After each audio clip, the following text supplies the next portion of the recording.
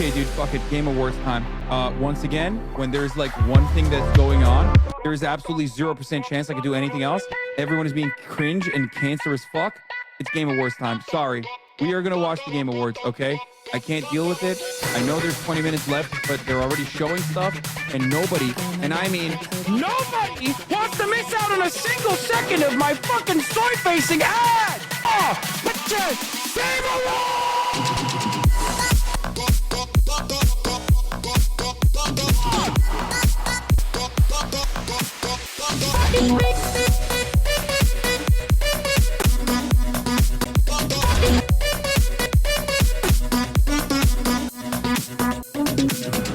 I can't focus on this anymore because all you motherfuckers keep talking about the PlayStation event. Fuck you, dude. Fucking fucking channel. Pause. Mommy, sorry. Mommy, sorry. Mommy, sorry. Dude, Megaphonics is literally just like hitting the levels of parasocial that previously people had never heard of before. Ladies and gentlemen, boys, girls, and MBs, I'm Hassan Piker, and this is the HasanAbi broadcast coming to you live from sunny California, Los Angeles, folks. We're live and alive, and I hope all the boys, girls, MBs are having a fantastic one because today's a beautiful day. Today's a wonderful day. Today is a Thursday. Ladies and gentlemen, it's Thirsty Thursday. Is Mitch McConnell dead? I know people are coming here for their Mitch McConnell news because you know that I've been having sex with him. And the answer is no. We're still hooking up. We're still hooking up. So no. Hello, welcome. It's Thirsty Thursday. After the election, will you bring your swag back? Sure. It is Thursday, July 9th, 2026, and it's yet another wonderful day, ladies and gentlemen. And we are live and alive, coming to you from sunny, albeit stolen, Tongva territory, West Hollywood, Los Angeles, California. You've been having gay sex with him, you mean? Excuse me. I've made it clear already. We call it sex. Okay? This is part of the broadcast where I tell you about my personal news about what's going on in the world of HasanAbi Piker in between the time period where I press the stop streaming button and press the stop streaming button. And wait, where did you get this? Where did you get this? This footage is just between me and Mitch. Damn, son. Where did you get this? Yo, you have to stop. Dude, we don't want our private affairs to be consumed for all to see. This was a private video that he sent me. It's kind of crazy that you guys got access to it. This is no longer journalism. This is a level of invasive reporting that I don't think is for the public to see. It's just me and my man, Mitch McConnell. That's really fucked up. That's really fucked up. Anyway, ladies and gentlemen, boys, girls, and ambies, this is an unethical breach of our private life. I will be reporting it to the authorities. Anyway, so, as I was saying, we're live, we're alive, and I hope everyone's having a fantastic one because today's a beautiful day. Today's a wonderful day. Today is Thirsty Thursdays, part of the broadcast where I tell you about my personal news about what's going on in the world of HasanAbi Piker in between the time period where I press the stop streaming button and press the start streaming button. So help me God, that's what I'm gonna do. And let's be real. Let's be real, ladies and gentlemen. I'm a chud-ass loser, and you already know that. I've been watching Mad Men. Suit guy era, obviously. And what's the best suit guy show? It's Mad Men. And it's a really great show, but it's also unbelievable. Like the way that women are treated on this show is crazy. I also watched the episode on Israel, which was interesting. I just watched the episode on Israel. The widescreen remaster is so bad. I don't think I'm watching the widescreen remaster. I think I'm watching the regular one. But in any case, it's actually crazy. I don't like the Mad Men era suits. The lapels are too slim. Boardwalk Empire had much better menswear. The 30s and 40s cuts are elite. I agree. I think Boardwalk Empire is probably the official suit one. Morocco versus France later. Who you got? Is that even a question? Come on, man. Come on. You better not be skipping that intro, Hank. What? Oh, on the show? Yeah, I skip it. Look, man, I have to always support the underdog. You know this already. So France, I mean, look, Morocco's team also has some unsavory characters, let's be real. And Mbappe is the man. He's the GOAT, the dictator. But it's France. Like, it's, you know, they win all the time, right? Yes. Hakimi. Dude, you're not bringing up a new point. I know. We're talking about football. Of course, there's a rapist on the team. You know, that is the quintessential football fact, pretty much. Argentina must be stopped at all costs. I agree. In any case, that's it. I played a little bit of basketball this morning, got a little bit of sun, and that's pretty much it. I didn't do anything. Always support a former colonized country over a colonized country. Yeah, like principled stance here is to side with Morocco, even though the Moroccan government also is, you know, has gotten into some unsavory shit themselves.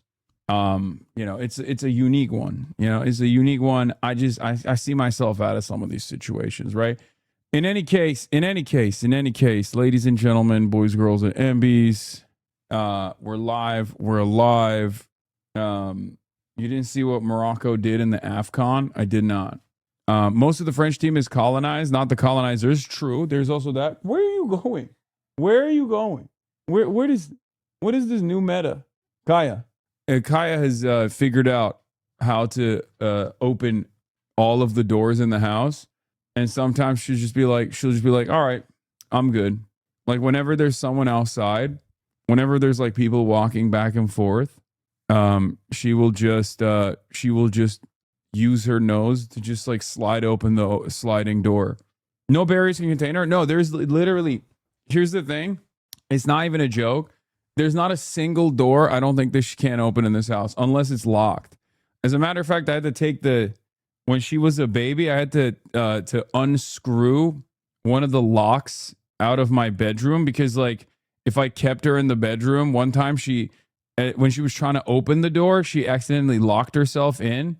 So I had to literally unscrew one of those locks. Yeah. There is not a single door she can't open unless they're locked. And then accidentally, sometimes she ends up locking herself, which is not great. Stock gas jumped 20 cents from yesterday. We're so cooked. We're so back, you mean? Don't you feel patriotic? We have to do that. We have to do that. That's normal and good. I had Great Danes that learned to bite the doorknob and turn it. Okay, you guys want to know something? I need to show you guys a TikTok video of a long lost relative of Kaya. Okay, this guy went on a delivery. Hold on. Oh God, TikTok on the desktop is so ass. It's like impossible. Oh, here it is. What's up? This guy went on a delivery journey on TikTok. It's got 5.6 million likes already. This is literally a relative of Kaya. I'm not even kidding. Let's see. Don't tell me his name. So I'm gonna call you Ben. You look like a Ben. A big Ben. Yes, those are coming. I gotta sit down your package first. Excuse me, boy. Where are we going? This is the exact same vibes of Kaya. I'm not even kidding. Straight up. Back door. Right back here. On this table. Down to the nosy, like, smell. Down to, like, prodding you with the nose. Kaya does the exact same shit. And then this part is the best. You want to get in the picture? Immediately strikes a pose.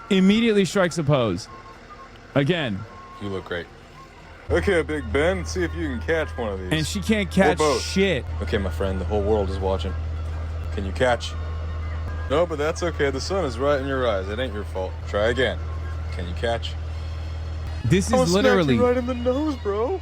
All you had to do was open your mouth. Wait, is she like actually related to that dog? No, but she has the exact same qualities. When I was watching this, I was like, this has to be like a relative of Kaya.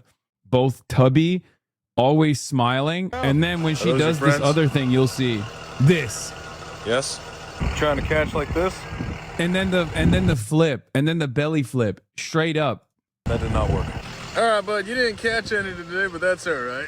Look at her smile. Look at her smile. Look at her smile. Try again next time, because I've already fed you like 8 of them. This is straight up her, bro. This is actually her. She's always on her back in the exact same way. Zuck is killing us all. Deadly bacteria found in major U.S. cities' water system traced to Mark Zuckerberg's $800 million metadata center Protect Radar. Nice. I feel like you're doing dog racism. She takes after her father. She's actually quite trim. Stop it, be nice. Nah, she a big girl. She girthy. She Big Bertha. In any case, ladies and gentlemen, where was I? Yeah, there ain't nothing else going on in my life. There's nothing else going on in the world of HasanAbi Piker. Let's just blast off and let's do it. Let's just do it. Let's get it twisted. We got a lot going on. Iran war back on the menu for all the situation monitors. Yeah, we're gonna be watching three men who were in a van with the victim when ICE shot someone in Texas. There's potential witnesses. Obviously, we're going to be talking about that. Iran war is back on. Situation monitor time. NATO summit ends. PLATNER drops out. MAINE DEMS to pick replacement. ICE kills Texas man. Get in now. Twitch.tv/HasanAbi. The Reckless Ben Lego thing too. Are you endorsing Count Binface? Sure, why not? I mean, anybody but fucking Nigel, right? Yeah. ICE is ramping up nationwide, chat. They did 10,000 detentions in 5 days nationwide and aren't slowing down. Please show up for your neighbors. IceRR.com. Are you in a polyamorous relationship? Daily Nowd says Mitch McConnell and Margaret Qualley are reportedly dating. Yes, we are poly. Yeah. Why are esteemed reporters over at Parody Hip Hop News, Daily Nude, getting into our fucking business like this? Okay? Yes. Mitch is a whole lot of man. He's got enough for both of us. Okay? That's crazy. Guys, stop. This is nobody else's business. It's just me, Mitch, and now Margaret Qualley. You feel me? I just don't want to hear about it. I don't want to hear about my man doing other things out there. It's not for you guys to know about. Okay? It's just between me and Mitch. His wife was asked why she left for China and hasn't come back yet. And she was like, his cardiac arrest was not a life-threatening situation. It's fine. That's what she said. I hate her. She hates what we have. It is pretty crazy. Then why was he on a date with this other random guy? Yeah, he gets around, bro. He gets around. I went out to lunch with Mitch McConnell today. It was quite irritating. He kept answering his phone to have 20-minute conversations. He didn't even touch his chicken Caesar salad. My club sandwich was pretty good, though. Yeah, it's true. She went back to China for the housing market. What are you going to do if he's actually alive? I mean, then he can deny that we have had numerous sexual conversations on the phone. But I don't think we're going to have to worry about that. I'm going to keep it $150 with you. I don't think we have to worry about that. I'm working on a theory. You got added in the database. Madison Square Garden kept a list of gay celebrities. Yeah. If you recall, I wasn't a celebrity enough to be added into any of the surveillance lists. So we're good. What is this? Thought this girl was woke 1.0, kill all men. So I tried You're Always Right gimmick, but she actually was woke 2.0, anti-bioessentialism, and I gave her the ick. That is an insane. How does this have 80,000 likes, bro? And I'm blocked by this guy. In any case, Dolan was tracking random trans people. You were tracked 100p. I mean, I don't think so. I don't think I'm famous enough, dude. I'm not on Dolan's radar because I'm not on Dolan's radar because I'm washed. I'm not famous. Okay. Maybe after this revelation that me and Mitch McConnell are in a gay relationship, maybe that's different. But anyway, where was I? What was I doing? Oh yeah, we blasted off. Let the people know. Let the people know we're live and alive. You're very famous to me. Thank you. Any We Are Charlie Kirk tonight? Yeah, I mean, if we carry the flame later. The judge that put the TRO blocking Reckless Ben from releasing his video until now is the same one overseeing the Tyler Robinson case? No way. Dolan was beefing with a dog, bro. You're on the list now. Was it a famous dog? Yeah, by the way, Graham PLATNER privately told staff he'll formally exit Senate race Monday, but also he hasn't exited the race yet. Like, he hasn't officially released his paperwork. So, what is this? Wait. Breaking news. Judges oversee multiple cases. Breaking news. Shut the fuck up. It's our little cinematic universe, okay? It's strange to us because it's our little baby cinematic universe. The fuck's wrong with you? Chill. Yeah, of course we're gonna have to talk about Abdul because or Grand PLATNER because Neera Tanden and all of the other third way neoliberals are in the least subtle ways possible trying to connect Grand PLATNER to Abdul El Sayed because they're disgusting little monsters. So breaking news, people hired to do a job actually doing their job. Okay, how about this for breaking news? Clavicular's in Israel. What the hell is that motherfucker doing in Israel?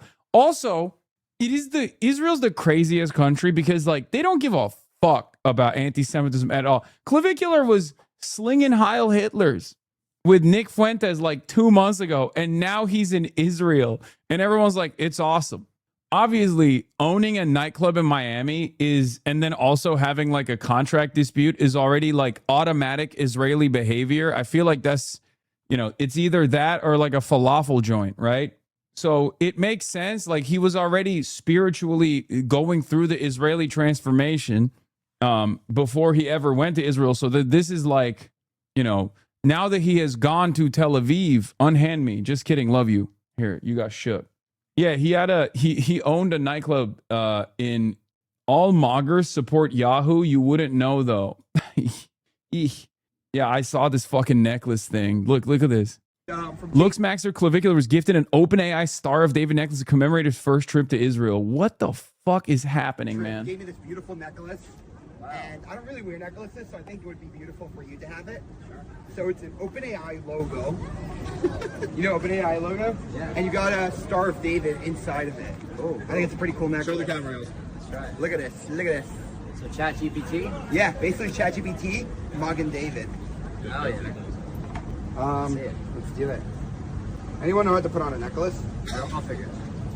I'm gonna have to make this a little bigger. So. Yeah, I think so too. Yeah, let me make this a little bigger. Perfect. Wow, guys, look at this. What a guy. Hey, thank you so much. Oh, 100%. My pleasure. I'm gonna have to find something to reciprocate. All right. Good. My friend.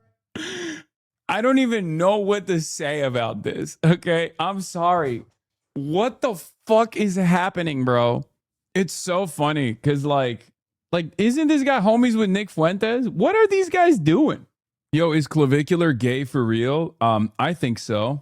This is conspiracy theory shit. Some of think AI going to bring about the apocalypse because the snake in the Garden of Eden or some shit. Clav looks like he's got a twig for arms. Yeah, bro, he's detransitioning. He went male to male, and now he's going male to male to male. He's detransitioning right now. Like he got off the juice. He's no longer doing gender. He's no longer doing HRT. I just don't know what's happening here. I don't know what the machinations are behind the scenes here, like what this is about. Because I don't think Clavicular is just like a random, a random like click hound. You know what I mean? Trying to consistently push the envelope and like go viral or whatever. I do feel like he's Peter Thiel's blood boy to a certain degree. I don't know. So it's just for that reason, I'm like, what is Peter Thiel cooking up right now? What's he doing? What's he cooking up? Hassan, is this in Israel? I can't tell. Yes, Clavicular is in Israel. Okay, it's true. He is in Israel, number one. So yeah, I don't know. I don't know what the hell's going on. I think I deserve this. You want me to Kalinskify completely? You want me to Kalinskify myself? Why do you give a shit about this guy? I don't know. Because the youth watch him. Because he's like base boosted himself into relevance through TikTok click farms and clippers. So now anyone under the age of like 20 is like, oh, he's so based. I love mogging, you know? I feel like if I did that, I'd get clowned on so hard. Bro, I started wearing suits and there's motherfuckers making conspiracies. Imagine if I went blonde, they would be like, the DNC made him go blonde so we can appeal to the Hitler youth or something. Like, I don't even know what the conspiracies would look like. Okay? I don't even know what the conspiracies would say. That edit makes you look like a live action anime character, lol. Okay. Did we cover Patrick Bet David's segment where he's talking about kid maxing? Kid maxing. That website that sells that necklace is fucking crazy. They sell beeper merch so you can rep your favorite Israeli terrorist attack. Yeah, that's not surprising. Anyway, Clav is the perfect encapsulation of irrational right-wing reactionary thinking. I think it's good you cover him. Yeah. If you choose to dye your hair, please make it only one eyebrow and nothing else. Okay, you got it. That seems good. That's what I'll do. Okay. All right. Well, we're going to obviously get started on Democrats scrambling after Graham Plattner drops out to for the out of the Senate race over the sexual assault allegations. Let's get started there. It's everyone's favorite conversation to have. Hopefully, we will eventually move on. Hopefully, there is going to come a day where we never have to talk about this ever again. Okay? That day is coming. It's just not here yet. Once there's a replacement pick, that will be fantastic. That will be phenomenal. Once there is an actual replacement, we will no longer have to worry about this. We will no longer have to talk about this, inshallah, one day. One day, my friends. But that day is not today. We could be there because no one in here gives a single fuck about it. Yeah, except it's one of the biggest fucking stories right now. Because, once again, the Senate majority hangs in the delicate balance of the decision-making of the main Democrats. So, it's not the U.S. attacking Iran now. The U.S. military is not behind the curtain. The U.S. military is not behind the current attacks in Iran, says Al Arabiya English. Explosions have been reported. Ooh, I wonder who it could be. Oh my God, is Iran going to attack Israel while Clavicular is in Israel? That would be fucking nuts. Oh my God, Clavicular is in Israel. Oh my God. While Clavicular is in Israel, Iran is going to fucking retaliate against Israel. Dubai moment? That is a very Dubai moment. Anyway, bro, you seem refreshed as fuck today. That's because I actually did something physical in the morning before I went live. Unlike yesterday, the only physical thing I did was have gay sex with Mitch McConnell. And it sucked the life force out of me. Mitch sucked the life force out of me, dude. What is this? Consider? I mean, this one makes more sense than the long hair that's blonde. First candidate to be a true data center zealot will get 90% in an election. I know. We talk about stuff like this all the time, but I don't think Americans, I don't think either party is doing that, because the data centers are obviously very firmly on the side of entrenched power. It's still corporate interests above all else, and therefore you're not really seeing a lot of retaliation or any sort of pushback from Democrats at all. Political meltdown in Maine that could impact control of the U.S. Senate. Overnight, Democrat Graham Plattner said he is dropping out of his state Senate race. It follows allegations of rape and physical abuse, which he denies. Democrats are scrambling to find a new nominee. Caitlin Huey-Burns is in Maine. Caitlin, good morning. Good morning to you, Vlad. Well, even in announcing that he was leaving the race, Plattner remained defiant, dismissing those allegations and arguing it was the party's system trying to force him out. But now the hard work begins as Democrats here try to pick up the pieces under a very tight deadline. After a week of mounting allegations, vanishing support, and a showdown with state Democratic Party officials, we are suspending campaign operations. Graham Plattner says he intends to drop out of Maine's Senate race. The announcement comes after two women who claim they dated Plattner in the past accused him of sexual and physical abuse. I know that some will think it's an admission of guilt, and it most certainly is not. Jenny Rassicott and Lindsay Fiffield detailed their allegations in interviews this week. It was domestic abuse. He violated multiple layers of consent that night. Plattner has continuously denied these allegations. Those in power who have the ability to do so are using these allegations as an excuse to take away all of the things that we need to run a campaign. Maine Democrats have until July 27th to pick a new candidate to take on longtime incumbent Republican Susan Collins. There's already a crowded field of contenders, including Dr. Nirav Shah, Maine's former health director. The pathway to flipping the Senate This from is the red establishment to blue pick. goes. So this is the establishment pick, and in an effort to make himself seem a little bit more palatable to the Plattner heads in Maine, he immediately was like, "Yeah, I'm willing to deny aid to Israel," like immediately. Now, of course, I don't trust it at all.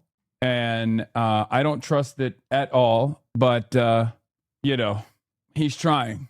He's definitely trying. He really wants it. How anxious are Democrats feeling right now? We are feeling 1,000 emotions all at once. And the one that I would say is overriding. I do not believe that this man would actually be in favor of Medicare for all. I'm going to be honest. Like, he is... Dude, look, corporate Democrats and establishment Democrats are going to get a lot smarter eventually because it's becoming undeniable that there is tremendous appetite for change, right? And for that reason, you're going to start seeing, which we saw already with Wesley Bell. Wesley Bell's ad. Did you guys see Wesley Bell's ad? Wesley Bell is the AIPAC stooge that AIPAC single-handedly bought a seat for as they unseated Cory Bush. Now, Wesley Bell's running ads talking about how he's going to be the only person who could combat ICE. Like, he actually wants to defeat ICE, all this stuff. He wants Medicare for all this stuff. Like, they're lying about, they've unlocked a new meta. For the longest time, the neoliberals that helmed the ship, used to not even dignify us with any sort of lying about this. They would just run on, we're the best option. We're better than the Republicans. We're the only electable option. Electability is the key here. And better things are not possible. Shut the fuck up and vote for us. Now, they've actually unlocked something very important in their tool belt, which is called lying. Okay? Now they're using the Obama method. When you come out and you say, oh, Medicare for all, I'm with it. Israel, I would love to punish it. You know, accountability for ICE, I'm there.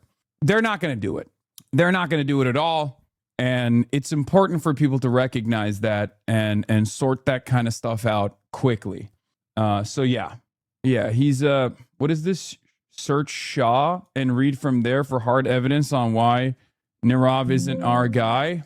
Why I won't rank Sean King. Polling in the governor's race has shown former Maine CDC director Nirav Shah consistently in the lead. A Pan Atlantic research poll released on May 20th reported Shah ahead with 29, following by Angus King III with 24%, Troy Jackson with 12%, Shanna Bellows with 10%, and Hannah Pingree with 9%.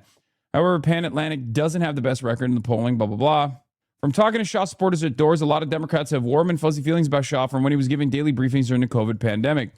He became a kind of a rock star to certain liberal-leaning Mainers for his calm, smooth demeanor and dad jokes. People like him because he's smart with both a law degree and a medical degree, even though he doesn't have any clinical experience. He just also seems like a very nice person, but I have some deep concerns.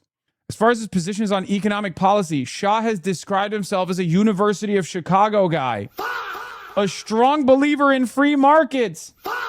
Adherents of the Chicago school staunchly believe in free market capitalism and reject Keynesian intervention in the economy to make it more fair for working people. That is as right-wing as you can get. That is neoliberalism through and through. That's fucking Friedman, dude. Get out of here. There are folks in the Democratic Party for whom that's not their preferred means of economic delivery, but that's how I view the world, Shah said at one forum. Oof. Shah complained that Maine's taxes are too high and is hesitant to make tax code fair in terms of shifting some of the burden to the wealthiest taxpayers and ensuring working class people don't pay a higher rate of taxes than millionaires. Recently, the pro-Shah Super PAC 314 Action Fund released an ad funded by a PAC affiliated with Democrats for Education Reform, a New York-based school privatization group. Oh, no, he's a school privatization guy.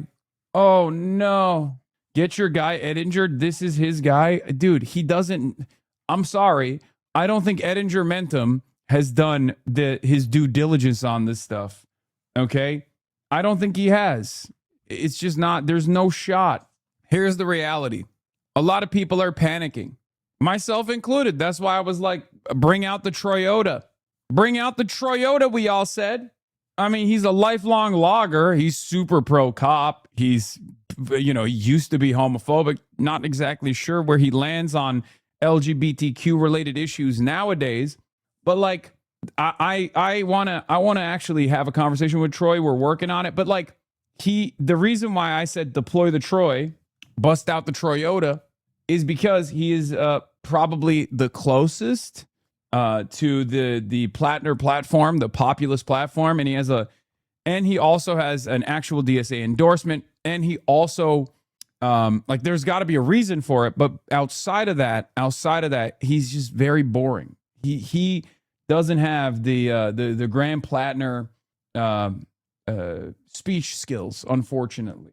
In any case, the other problem with the other problem with the Toyota, Mr. Toyota, is that a gubernatorial race just took place and he kind of got cooked.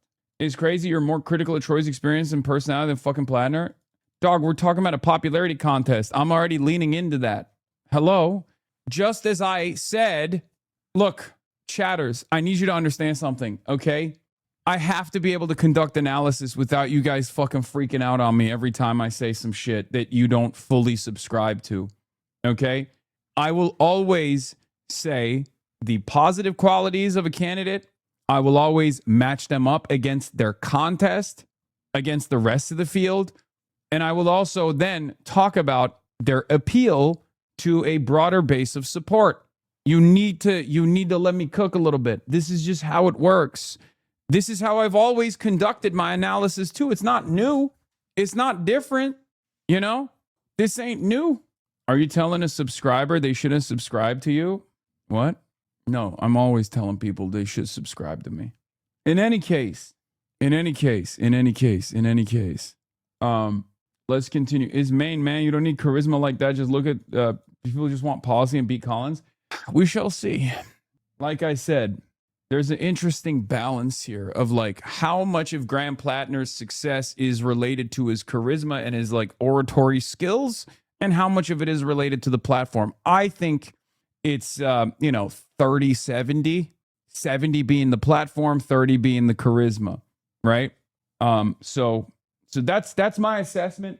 But we shall see. We shall see. In any case, that's the one I'm the most positive about. Troy is the one that I'm the most positive on out of all of the potential candidates, but I'm open to others as well. In any case, there is one candidate that I'm not open to, and that's obviously Shah, right? This is even more information than my that basically confirms my suspicions that he is a school privatizer guy. I thought Troy was also a lobsterman. No, he's a loggerman. He's a lifelong loggerman.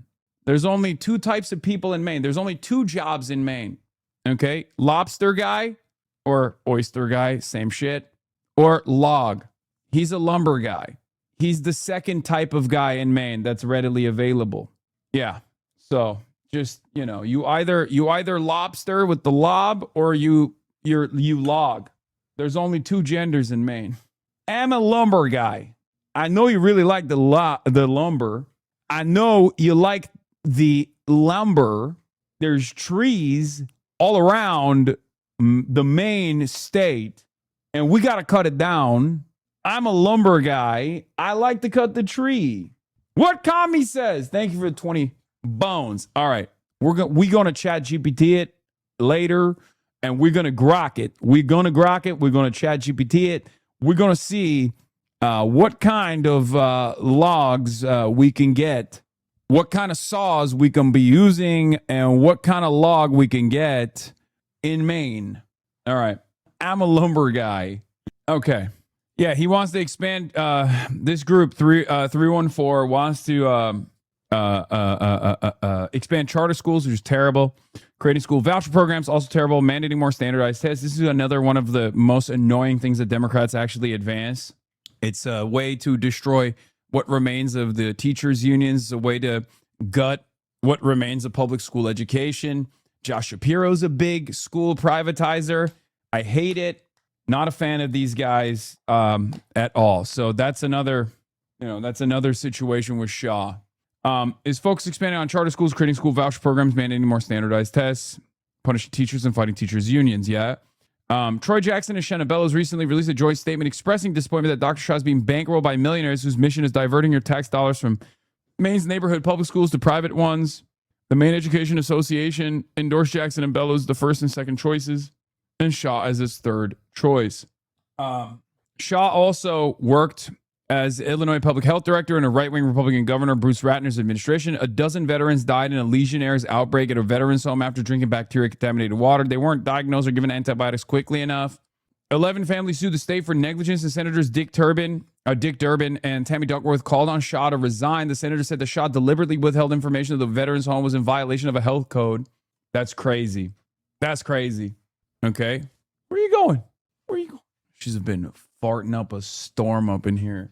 Dick Derby, more like Turby Derby. Okay. So, yeah. During Bruce Rauner's re-election campaign challenge, J.B. Pritzker ran emotional ads featuring family members of veterans who died to preventable diseases. Nirav Shah also said this. Landlords have been demonized. When I watched Shah's closing remarks where he said, Maine landlords have been demonized. I will stand shoulder to shoulder with you. God damn, dude. Unbelievable. For too long, landlords have been demonized? That's insanity. Landlords have been demonized. You have been seen as the source of our problems, not part of the solution to them. As governor, I pledge that that will change, and that I will stand shoulder to shoulder with you rather than in opposition with you. Please help me make sure that man is not our governor. Yeah, by the way, he fucking, he cooked. Bro, did you see this from Scott Jennings, little ass bitch? Yeah, I did. He's like, time to sue. I said, Fox News' Rape TV is the pro-rape network. One of the rapist hosts is now the fucking Secretary of War. Pete Hegseth also has a Nazi tattoo on his motherfucking chest. He is such a prolific rapist that his own mother sent him an email begging him to stop raping. And Scott Jennings was like, time to sue. Sue for what? Literally everything that I said in that statement is confirmed by previous reporting. I was looking at this and I was thinking, like, what could it be? Like, what could be a defamatory claim here? And it's like, Fox News has been sued by former guests and former hosts. Like, there's a lot of famous Fox News anchors who were fired. It was a huge controversy. Pete Hegseth has been literally credibly accused of rape and covered it up by paying the victim, if I recall correctly. So yeah, I don't know what the fuck he's talking about, but I said, how many times have you defended Trump against rape allegations? How many times have you said something racist towards blacks on your streams? Don't worry, the full clip will be out soon. Guy who says blacks, guy who types out the word blacks is supposedly a defender of black people. Interesting. Yeah, this time it's gonna work. Yeah, then he turns around and says, I'm black. Okay. So yeah, there's some issues with Shah, but let's get back into it. Is the eagerness and the commitment to defeating Susan Collins in the fall. Former State Senate President Troy Jackson and Maine Beer Company founder Dan Kleben also announced they're seeking their party's nomination. But a defiant Plattner says the decision should come from voters. Decisions should not be made in back rooms by people in places of political power.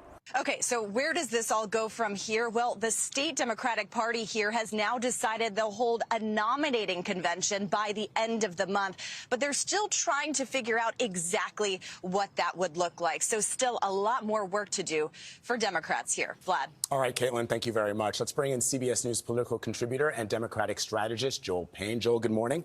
Good morning. So Grant Plattner has categorically denied the allegations against him. He says he did nothing wrong. He seems, though, to be blaming the Democratic establishment for forcing him out. Joel, is that because party leaders concluded he was simply unelectable because Democrats feel that there's some kind of moral obligation here for a candidate facing an allegation like this to withdraw, regardless of whether or not it's been proven? And ultimately, shouldn't that judgment be... They're working overtime to clip you and frame it, endorsing Plattner. I made a post adding context to one of the videos. Oh yeah, I know. I mean, it doesn't really matter. I don't know. I can't tell if it's coming from like the Neera Tandons of the world who are trying to associate Grant Plattner with like Abdullah Sayed and all these other people, or if it's the people who are like, we were right. We are the true anti-imperialists. Hasan is not real. He's fake. He's phony. He loved Grant Plattner. He was always like the biggest endorser and supporter of Grant Plattner. He flew to Maine, all this stuff. Or the people who consistently say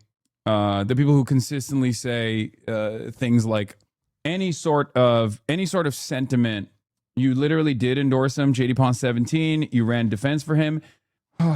This conversation is always going to materialize into this for some reason. Kaya, sit. Okay, go. Okay. Stop looking at. This is so funny. Look at this. Look. Let me see if I can show. Okay, go. I want to see if you can watch her. Kaya, okay. Open the door. There it is. Yeah. She's brilliant. That's it. She has a PhD. It's crazy. Chris Kunzler's YouTube chat has also been weird the past 3 days with randos have been pestering for a condom Hasan. I'm thinking it's being astroturfed to hell. Wisconsin Democrat downplays appearing on a Soundpiker show, doesn't endorse everything he says. What are they doing? She added as if candidates she should just do the Abdul the Abdul method. Yeah. I don't expect her to endorse everything I say. And I don't endorse everything she says. How about that? But it doesn't matter, right? But in any case, we'll cover this in a second. This is Francesca Hong. So, as far as the PLATNER mania goes, you endorse ramen too per every Twitter post. I know. Anyone and everyone that I have on the broadcast, people will work tirelessly to qualify as like an automatic endorsement. Any coverage that I extend to any candidate, any defense of any candidate in a meaningful capacity, which of course I readily admit, I did defend the principle that Grant Plattner, with the information that we had at the time, was far better than Janet Mills and Susan Collins, which is true. It's not like it's not a what do you call it? You look past accusations of sexual assault. I'm gonna fucking dude. No, I didn't. That's not true. The first credible accusation of sexual assault, and I immediately covered it and actively pulled the trigger and demanded that he drop out. You are assuming that he was a rapist from before when there wasn't any credible evidence that he was. That's the difference. It's very, very frustrating. I'm not going to jump on your suspicions, okay? Even if they are unfounded, but then end up becoming true, that doesn't mean that is a way that I will cover. Like, dude, here, I'll give you an example, okay? If people turned around and started calling Abdul a rapist, for example, which probably could happen. These guys are fucking vicious. What you think I'm just going to be like, oh, I guess that's the case? Like, it's insane. That's insane. You should stop responding to these chatters that are obviously trying to bait you to clip you as supporting Plattner. I know. A part of our coverage today is going to feature the exact method that they're trying to the exact method that they're trying to do right now. They're trying to portray Abdul al-Sayed aggressively. They're trying to portray Abdul al-Sayed as like the same as Grant Plattner. It's fucking insane. Okay? It's insane. One of the things that I said in the New York Times initial reporting was that if there was, regardless of Lindsay Fifield's background, for example, if there was, I see so many cutoff clips trying to show you as defending Plattner. You did, dude.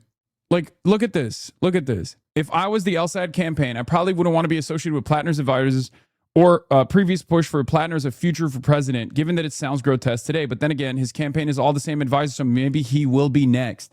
This is one of the most insane insinuations that I have ever seen. It's disgusting. Okay? It's absolutely disgusting. And Neera Tanden is doing it right now. Okay? Neera Tanden, who is literally a Clinton acolyte, is doing this. It's not even a reach at that point. It's just straightforwardly nastiness, trying to imply trying to deploy a heinous smear, trying to deploy a fucking heinous smear against another left populist candidate, because that's how terrified they are of someone who's critical of Israel and pro-Medicare for all and anti-corporate PAC spending. That is straight up what's going on. Anyone that fucking leans into this idiotic nonsense is playing the exact same role as Neera Tanden without even recognizing it. Okay? We have to be a little bit smarter about the way, the devious ways in which these people in positions of power deploy propaganda. Okay? The reason why I say that is because, like, they didn't get there just out of sheer luck, okay? These are vicious people. They know how to rat fuck. They know how to tug on people's heartstrings. It's not like, this is not, if you underestimate your ideological opponents, the centrist Democrats, the right-wing Democrats that have been at the center of power in the Democratic Party for decades now, you will always lose. We will always lose. You cannot underestimate what they're doing. Okay? They love manufacturing narratives. They immediately started talking about how Abdul al-Sayed is misogynistic for running against Gretchen Whitmer and then running against 2 women. So I urge people who are at least on the left to not fall for this fucking nonsensical bullshit. Okay? These people did not actually get to their position of power. These people did not get to their position of power by just like being dumb. They are very shrewd. They're very cunning. They're very manipulative. Okay? They know exactly how to bake a narrative. They're cynical political operatives. You have to be a little bit more careful. Okay? They didn't get there by being nice. They didn't get there by having moral convictions. They got there by being manipulative, shrewd operators. Okay? Using credible rape allegations against a totally fucking random candidacy to tie it back to another campaign that is properly vetted and not remotely connected to the main campaign is disgusting. And that's precisely the reason why many people immediately were like, this is DSA, this is the left, this is the left. Okay? They're doing that on purpose. Look, Caitlin Legacki says absolute smoke. The Republicans were going to drop something after this the July 13th date, so you couldn't replace them. But the fact of the matter is these are the same consultants that are bringing you Abdul al-Sayed in Michigan. They're the same people. They're not. They're not. What the fuck are we talking about? They're not. It's nasty business, man. This is fucking insane. What do you mean the same consultants? I think they hired the fight agents for one fucking ad, dude. One ad. Like a couple months ago. Abdul al-Sayed ran in 2018 on a pro-Medicare for all ticket. This is fucking bullshit. It's an ad agency. It's like saying Michael Lasher is basically Graham Plattner, if that's the case. Why are they not bringing up Michael Lasher? Fight agency work with Michael Lasher too? Why are they not criticizing Michael Lasher? Was Michael Lasher a fight agency candidate? Is that what happened? It's fucking ridiculous. They're an ad agency. They make good ads. I will always stand by that. They have decent instincts on some of this stuff, but they're an ad agency nonetheless. The idea that like an ad agency is actually responsible for a real political movement in this country is fucking utterly ridiculous. Okay? No disrespect to the good people that work there. I'm not criticizing them on that front. They make great ads. They have decent instincts at times, but it's fucking ridiculous to look at a growing movement in this country, a growing political movement in this country, largely backed by the Democratic Socialists of America, largely revolving around DSA, with 120,000 plus dues-paying members, and then attributing that to the fight agency is fucking crazy. Because a lot of these guys cannot comprehend actual political movements growing in this country. They're all they're cynical. Their understanding of the world is just wheeling and dealing. There's only political movements that are designed in a lab, right? There's no real political movements that can come from real people that have just a genuine disagreement with the way that the Democratic Party has operated for years, that want change, that demand that change. That can't happen. Okay? It's ridiculous. Who are bringing you other candidates that are not vetted because they think that if you are online and you are popular online, that you are going to win people. And it is disgusting and gross. This person was bad from the beginning. I have said it for months. He has no business being in the Senate. He has no business being on a campaign. And the fact that the Democratic Party stood with him after the first allegations and the men of the Democratic Party stood with him is disgusting. And the women are the only ones that stood up to him. Something here. Abdul Sayed is not facing any kind of allegation of sexual abuse. And he's an unvetted, untested candidate. He is also a former. Yeah, thank you. Jesus Christ. It's fucking ridiculous. Dave Weigel says, al-Sayed is definitely more vetted than Plattner. He ran in 2018 and spent half the campaign answering residency qualification questions. There are new questions about his finances. He made dollars since 2018, and he's been knocked for overstating his public health record, but he's not a free-range candidate with no experience like Plattner. Even that is like far too critical for the record. Neera Tanden turns around. The energy for Plattner is going to move to El Sayed. They are very different people. Abdul El Sayed is a high-achieving brainiac who doesn't drink and has 2 kids with his college sweetheart. But part of the fight oligarchy goal is electing stars who can change the conversation with a force of their ideas, gab, and charisma. The non-Bernie wing Dems realize this is happening. Years of elevating other young electeds who can be the face of the party, so it's not always AOC on your screen. The irony of this happening in Michigan is that Slotkin, with her economic war plan, is one of the candidates for this. The problem with the established Democrats is that Elisa Slotkin is their star, okay? That's who they thought would be an AOC replacement to like bring excitement back to the establishment wing of the party. It's failed. Abigail Spanberger is another great example of this, where they were like, these are our stars. You have the right-wing forces within the Democratic Party, the right-wing Democrats, saying Elisa Slotkin, Abigail Spanberger, and the New Jersey governor, these are our young stars, right? They also, for a while, thought it could be Marisa Concentration Camp Perez. It didn't work because she's just too busy, like, trying to club seals or something. I don't really understand what the fuck her deal is at all. But they built this star-studded team, right? That was their goal. Their goal is these are the new people, right? Eric Adams was a star for a little bit. We saw exactly how that worked out, right? Unbelievably corrupt, unbelievably right-wing. Yeah, Marie Meinkamp Perez. Richie Torres is another one of these guys, right? They're very frustrated. They're frustrated that like the organic talent with a lot of the grassroots mobilization capabilities is coming from the left.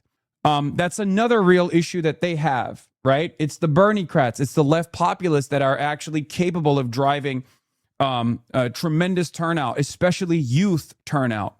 So that's where we're at. There is this real battle brewing within the Democratic Party, and instead of the establishment Democrats stepping out of the way and allowing this change to take place, and maybe even leaning into it a little bit to be like, yeah, we are like that too, they are aggressively posturing against it.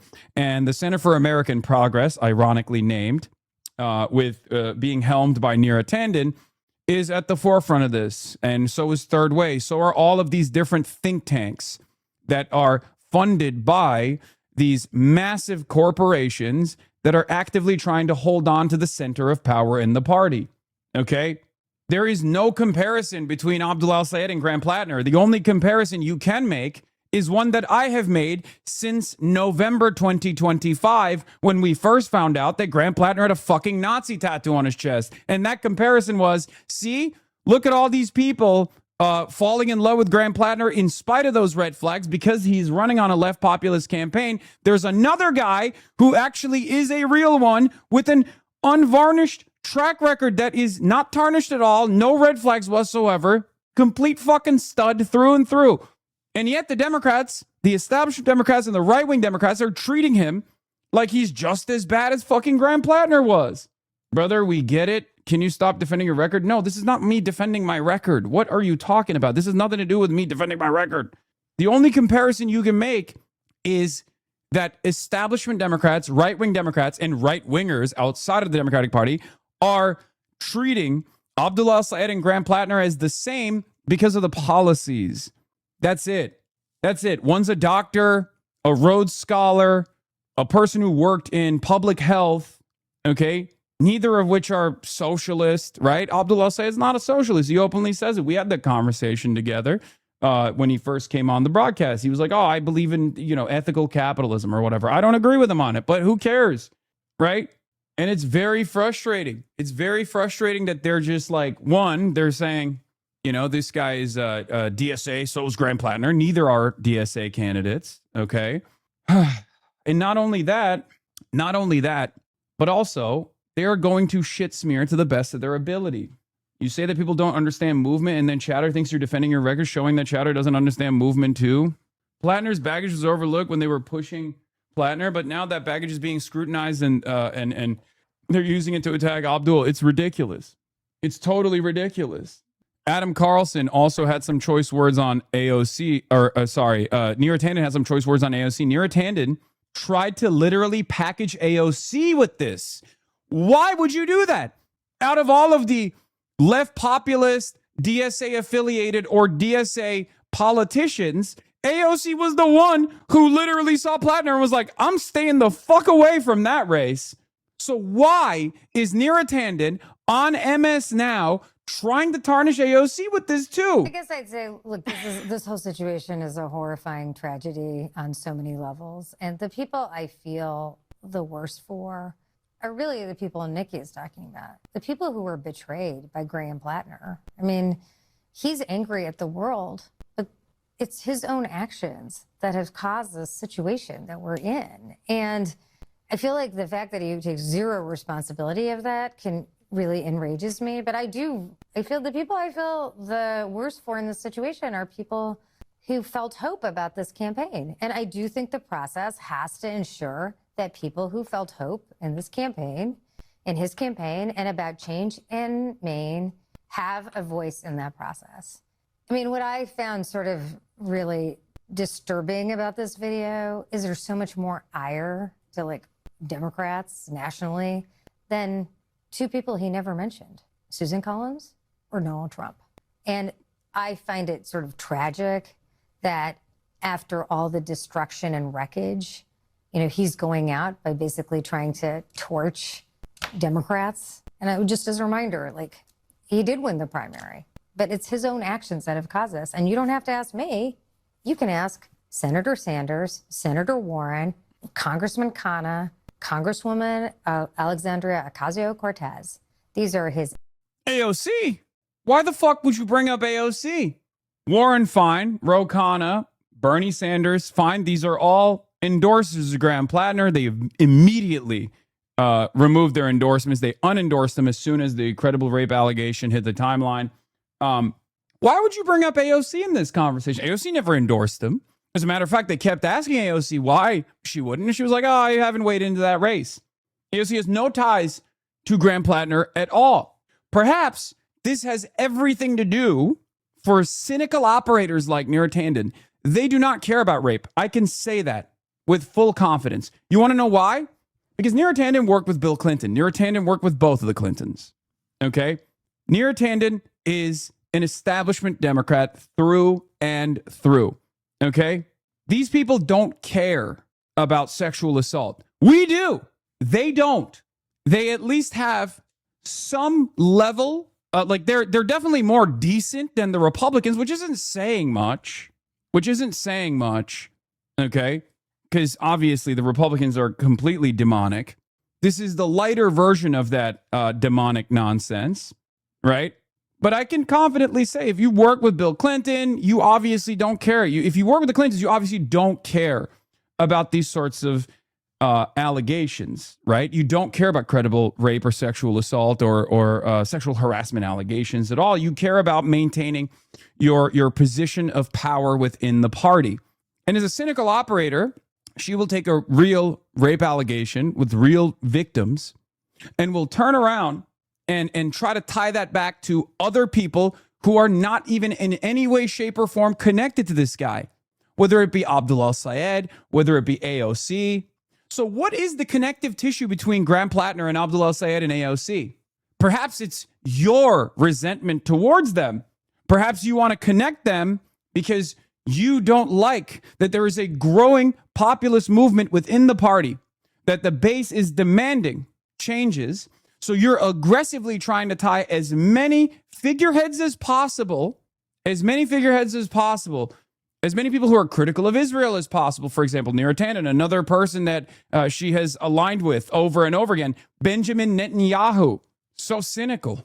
Adam Carlson calls it out and says, I like how she tries to rope in AOC at the end here as someone who supported Plattner / was his ally in Congress when she faced a lot of shit from the people on the left for repeatedly refusing to endorse him, even as other leaders on the left did. And she clearly showed excellent judgment in not caving to that pressure. I know you're trying to poison the well for AOC's potential 2028 presidential campaign by associating her with Plattner. And it's beyond obvious that you're trying to do the same with Abdullah Syed and Peggy Flanagan this cycle, but at least try to be a little bit more subtle about it next time. Literally all the quote retweets are calling her out. Yeah.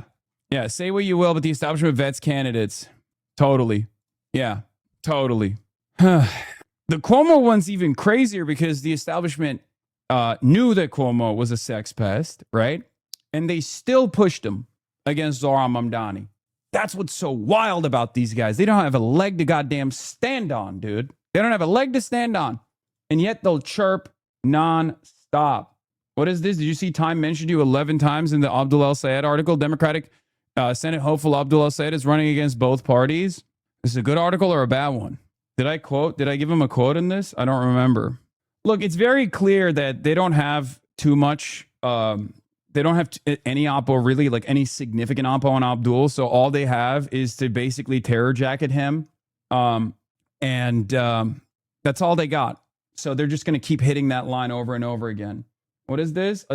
I took a lot of heat for campaigning with a guy named Hassan Piker. He says, the Democratic establishment, the Republican establishment, they can't agree on everything, but they can agree that one shall not campaign with Hassan Piker. The audience laughs because that's the most important issue happening in America right now. That's funny. It's a good line. Bars. But yeah, the reason why I turned into a significant talking point in this race is partially because of that, because they have nothing. So they have to invent shit, right?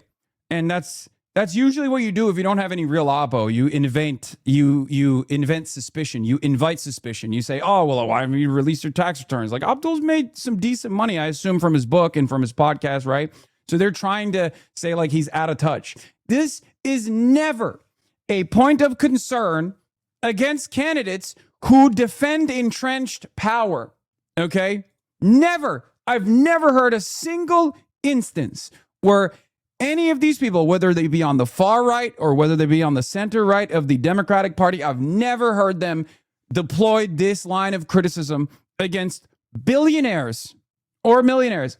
Only when someone says a better future is possible and I'm willing to fight for it, do people immediately deploy the, well, you're rich. Well, you're rich. You're a rich guy. How about you shut the fuck up, rich guy? Why don't you shut your rich guy mouth? How dare you speak for the poors from your ivory tower? It's so strange. It's so strange. They did this to Tom Steyer as well, and it worked with Tom Steyer. Tom Steyer's a billionaire, right? And it's interesting. It's interesting that this does not get deployed against Jared Polis. This doesn't get deployed against unbelievably wealthy Democrats that are in the right. They did this with Bernie Sanders. They tried to do it with Zoran. Zoran is broke as fuck. He's a broke boy. And they tried to do this. They tried to do this with Daria Liza. It only goes in one direction. It's very interesting. It's very, very interesting. Yeah, Zoran's got no fucking bread. He's a broke boy. So why don't they do this with Daniel Lurie? Daniel Lurie, the mayor of San Francisco, is a billionaire. Why don't they do this with Daniel Lurie? Isn't that interesting? Perhaps it's because he's right-wing. He's a right-wing Democrat. Yeah. If you're rich and you advocate for the poor, you're a hypocrite. If you are poor and you advocate for the poor, you're jealous and you're broke and you demonstrate envy. They just don't want you advocating for the poor. Yeah. I am poor and I advocate for the rich, so I'm a hero. Yeah. If you're poor and you advocate for the rich, you're just a regular American. Let me tell you, a lot of those guys around. A lot of broke boys who love advocating for the interests of the wealthy. Very strange. Many of them find themselves in my chat every day in, day out, tirelessly advocating for the wealthy. Temporarily embarrassed millionaires and billionaires. The wantrepreneurs. One day I too will become unfathomably wealthy. And then those poors, like me, better look out. That's the attitude.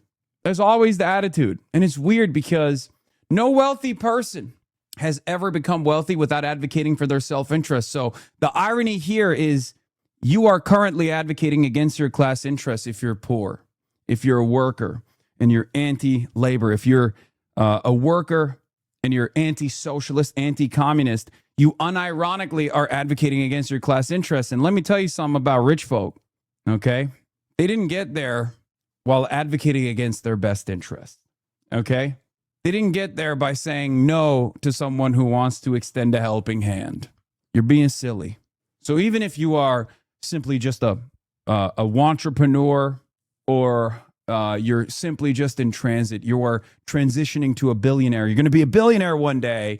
Even if you aren't there yet, while you're not there, you should advocate for your best interests. You should advocate for your class interests. Okay? That's it. Anyway, Neera Tanden responded to Adam Carlson, said, did the audio not work? AOC, who I'm a fan of, called on Plattner to end the campaign just as Warren, Sanders, and Khanna did. I mentioned her because she's a leader on the left who called on him to get out, not a moderate who told him to get out. I didn't say she endorsed him. I do agree she looks like a genius for not endorsing him.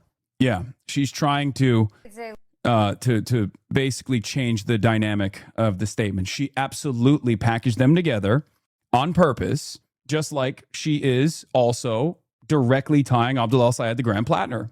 Abdul El-Sayed has no connection to Graham Plattner. It's fucking bullshit. To ensure that people who felt hope in this campaign, in his campaign, and about change in Maine have a voice in that process.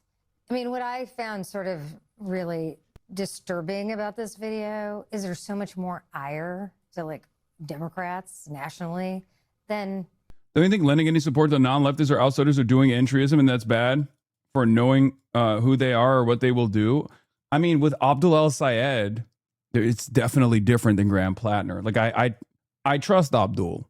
I trust Abdul on his policies because, and not because like I've gotten to know Abdul El-Sayed, but I just know his background, right? Like he's been at this game for a while. Like he has been a staunch advocate for Medicare for all. He wrote a literal fucking book on it, and he ran a gubernatorial race in 2018. Unfortunately, too early, right? Like he was right, but too early. I think that's important. Like that's the difference here. You know what I mean? There are always going to be people who are not entirely aligned ideologically with us that are certainly valuable and reliable allies in the same cause. Two people he never mentioned, Susan Collins or Donald Trump.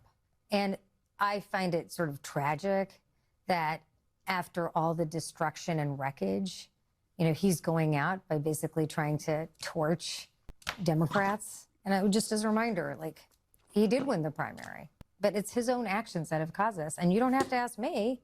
You can ask Senator Sanders, Senator Warren, Congressman Khanna, Congresswoman Alexandria Ocasio-Cortez. These are his allies in the fight who recognized what happened here was horrifying. Yeah, these are his allies in the fight. And then she tries to make it seem like she was just bringing up the fact that AOC called on him to pull out. You brought up allies in the fight, and you brought up AOC's name into the conversation because you want to tarnish her track record. You want to connect AOC to Graham Plattner. AOC has no connection to Graham Plattner. Like, you think Graham Plattner did not ask AOC for an endorsement? I'm sure they did. You know what I mean? I'm certain that I have no knowledge of this, but I'm certain that they went to every person that they could that is progressive, and it never came. So the idea that you can try to connect these two in this circumstance is simply to connect this movement to Graham Plattner. Since we know he's a known liar, do you think he's actually a Nazi because of that too? I don't know, man. I don't want to even think about that. Okay? I don't want to think about fucking Graham Plattner. They didn't go to you? No, they did not. Plattner this, Plattner that. Guys, let's just agree Graham Fatner sucks ass and throw him to the left. Graham Fatner. What is this? Lesson learned? Troy Jackson removes all mentions of Gaza from his campaign platform? Wait, what? No. Wait, hold on. Already planning to organize. I mean, everybody obviously is planning, but they're the ones that are the most organized, planning to go to these county committee meetings when they're scheduled and get behind a particular candidate. I suspect our reporting indicates that will be Troy Jackson, and then try to send a majority of their own delegates to the state committee and then nominate Troy Jackson. Troy Jackson put out a statement announcing that he is running for office on a platform of Medicare for all, taking on corporate power, standing up for working people. Conspicuously absent from his statement was the Gaza genocide, right, or an anti-war message.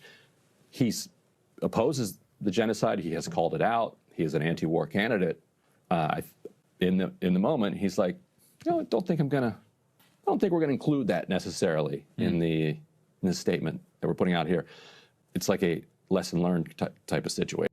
The New York Times working on a hit piece against Troy Jackson. Fortunately, there are several witnesses who could debunk the bottle story, but I wouldn't put it past the Times to try to take him down as the only Bernie-endorsed candidate in the race.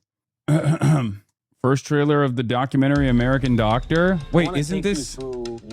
Oh, this is Feroz, right? I think I'm in this. It looks like when a hospital is totally overwhelmed, you're getting waves of patients. What do you prioritize? Isn't this the one I'm in? This documentary? Feroz is one of the. Yeah. Do you have to treat them? Yeah, there he is. Medicine to give the people whose legs have been blown off. 3 surgeons all working on one little girl for what, 2.5 hours? And she's probably going to lose her right leg, and her left arm. And she's starting to wake up. Let's get her warm. As a Jewish physician, I knew nothing about Gaza. Like most Americans, I thought everybody out here were nothing but terrorists because that's what I was told. I'm not Israeli, I'm not Palestinian, I'm not Christian, I'm not Muslim, I'm not Jewish. I don't really have any connection to it. But as an American, I just don't want my government involved in crimes. I'm a Palestinian. I'm not a spokesperson. I'm a human being. I'm a U.S. doctor who wants to see babies like my babies not be killed anymore. What surprised me most was how the carnage was focused on journalists, healthcare workers, and children. This bomb. Where was that? That bomb hit the building. There was a 15-year-old kid ready for discharge that was incinerated. And if I had gone down and been changing that kid's dressing, there would have been 3 bodies and I would have been one of them. When they hit a hospital, that's a deep tragedy that people will feel in the community for the foreseeable future. We're just asking that hospitals not be targeted. Why that conversation is derailed in the United States is beyond me. We do not have to accept that as Americans. The United States could stop sending jet fuel, bombs, all sorts of weapons. This is a political problem. We need a political solution. We're good Feroz is so cool. Intelligently, and I He's talk the man. emotionally. It's on us to make sure that their stories are told. I couldn't go to Palestine. I got rejected. And then I come back to the United States and get detained by the Department of Homeland Security. This is what my tax dollars did, what your tax dollars did, what my neighbor's tax dollars did. They have the right to know the truth. Feroz is the right one to listen to. He is about fairness, and he is about doing the right thing. You know we're not dating, right? You don't have to talk me up this much. I just met her 5 minutes ago. Yeah. I was supposed to. What was I doing? I think I literally went to Michigan instead. I was supposed to go to the Sundance. They invited me to the Sundance release, but I think I was in Michigan with Abdul at the time. This is going to be incredible. It's the premiere. Man, these are some unimpeachable heroes right here. Fucking really. Or no, I was in Minnesota. I wasn't in Michigan. I was in Minnesota for the ice demonstrations. That's why I couldn't make it. Holy fuck, that was cold. Jesus Christ. Yeah. First trailer for American Doctor. Documentary follows through physicians who work to save the lives of children in Gaza who were hit by Israeli bombs in select theaters starting from August 14th. I'm gonna be honest, dude. It's like, dude, this is. You want to know something crazy? We went from interviewing people like Feroz to getting a guy like Feroz elected into Congress. Think about that. Think about that. HasanAbi, another doctor who went to Gaza and was patching children up day in, day out. And now he's going to be a congressional representative. Things can change, okay? Do you understand? Things can change. As long as we're organized, as long as we're disciplined, as long as we are steadfast in our advocacy, as long as we look at the environment shifting, we look at the masses coming to the realization of certain realities. And if we're there, we can take advantage of the fact that people are finally recognizing the truth, and we can make material changes. Okay? This is what I mean when I say little pockets of hope that you can lean into. Like, think about it. Think about it this way. Feroz Sidwa came here to my house and sat next to me for 2 hours, 3 hours. Okay? And that was 2 years ago. I love him. He's a wonderful guy. He's an incredibly brave person. Okay? We had a conversation. We talked about the horrifying things that Israel was doing in Gaza. Okay? Think about where we were collectively. Think about where American society was collectively back then. Okay? Let's take a look. When did I interview him? Which there is apparently some pieces of that interview in the documentary, which is, I mean, I'm honored to have even been mentioned in the documentary. Obviously, it's all right. Yeah, I was invited to Sundance to go view the premiere, but unfortunately, I went to Minneapolis instead to the ICE demonstrations. This was June 6th, 2025. Wow, it's not even 2 years ago. It's 1 year ago. Almost exactly 1 year ago when I had Feroz Sidwa on the broadcast. We had a 1 hour and 48-minute conversation. Okay, that was 1 year ago. Since then, this community has played a role in getting numerous anti-Zionist congresspersons elected, including a guy just like Feroz, who ran for office and won in New Jersey, Adam Hamawi. Think about that. Now understand, this is precisely the reason why there are a lot of people in positions of power who are terrified. There are a lot of people who are doing everything they can to chip away at the integrity of this movement, that are doing everything they can to tear down people who are kind people who simply want to make the changes that we all want to see. Okay? That's it. In any case, the reason why I'm bringing that up is because 1 year ago, this kind of changes, the kinds of changes that we've played a role in were unforeseeable, right? It was impossible to envision. I certainly didn't think that there would ever be a moment where we could get someone like Feroz Sidwa, Adam Hamawi, a doctor who went to Gaza, elected into Congress. That was 1 year ago. This is why I always say revolutions are not spontaneous. They don't happen out of nowhere. They don't happen because people come to terms with the reality or recognize their class position and immediately engage in disciplined organizing. It doesn't work that way. You have to be there. You have to have the organizational backbone to support people once they come to that conclusion. People only think about the successes. People only think about the successes of New York City, DSA, right? They only think about Zohran Mamdani, AOC, right? Now the DSA slate. They don't think about the 10 plus years of work that it took to get to that point. They never think about the failures that happened along the way. They don't realize, they just take it for granted. Do you understand?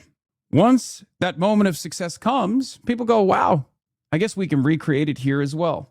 I guess it was so easy. Yeah, there's no AOC without Bernie, and there's no Zohran without AOC and Bernie, and there's no DSA slate without Zohran, AOC, and Bernie. It builds on its own. It builds on top of victory after victory. Okay, this is also part of the reason why I'm endlessly gracious to certain people who I might have significant disagreements with on other issues, right? Some of the way they, the way that they carry themselves, or some of their opinions I might not agree with, but ultimately, as long as they are not an impediment to progress, as long as they are not playing the role of a hurdle in building a broader movement, okay, then it's ridiculous. It's ridiculous to say, no, I demand purity. Now, of course, this doesn't mean that there aren't, red lines, right? There aren't red lines. Of course there are. Okay. This doesn't mean that we must make way for opportunists who come in. I mean, we just saw one version of that with Graham Plattner. So obviously there are important lessons to be learned there. Okay. There are important lessons to be learned there with the Graham Plattner failure, right? For sure. Having said that, it's a push and pull. It's a give and take. There's always going to be friction. There's always going to be some disagreements. We can't let certain disagreements get in the way of organizing. You're never going to, if you go out and you door knock, or if you go out and you organize for anything, tenant unions, for example, and there's plenty of wonderful people in this community that have done that. And they'll tell you, the number one thing that they'll tell you is like, they don't give a fuck about politics. They're singularly focused on making sure that people's needs are met. Same with labor unions. Not all the rank and filers are going to have the exact same political opinions. No one is monolithic, right? The goal here is not to create a monoculture or to have a monolithic approach. The goal here is to be singularly invested in making material changes in the positive direction for the working class.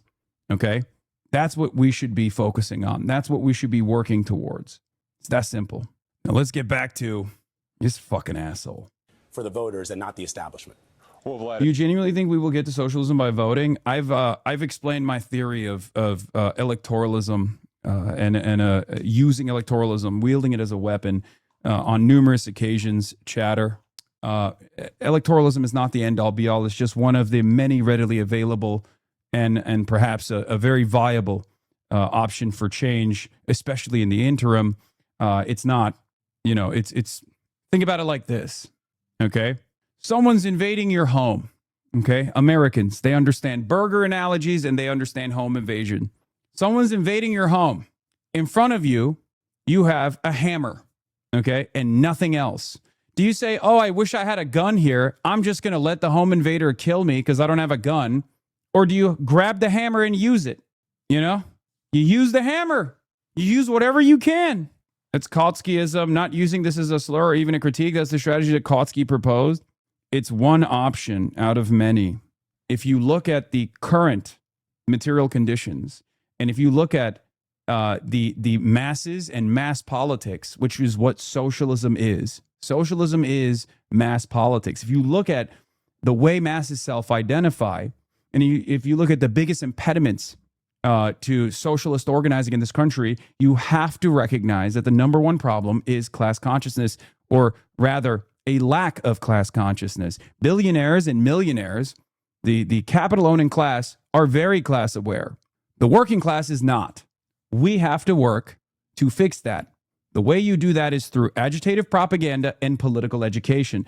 First, what, Hasan, you're very unpatriotic. How can you look at the state of the country and not see how Trump has delivered W after W for the working class? Patriot 250. I agree, sir. I love paying more. I love paying more for the pump. I love paying more at the pump, brother. You're right. Anyway, as I was saying, one of the biggest impediments to socialist organizing in this country is a lack of class consciousness in this country, right? So we got to fix that. And then after class consciousness comes political education. We can do both at the same time. One of the most viable routes of getting people educated is through organizations like the Democratic Socialists of America. Okay? First, we make people aware. Then we educate them. And then we motivate them to take action. That's it. That's my theory of change. And for that, I think electoralism is a good outlet. A great outlet to bring people into the fold. Electoral successes for the Democratic Socialists of America have yielded a tremendous number of new dues-paying members into the organization. And the Democratic Socialists of America have now reached 120,000 dues-paying members. It is now the largest socialist organization in U.S. history. Okay? And if you look at the increase, the spikes in membership, you realize Bernie, AOC, and Zoran and the DSA slate in New York City played a major role. Okay? It's not an accident. Elections are the great normalizer. It's a popularity contest where you can put your ideas to the test. Do you understand? It makes people reckon with the realities. It makes people reckon with a growing movement. What is this warning? Hasan Piker talks about establishing re-education camps, Lamau. First of all, in the United States of America, in order for someone to go through the process of re-education, they would have had to have been educated to begin with. So, no need for re-education in this country. We just need education. Okay, so that's number one.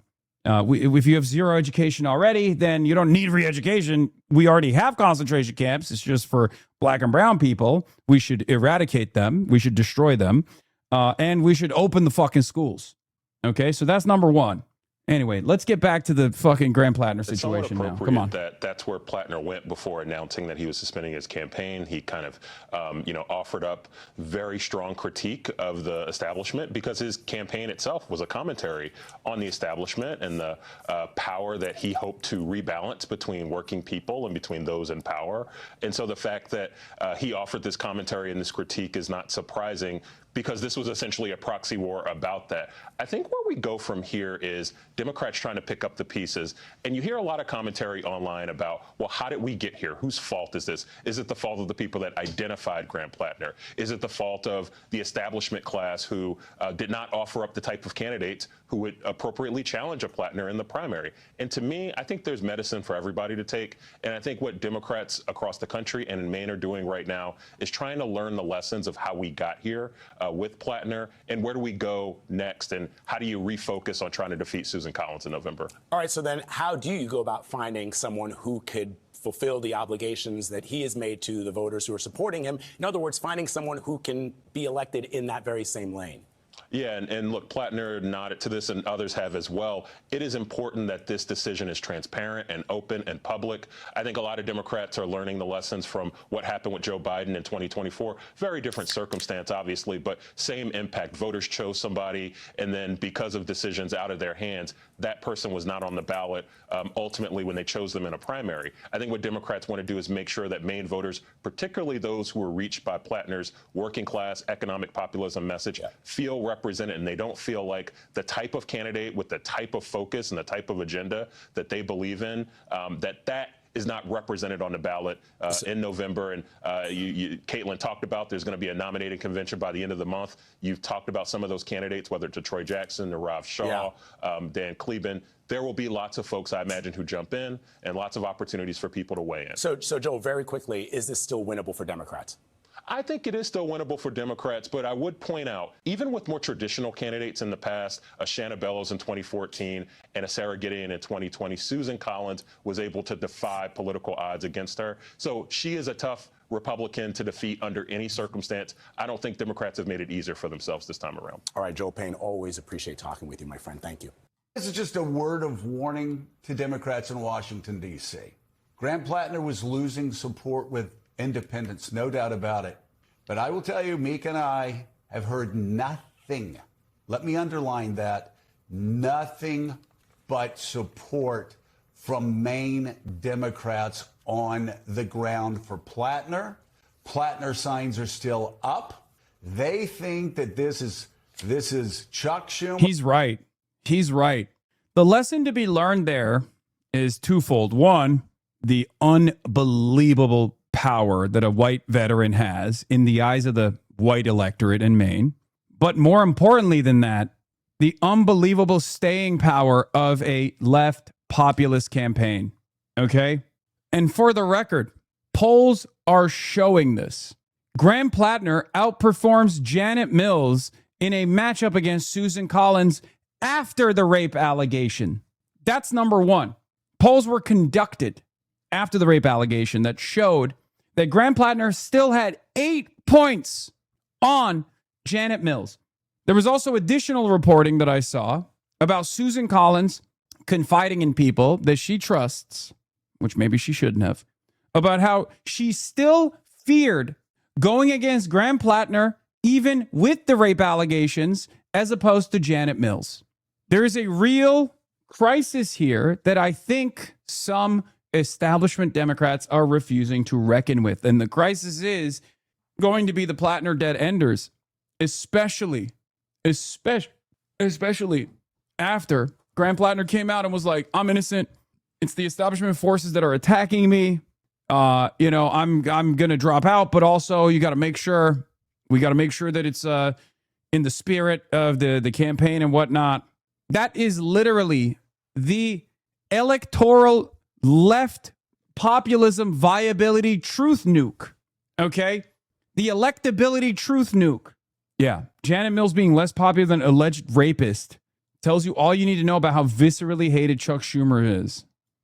And Hakeem Jeffries and the Washington establishment coming to get him. They all have the same story. They started hearing 10 days ago that people were coming up to Maine and they were desperate to try to get Plattner off the ballot because they thought Susan Collins had too much on him and would destroy him. I will tell you, without revealing any names, that we have been bombarded by phone calls and text messages from people who... All I have to say is that the third worldist ultras, me included, apparently yapping about how base boosting is free will blow up in the progressive left's faces feel really vindicated on the internet today. And sure, it's the boomer Mainers casting their votes to show us where the American hearts lie, but still, yeah, but that was my point always. And my point still remains. Okay. There was never a moment that you can point to on this broadcast where I was like, Graham Plattner is the face of the fucking left. He's the future of the left or anything like that. You can only point to me arguing against chatters who kept making ridiculous comparisons like, oh, would you fucking endorse Kamala Harris? I said, yes, I would endorse Kamala Harris if she was running on that platform. She was running on a pro-Medicare for all ticket. Israel committed a genocide and must get an arms embargo ticket. Like, yeah, of course, I would have been door knocking for Kamala Harris. Okay? My point is, my own personal assessment of Graham Plattner with his red flags and everything else is entirely separate from grading him on a curve against the rest of Congress and against the rest of the people that were running in that specific race. Those are two separate realities. Okay? And ultimately, there are clips of you saying you're Team Plattner. I know, brother. I know. It's the same 7-second clip that they keep running over and over again. There are also clips of me saying I'm a Janet Pills head, Pills Mafia, that I'm a Janitsary. The RNC, unironically, have actually blasted those clips to say I endorse Janet Mills. But I didn't. I didn't endorse either. I simply said the truth, that Graham Plattner's left populist platform is miles ahead and is seen as very favorably by Mainers. Yeah. Look, see? And this is what happens when you get your shit from clips. I've also endorsed Turby Derby then for governor of South Dakota. I don't stream in 46-second increments. I don't stream in 7-second increments. I stream for 10 hours a day. It's time for you to admit you endorse both of them. Yes, I'm the chaos agent. It's true. I've endorsed all three. Turby Derby in South Dakota for governor, Janet Mills, and Graham Plattner. Okay, not 10 hours a day, 7 hours a day. Therefore, this kind of stuff doesn't matter to me, okay? I've already made my most ethical voting decision in Maine. I understand that people can change, but he has not earned the benefit of the doubt. He hasn't properly renounced his service. He hasn't condemned Blackwater. He is Nazi Inc. He needs to show us that he's changed. You don't give people a chance like this as their first, second chance. You don't put them in positions of sweeping political power because there's a chance he's changed. I mean, that's why I feel like a lot of people don't have any argument to when I say, yeah, that's why I'm a Mills Mafia. This is precisely the reason why I am riding with Janet Mills, who has a track record that is clear. If those are the two options on the Democrat front, you know, if we're gonna be serious about it, then what do? Janet Mills all the way. I know it's not incumbent on you to rein in the silliness and inside jokes, but I fear this is part of the gig at this point. You're being taken seriously as a political entity, so some random normies who don't watch you regularly aren't going to get it when you meme around. I know. But it's fine. Who gives a shit? It is what it is. But do you see what I mean? Like if clips are how you arrive at like valid endorsements, if that's how we figure out whether I'm like fully in the tank and also told my audience to go and like donate to Graham Plattner's campaign, all this shit, then, you know, I did the same for Janet Mills. The irony, of course, is that Graham Plattner's campaign had nothing to do with my commentary whatsoever, because the 65-year-old white Mainers with a college education that voted for him didn't vote for him because they saw my commentary. It's ridiculous. I don't even think your sarcasm is hard to understand. Most people are just willfully misconstruing your positions. Yeah. Anyway, but it's important. We have to identify what it was that made Mainers love the dude, okay? In spite of the fucking red flags. The forward wrote about you regarding Plattner and Troy. Whatever. All right, let's continue. Want Graham Plattner off the ballot, who are high up in Maine politics, and we've been getting that for the last 2 weeks. So why do I say this? Because there's a conspiracy? No, not at all. Go back to what I said at the beginning. A warning to Washington Democrats. You do need to listen to Graham Plattner, because whether it's true or not, just as Caddy said about her son. Didn't you say you'd use Abdul as a control test to verify the increase in popularity of populism? I think you were right. I did say that, yes, over and over again. I would constantly contrast Graham Plattner and his red flags, but his left populist candidacy and his charismatic delivery with Abdul al-Sayed, who also has charismatic delivery, who also has left populist tendencies and a similar platform with no red flags whatsoever, and a perfect track record, an incredible track record. From the perspective of the Neeratandas of the world and the right-wing force within the Democratic Party, they see no difference between Grant Plattner and Abdul El-Sayed. They're scared of both just the same. They're using the credible rape allegations against Grant Plattner to literally draw scrutiny to Abdul El-Sayed that he does not deserve at all. Because the reality of the matter is, for many of these people, they just want to say he's Muslim, he's anti-Israel, we don't fucking like it, he's for Medicare for all, we don't fucking like it, but they can't say that out loud, so they have to just like lean into whatever they can. They haven't hit the, yeah, you even verbatim said Abdul and Chris Rabb could not get away with even half of what Plattner had in terms of baggage. Yes. Who's been working on this campaign, rank and file Democrats who have been supporting Plattner from the very beginning, think that this was cooked up in Washington, D.C., with a lot of money behind it to find anything that could be found to get Graham Plattner off the ballot. And I will say, we know nothing about that. Meek and I have been scratching our heads for the last couple of weeks going, why are we getting all these calls about Graham Plattner needing to be off the ballot? 73-year-old woman who is just constant calls. So anyway, that's what Democrats on the ground in Maine believe. So Washington needs to stay out of this, and Maine Democrats need to figure out who is going to replace Graham Plattner soon on the ballot. And if Washington thinks they can micromanage this and fix this, they need to listen to what Caddy's son said, because they're going to piss off their base, and their base won't come out and vote in the general election. They just won't. Yeah, we should not underestimate the excitement that Plattner instilled in people, including voters who had told reporters in Maine they hadn't voted in a while, but they found a connection with him. He, for all of his flaws, and there are obviously many, he was a charismatic, a talented political athlete. People were drawn to him, and his messaging worked, and it's reflective, and we've seen this across the country right now. There's sort of I'm imagining Morning Joe and the commentary people on Morning Joe having the same stands and fucking hater culture, and them clipping these clips immediately, like the same people clipping these clips would be like, see, they're endorsing Graham Plattner. Like, this is literally just true. Okay, this is just correct political analysis, which is kind of shocking coming from Morning Joe to begin with. But that's all they're doing, right? Nobody thinks he's endorsing Graham Plattner. Not a civil war, but a real debate in the Democratic Party and about which direction to go. And there's real energy on the progressive side, the anti-establishment side.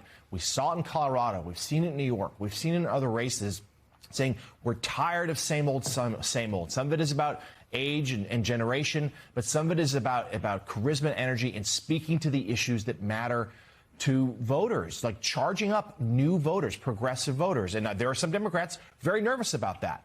And certainly, you're right. I received a lot of these same concerns. There was institutional opposition to Plattner within the Democratic Party. Now, some of that is because they feared other scandals were coming, and obviously that ended up being correct, but there was more to it. And there really is a Washington feels very isolated from the rest of the Democratic Party throughout the rest of the country right now. And I think as Maine looks to replace Plattner, they're going to have to be careful, to your point, because they risk losing some voters. That if they think that the next nominee is just sort of handpicked from D.C. or someone who doesn't resemble Plattner at all, there's a chance Plattner will lose some of that support when Susan Collins does appear vulnerable at a moment when Democrats at least look like they've got a real chance to have a wave this November. That happening. Washington was scared. Washington was scared. And again, this has nothing to do with the allegations. It is pretty crazy because Joy-Ann Reid had the identical take post her ouster from MSNBC, which she got kicked out for her takes on Gaza, by the way, allegedly. But it's wild that both former MSNBC anchors and current MSNBC anchors are finally coming to the same conclusion. They're true or not. And again, that is something that, over time. People can sort through everything and figure it out. I will tell you, though, in all my years in politics, I have never once, when a candidate won a primary overwhelmingly, I've never once seen in a Senate race or a congressional race, I've never had people calling, I've never had people like 10 days, 2 weeks out, basically saying, we're going to try to get him off the ballot. We're like sending people up to Maine and basically we're going to go through all of Maine because we think there's more and we're going to find more. And we have 2 weeks or we have 10 days, we have 8 days to get him off the ballot. That's what they were saying before these allegations came out. Well, he's off the ballot. So if we've been hearing this as outsiders, imagine what Democrats on the ground in Maine have been hearing. So we'll see what happens. Yeah. So let's get.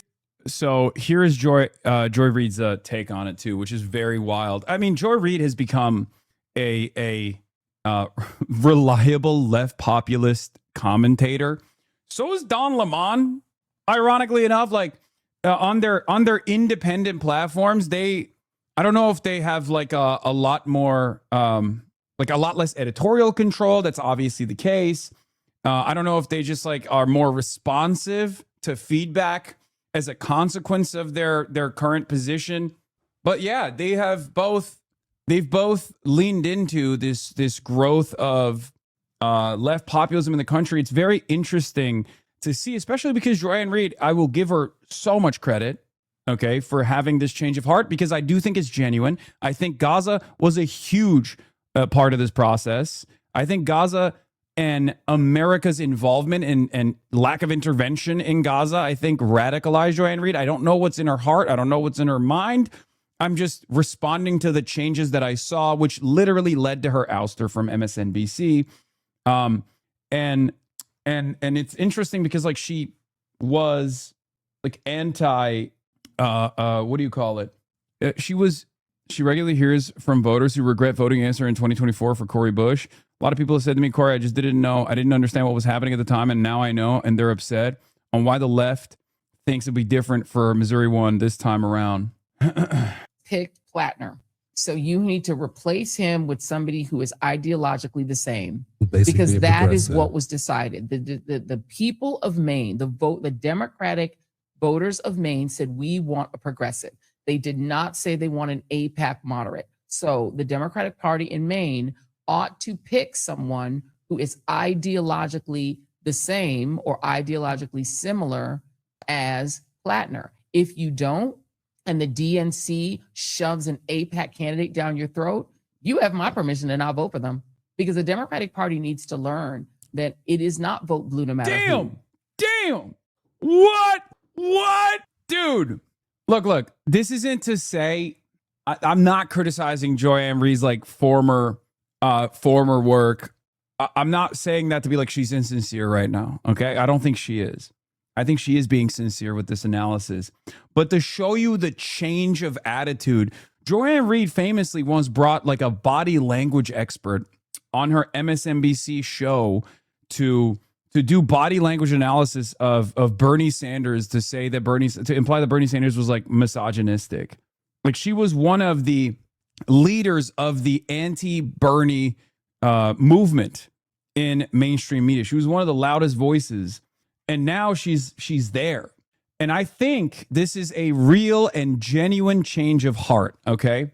This is a real and genuine change of heart. I think it's partially because you're, trapped in this DC media bubble and you only hear feedback from similar people, and you develop this echo chambered mindset, and that probably played a role in this. But I'm telling you, this is not only refreshing, but it's also indicative. It's indicative of a real attitude shift taking place amongst vote blue no matter who liberals who are finally demanding more. I've been saying this, that like aside from all the organizing that the organizing that DSA has been doing, one of the things that I thought made this a real valuable opportunity to just like slam electoralism into the conversation more than ever before. The reason why I thought it was a good moment to be a lot more hands-on with these races as opposed to previous cycles that I've been a political commentator during and never really involved myself in this aggressively is because it's not because I saw the youth and I saw the interest of the youth movements. Okay. It's because I saw the olds. I would go out there and I would see old people that were also hungry for the change. I saw old people who previously had voted for Hillary Clinton, voted for Kamala Harris, voted for establishment Democrats who genuinely identified and internalized the vote blue no matter who, Bernie was a spoiler mentality, turn around and actually say Bernie was right. I saw them at the Stop Oligarchy rallies, No Oligarchy rallies. I saw them at the No Kings protests. I saw them in Minneapolis. I saw them no matter where I went. If there was any sort of organized movement taking place, the olds were there. The backbone of the liberal movement was there demanding this change. Okay? The boomers, the olds, the college-educated white suburbanites, they have the same investment. They have the same interest. The wine moms are pissed, okay? When you got the wine moms pissed off and demanding these sorts of changes, then it's a wrap. We'd be foolish not to seize on this opportunity. We'd be foolish not to take advantage of a lot of different demographics in American society that are also looking for this change. That's why these successes for DSA candidates all around the country, they're not an accident. It's not spontaneous, okay? It matters who. They sometimes need to lose in order to learn. Sometimes when you lose, you learn. And I'm just telling you right now, if they put a little AIPAC, send Israel all the bombs, give Saudi Arabia all the money, let the UAE run over us and give Trump another plane. If they put another AIPAC sellout moderate in place of Graham Plattner, and they do not put somebody in who is his same ideology, you have my permission to stay your ass home. Then they will learn when Susan Collins gets 6 more years. At this point, we have to teach Democrats. We need to instruct them and teach them how to treat us.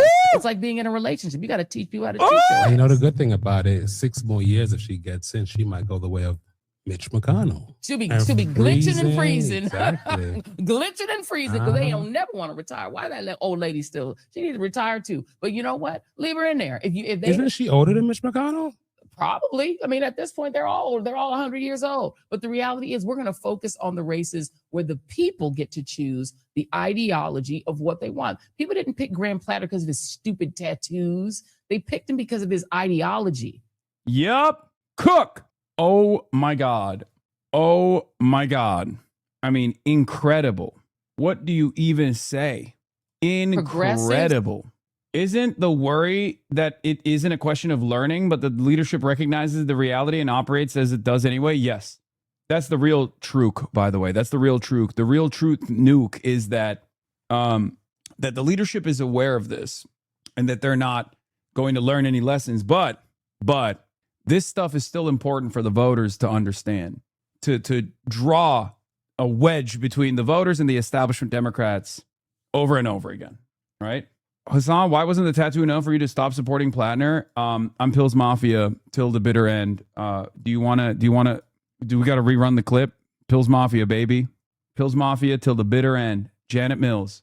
Bro, you got to get serious with these motherfuckers? No. I am serious. Turby Durbin, Pills Mafia, all the way. Right-wing boogeyman Hasan Piker has a diabolical idea to get Mitch McConnell health update. Rumors have been swirling about the senator after he was hospitalized last month. Hasan Piker came up with a wily way to get answers about Senator Mitch McConnell and his health status amid rumors that the 84-year-old may be in critical condition. Oh my God, this is a news story. The progressive political streamer who's been all-consuming obsession of conservative media as of late tried to bait the senator into coming out of hiding by claiming they were having a torrid affair during Wednesday edition of his daily Twitch stream. Riffing on the news of the day, Piker joked that he knows Mitch McConnell's alive and well because he was sexting him last night and can't wait to go to D.C. and see him. Go ahead, Mitch. Deny the relationship if you can, he goaded. Oh, really? You got a problem? Deny it. He can't. He's shy. McConnell hasn't been seen publicly since June 14th when 911 was called to respond to an unconscious person who was believed to have had a heart attack at the senator's Washington, D.C. home address. HuffPo. Oh, hell nah. This is turning into real journalism hours. No. The senator's office has released few details about his current health status. McConnell, who's planning to end his 4-decade Senate career when his term concludes in January, has had a number of health issues in recent years. He was hospitalized in March 2023 after suffering a concussion from a serious fall. Piker's questions about McConnell weren't limited to his spicy livestream claims. On Tuesday X Post, he called BS on CNN contributor Scott Jennings, claiming he's spoken on the senator on the phone as he continues to recover in hospital care. Jennings' account mirrored stories from a short list of prominent Republicans who all described having 20-minute conversations with McConnell. Piker, one of conservatives' biggest left-wing boogeymen, is far from the only one who's demanding answers about McConnell's health status. That's awesome. Yeah, Wednesday edition of my broadcast. Right-wing boogeyman Hasan Piker has diabolical idea to get Mitch McConnell's health update. Yeah! Oh, that's so funny. You need answers? Didn't HasanAbi actually have phone sex with him? Yeah, I did. Yeah, it's real. It turns out when I make these sorts of jokes while I'm wearing a suit, it turns into real news commentary. New York Times opinion piece. Yeah, I'm obviously worried about the health scare on my man Mitchy Mitch. Hey, this is John Hudson with the Post. Is it true that you made Mitch McConnell's toes curl last time you saw him? Why is Washington Post NatSec reporter John Hudson covering this instead of covering like diplomatic cables during America's now ongoing efforts to bring back the war to Iran? John Hudson's like, this is my top story for the Washington Post. I'm sorry. Yeah, I was in between intercepting diplomatic cables. I realized the real story, the real lead I got is this thing. Girl, his wife is in China. You're the next best contact. Yeah, that's true. Anyway, I'm skipping the Fox News. We are suspending campaign operations. This is incredibly difficult because I know that some will think it's an admission of guilt, and it most certainly is not.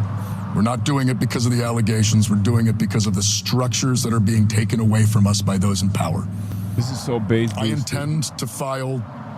Okay. We're skipping this stuff. Out front now, Troy Jackson, he's former Democratic president of Maine State Senate, who has now filed campaign paperwork just today to possibly replace Plattner if he drops out. You have a lot of experience in politics in Maine, and you ran for governor. You came in third in the Democratic primary there, and you told a local reporter in Maine, and I quote you here: "If Graham's stepping away, I'm very, very interested and think I'm the best person to replace him." But as I mentioned, Troy, there's no known process to get anyone on the ballot whose name isn't Graham Plattner at this point, right? It's an unknown. I mean, would you even have enough time to do this, to get it together, to pull off a win if you got in the next few days? Well, I think it's definitely a challenge, the shorter timeline. But I think that, again, there's a movement here in Maine and across this country of people that are fed up with healthcare not being offered to everyday people, with prescription drugs, workers' rights. I mean, and we're seeing that here in Maine. And I think that is going to carry whoever is a nominee to victory over Collins, because she doesn't offer any of that. And so that's what I think. I mean, short timeline, obviously money and all that is going to be a challenge, but I definitely think it's doable because the message, the movement is right. And that's what's important. One state official who's already expressing her interest in replacing Plattner, Secretary of State Janet Bellows. Secretary Bellows was a candidate for the Democratic nomination in the Maine governor's race, but lost last month's primary to former Maine House Speaker Hannah Pingree. To those who are suggesting that this process for replacing Plattner, assuming Plattner steps aside, would be undemocratic. Some have compared it to Vice President Harris replacing President Biden in 2024, as being undemocratic. What do you say to criticism that if Plattner drops out, the new Democratic nominee is going to be someone voters did not actually choose? So as Secretary of State, I can speak to the process. And Maine law is very clear that primary candidates can withdraw up to 5 p.m. on the second Tuesday in July. And then the party can choose a replacement candidate up to the fourth Monday, that's July 27th, by 5 p.m. The law is silent on how the parties choose their candidates. I know the Maine Democratic Party has pledged to be as open and transparent as possible. I think it's really important that as many Democratic voters have a voice in this process when Graham Plattner withdraws. I think that's really important, that focus on participation and inclusion. As someone who would like to be the Democratic Senate nominee, how do you think it should play out? What do you think that process should be? So to be clear, I'm still seriously considering it, but I think it's really important that whoever the nominee is able to unite Mainers and beat Susan Collins with just over 100 days to go, because the stakes are so high. Control of the U.S. Senate is at stake, holding Donald Trump accountable and standing up and fighting for the working class over billionaires and massive corporations. Those ideals, that is incredibly important. And I think there's tremendous energy in Maine to beat Susan Collins and to win control of the U.S. Senate. And I think we can't lose sight of the fact that this was never about a person. It was a movement for change. He was a Graham Plattner supporter. That was at least until yesterday. I want to hear from, first of all, we have a Mainer. We have a Mainer with a Shayna Bellows sticker who's ready to go. Okay. This position is for the seizing, for the taking. Okay. His name is Zoran Kwame Mamdani, responsible for the Students for Justice for Palestine chapter, starting in Bowdoin College in Maine. Okay. Zoran Maine Dami. The problem, of course, is that back in 2014, Bellows got absolutely destroyed by Susan Collins. Okay. Interestingly enough, there's another Mainer who now lives in New York City. Her name, Miss Rachel. Miss Maine Rachel. May I suggest Zoran Maine Dami? So there are a lot of Mainers. They just don't live in Maine any longer. They've chosen to live in New York City instead. We are cursed. The crop of talent that we got. It is what it is. I don't think Miss Rachel's audience can vote quite just yet. God damn, what the hell is this? The live link for CNN. Haley Stevens is on CNN right now talking about Abdul, but I can't figure out the live link because there's too many ads. Does anyone have a CNN live incoming vocal stems? Okay, calm down. Calm down. Vladimir Putin.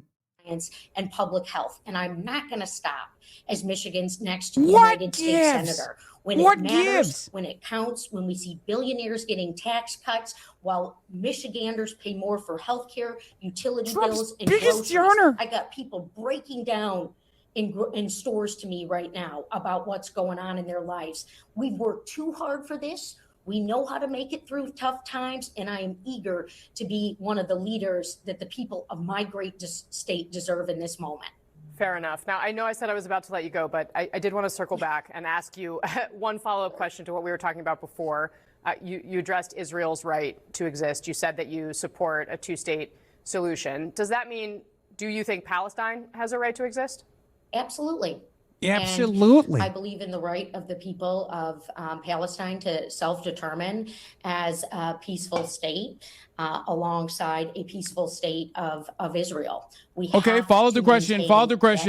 Standing military for Palestine? I have worked as a member of Congress. That is where I've pushed for aid and resources. This is why I'm in something called the Abraham Accords caucus to support peace and within the region. Gross. Rebuilding of Gaza that needs to happen immediately, that needs to continue to happen. She's literally pro-Trump. Rebuilding that will have to go on in Lebanon as Hezbollah gets diminished and removed.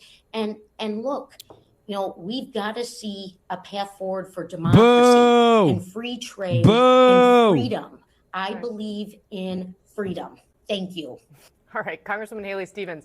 Thanks very much for your time. I really appreciate it. Dude, she just literally ripped a Trump policy verbatim. Well, multiple. She said she's also pro diminishing Hezbollah. That's crazy. This is so here's the deal. Okay? Here's what's up. I'm gonna put you on some game right now. Super simple solution. Super simple solution to this problem. It's very clear that AIPAC is allowing their stooges a lot more bandwidth to be critical of Israel. Okay? A lot more bandwidth to be critical of Israel because they realize that Americans fucking hate Israel. This is new. AIPAC in the past would not allow any kind of allow any kind of criticism. She still doesn't really criticize Israel, if you noticed. So all you got to do is be like, is Israel an occupation? Is Israel maintaining an apartheid? They're going to say no. They can't say yes to that, at least for the time being. But if they were to say yes to that, then you go, okay, if it's an apartheid, if it's an occupation, then are you in favor of the abolition of it? Okay. And two, what are the steps that you're comfortable with in enforcing the abolition of this apartheid or ending this occupation? Are you comfortable with an arms embargo? Are you comfortable with sanctions on Israel? So right now, the red line for AIPAC has moved beyond, even sometimes being critical of Netanyahu. It's very clear you can be critical of Netanyahu now without them getting too frustrated with you. Okay, so you just move on. You move on. The struggle continues. You just got to keep pushing. Okay. A major arm of the pro-Israel lobby backs Rahm Emanuel's tough love speech, a sign that it views his sentiment as the best option it can hope for a Democratic Party increasingly skeptical of its worldview. Democratic majority for Israel actually finds Rahm Emanuel's tough love speech saying that Israel doesn't have a Democratic Party problem, Israel has an America problem, Israel has a generational problem, to be an acceptable speech. This is an arm of AIPAC, okay? This is an AIPAC subsidiary. So if they're subscribing to this, that means you can hear similar sentiment from Haley Stevens as well, okay? Of course, their tactics were going to change, right?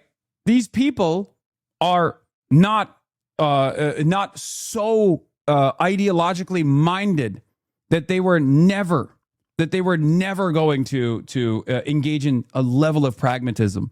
It took them years to get here, but now we have to also make sure that we change our tactics as well.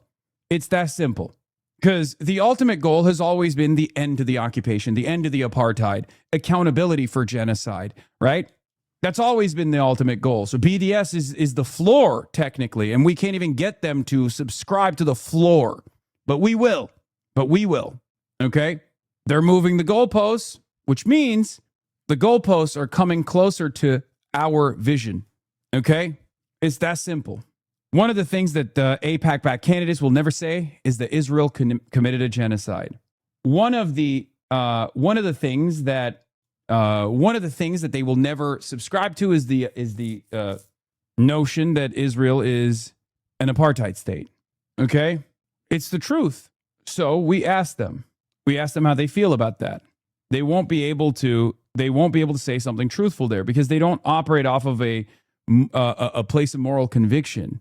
This is just like whatever AIPAC is giving them as an allowance, the room to breathe, the room to maneuver in the American political landscape. This is not a genuine change of heart for these people.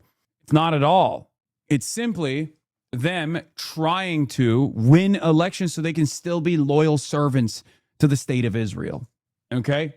This is not a bad thing. It's a good thing. It's only a bad thing if we do not recognize these changes taking place. Yesterday, Dr. Shah, welcome. I'm eager to get your take because I wonder, have you even spoken with PLATNER or his campaign since the sexual assault allegations surfaced yesterday? Well, good evening, Maura, and thank you for having me on. And I have not spoken with Graham, nor have I spoken directly with his campaign. Like so many others, when I read, and my wife and I read, the horrifying and appalling allegations yesterday, we both simultaneously developed a pit in our stomach.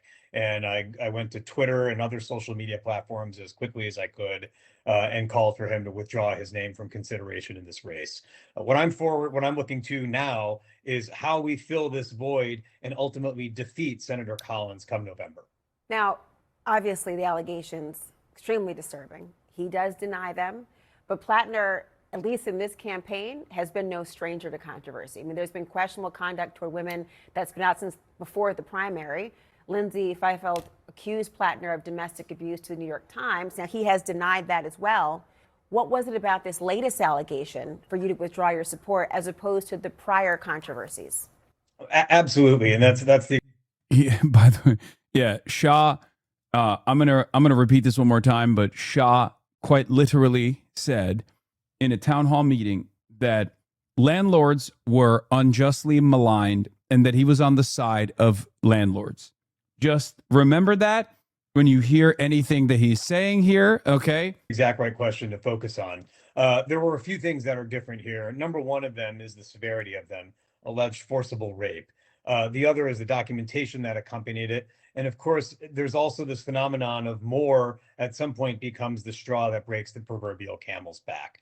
There were too many lines here that were crossed. And for me and for so many other Democrats, this was not a direction we continued to want to go.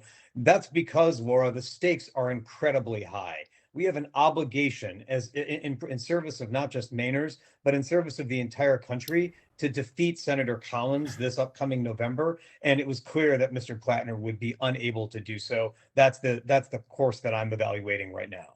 There are so many Plattner voters who are feeling incredibly let down. We remember after the last set of allegations concerning sexting and beyond, he talked about how essentially he was being targeted. They were weaponizing campaigns against him. The supporters behind him spoke about their ferocious support for him.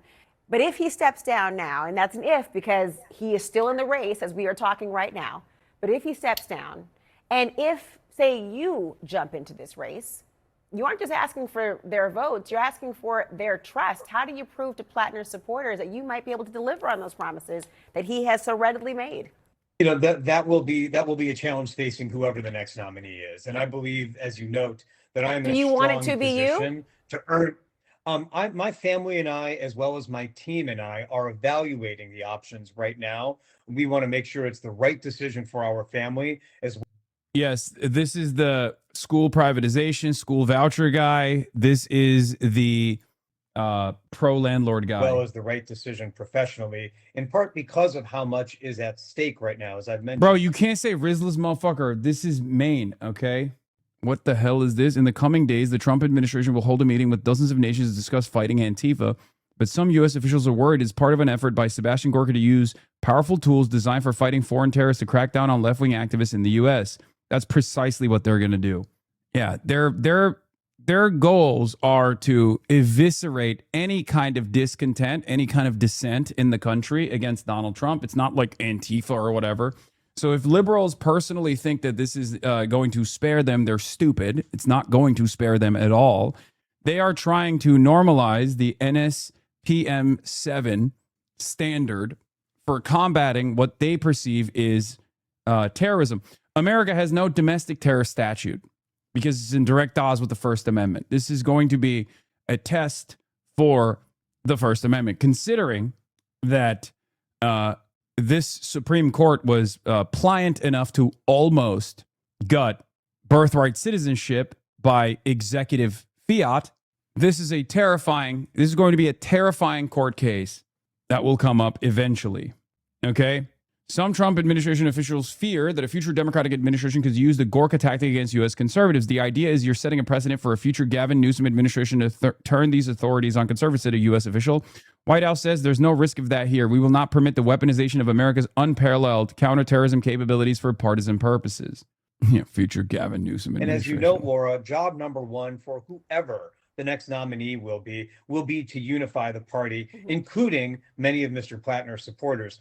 In the recent gubernatorial, where I came in second place, we had a significant number of crossover voters who were voters of mine as well as voters of Graham.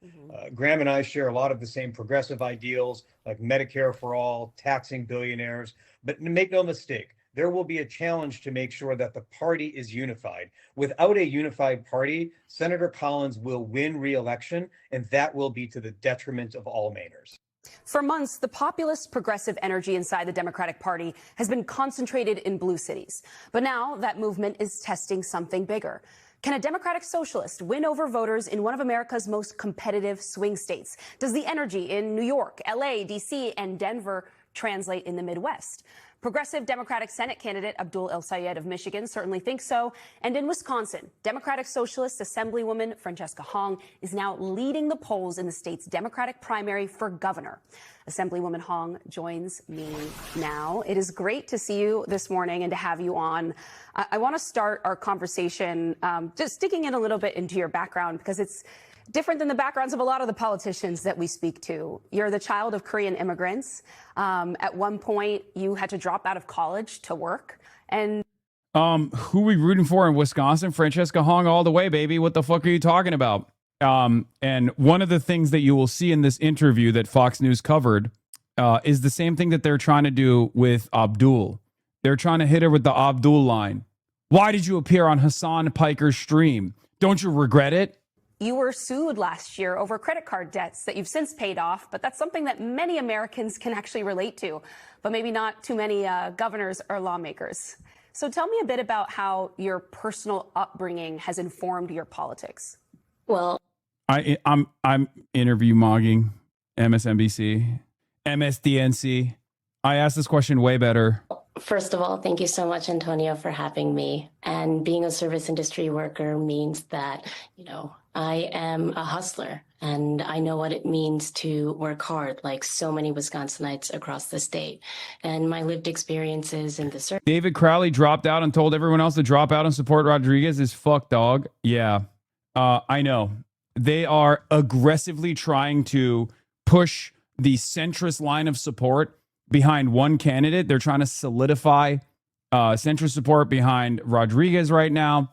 And the other side of the story, of course, is Mandela Barnes, who previously had who previously ran as a left flank candidate, and they dropped the National Party did not support him for that reason. So now Barnes is actually running a centrist candidacy himself, but he still has like a little bit of that progressive wing backing him as well. So Francesca actually has, even though she's the most popular and has been the most popular candidate in the primaries, there are a lot of forces.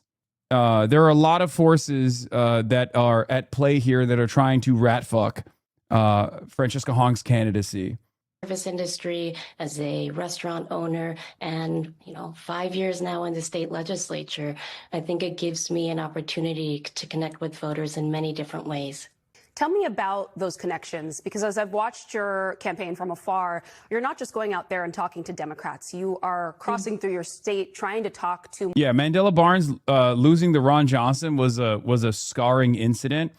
And it wasn't because of his own faults or failures. It was literally because he was running as the most progressive person at that point. And when that happened, the National Party did not back him at all. They were too busy fucking deploying all funds to, if I remember, DSCC didn't support him, and they basically chose not to give him any aid. And the party was spending money elsewhere, like very foolish races, like, Val Demings and all these other foolish races. Whereas Mandela Barnes, like with a little bit of support, would have definitely actually defeated Ron Johnson. It was a huge deal back then, I remember. Having said that, Mandela Barnes is not the progressive hero either. I'm just saying, in comparison to fucking Ron Johnson, he would have been much better. And Mandela Barnes is basically in this race right now and has decent viability and is probably the best challenger to Francesca Hong, which is really, really bad. Unfortunately, I hope. The right thing to do for Barnes would be to literally drop out and lend all of his support to Francesca Hong. But none of these guys unfortunately actually give a shit about a movement. They're not real movement builders. They are simply in it for themselves. That is the reality. More conservative residents in Wisconsin. And I'm curious how it goes when you connect with them and then they hear that word socialist, which in so many of our media ecosystems is, something that they're told to be very afraid of. Yeah, I know people who are longtime friends with Barnes, and I can tell you from the friends he keeps, he definitely ain't no progressive. Yeah, there was another person who literally said, I used to be friends with Barnes. Yeah, Mandela and I used to be friends, and now he's so moderate, shit sucks. Yeah, he pivoted. When he got cooked by the National Democrats from the DSCC and got no support, and he lost that race, it like, I think it bricked him, and it made him into this like this you know, Warrenite style wrecker. I love talking to everyone and anyone, literally sometimes stopping folks in the streets. And what we hear so often is that people are stressed, they're tired, and they're ready for change as opposed to this chaos. I think that when folks hear socialism, they may be taken aback, but I bring it back to potholes and the Packers and public education and, you know, issues that have broad bipartisan support and broad bipartisan opposition, like data centers, and then support for our public schools and universal childcare, lowering working class people's taxes by taxing the wealthiest few and mega corporations. These are issues and conversations that I'm having with folks in every corner of our state. I want to talk to you and dig in a bit more. What do the dumbass fucking Packers have to do with this? Fuck the Packers? Bro, shut the fuck up. Shut your bitch ass mouth up, okay? We're talking about the beautiful state of Wisconsin. Go Packers all day, every day. I'm a fucking cheesehead. Ride or die. Sorry. It's the only publicly owned fucking team, okay? It's the only motherfucking publicly owned team in the goddamn NFL. How dare you? How dare you? Public ownership, baby. Potholes. Packers, public schools, Francesca Hong in 5. Order a cheesehead? Are you fucking kidding me? I will be wearing that goddamn cheesehead when I go to Wisconsin. I'm coming. Wisconsin, I'm coming to your state. And I'll be wearing that goddamn cheesehead everywhere I go.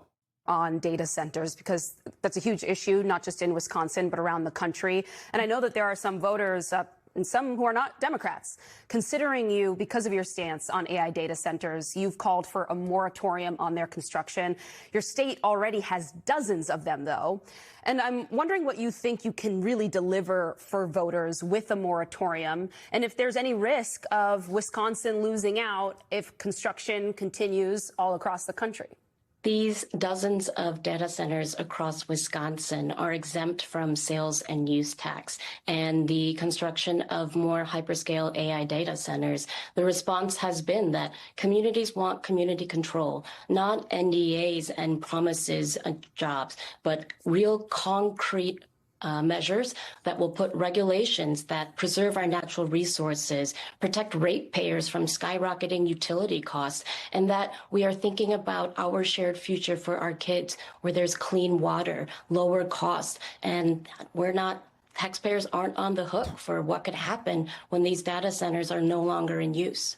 I want to talk to you a bit about some of the debates and controversies that have also been a part of this race, because while we talked about socialism and sort of the labels coming from the right, the reality is that there are criticisms that have come on the left as well. You appeared on 2 controversial live streams, one with Hassan Piker, another with a guy called Mike from Pennsylvania. Former Democratic Wisconsin Elections Commissioner Ann Jacobs said of your appearances this: when you decide these are the sort of people you want to hang out with in order to raise money, you have made clear that you either 1, agree with them, or 2, can be bought, or 3, both. Fran Hong appears to be all. She is willing to sell out the Jews of Wisconsin for a few bucks. And I want to give you the opportunity to respond to that.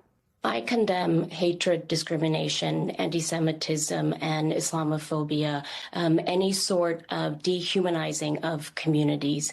Being on these streams, it's important that we get our message out in places where campaigns struggle to reach voters. Just because I am on a platform certainly does not mean that I endorse everything that has been said. MSNBC, by the way, MS Now, calling me and Michael from Pennsylvania controversial. This is the most liberal mainstream media network. All I'm going to say is this: I've never appeared on MS Now. I've never appeared on MS Now. Think. Jonathan Greenblatt, on the other hand, appears on MS Now all the time. Yeah. My dog Kyra says hello. She also says she's happy for not having an electric collar. Hell yeah. My dog Kyra is also happy for not having an electric collar. By either the hosts or other people who have gone on. And if candidates and elected officials who are speaking with more controversial hosts, if we are to be responsible for everything that they have ever said, I would point to the fact that Tom Tiffany. I like how everyone just concedes to the idea that you're anti-Semitic and a terrorist. They just say they don't agree with your beliefs. It's fucking bullshit, to be honest. I don't care. I don't care because I don't want Abdul or Francesca to get bogged down defending the most negatively framed choice quotes that they're going to slam if they come across like they're endorsing everything that I've ever said. Okay? You have to be pragmatic. Obviously, if these people thought that I was a fucking vicious anti-Semite, they wouldn't come on my broadcast, okay? If they thought that myself or Michael from Pennsylvania were like rabid anti-Semites, then they wouldn't do this. They wouldn't come on my podcast, my broadcast, or his, right? It's just a very effective way to deflate this bad faith smear, this bad faith attack, especially because it has nothing to do with policy, and these are policy-centered campaigns, okay? These are policy-centered campaigns. The best thing you can do in the circumstances is to be like, look, I'm talking to a bunch of people that we have left behind. I'm not going to endorse every single thing that any content creator has said, but having said that, of course I'm going to go there to talk to people. Of course I'm going to go to talk to people. I don't agree with everything you've said, but I'm here talking to your audience, right? And as governor of a swing state, what I'm doing every day is talking to Trump voters, right? Hey, young man, do you have some kind of resource illustrating how you're not anti-Semitic against these ADL third-way websites, like a formal resource or something? I mean, not really. It's just my long, many years of advocacy. These elections aren't ego tests for you. If they need to shit on you to win, you don't give a shit. The reality is that those who you talk to, like Fran, Zoran, Abdul, understand that they don't have to shit on you to still be on the right side of issues. Exactly. If they were to turn around and be like, yeah, Hasan, I'm really sorry for going on his stream. Okay.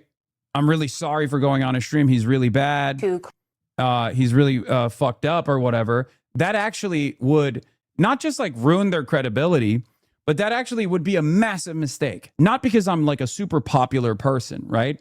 I'm not saying that at all. But it would be a mistake because then they would be admitting guilt when no such guilt needs to be admitted. Then they would say, oh, well, why did you go on a stream then? Are you stupid? Why did you do that? Like, so that would be a sign of weakness, and that would be weaponized against them. Okay? That would be weaponized against them endlessly. As a matter of fact, them refusing to back down on these appearances and also deflecting on these appearances, like being raised as an issue, is the smart thing to do, because they get to solidify not only their support for certain causes, right?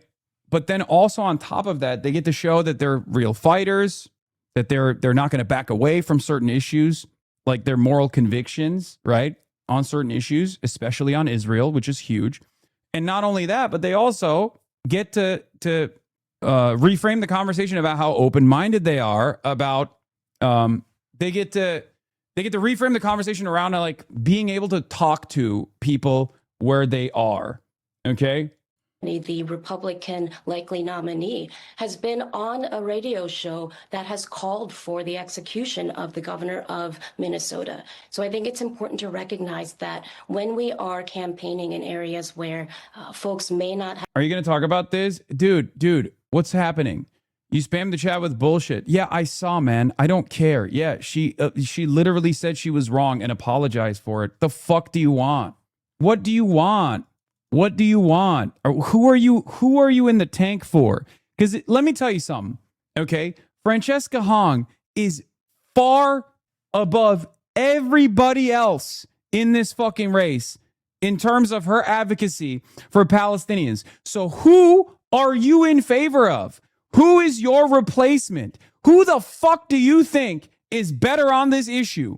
Yes, Francesca Hong apologized when she saw an effigy that she thought was anti-Semitic. Her constituents were calling her on it. She called 911 to be like, hey, can you guys take this down? Like, this looks like a hate crime. Okay? This was in 2023. Do you feel like this is a valid critique? Like, she apologized for it. She literally said she regrets the decision, that she was wrong about it, that she's sorry for it. Do you feel like this is a relevant point? She's over here literally fucking defending, going on my stream, going on Michael from Pennsylvania's stream, saying like we got to go on these different places. So what is it? Why are you bringing this up? Yeah, people tricked her by cropping photos, and she introduced the bill at the suggestion of the artist. 33% of your chat left your community for less. Yes, I know. She lied about it. She's flip-flopping. Yes, this is very concerning about her judgment. Who are you invested in this race? Tell me right now. I will endorse them instead. Who's your guy or gal? Come on. Go ahead. We're waiting. I want to hear. Who's your person? She called it a genocide a week after October 7. She was a leader in the uncommitted movement in Wisconsin. She has done the fucking laps. She has the legitimacy. This is not only a fuck up, certainly, okay, but it's an explainable one. Tell me who your guy is. Following since 38 minutes ago, 40 minutes ago. I think we can have a conversation about how concerning this is. Why is that crazy? Explain to me why you think it's appropriate to tarnish the actual moral conviction demonstrated by a person who has gone above and beyond on this issue. Explain to me why you think someone who's an advocate for not only BDS, but also an embargo on Israel, running for Wisconsin governor, is being called into question. Okay? Is being called into question. Who is your person in this race? Who's your person in this race? Who's your preferred candidate? I'm asking you a super simple question. Who is your preferred candidate? Not Fran. Okay. So who is it? Ultra or APAC intern? Call it. No, this is nothing. Who's your preferred candidate? Carlos Dixon. Carlos Dixon is your preferred candidate. Independent writing campaign, Carlos Dixon. I think you're talking to him right now. No, I'm not. I think this person looked up whoever they could potentially, because they said not Fran at first, after I kept asking over and over again. Okay.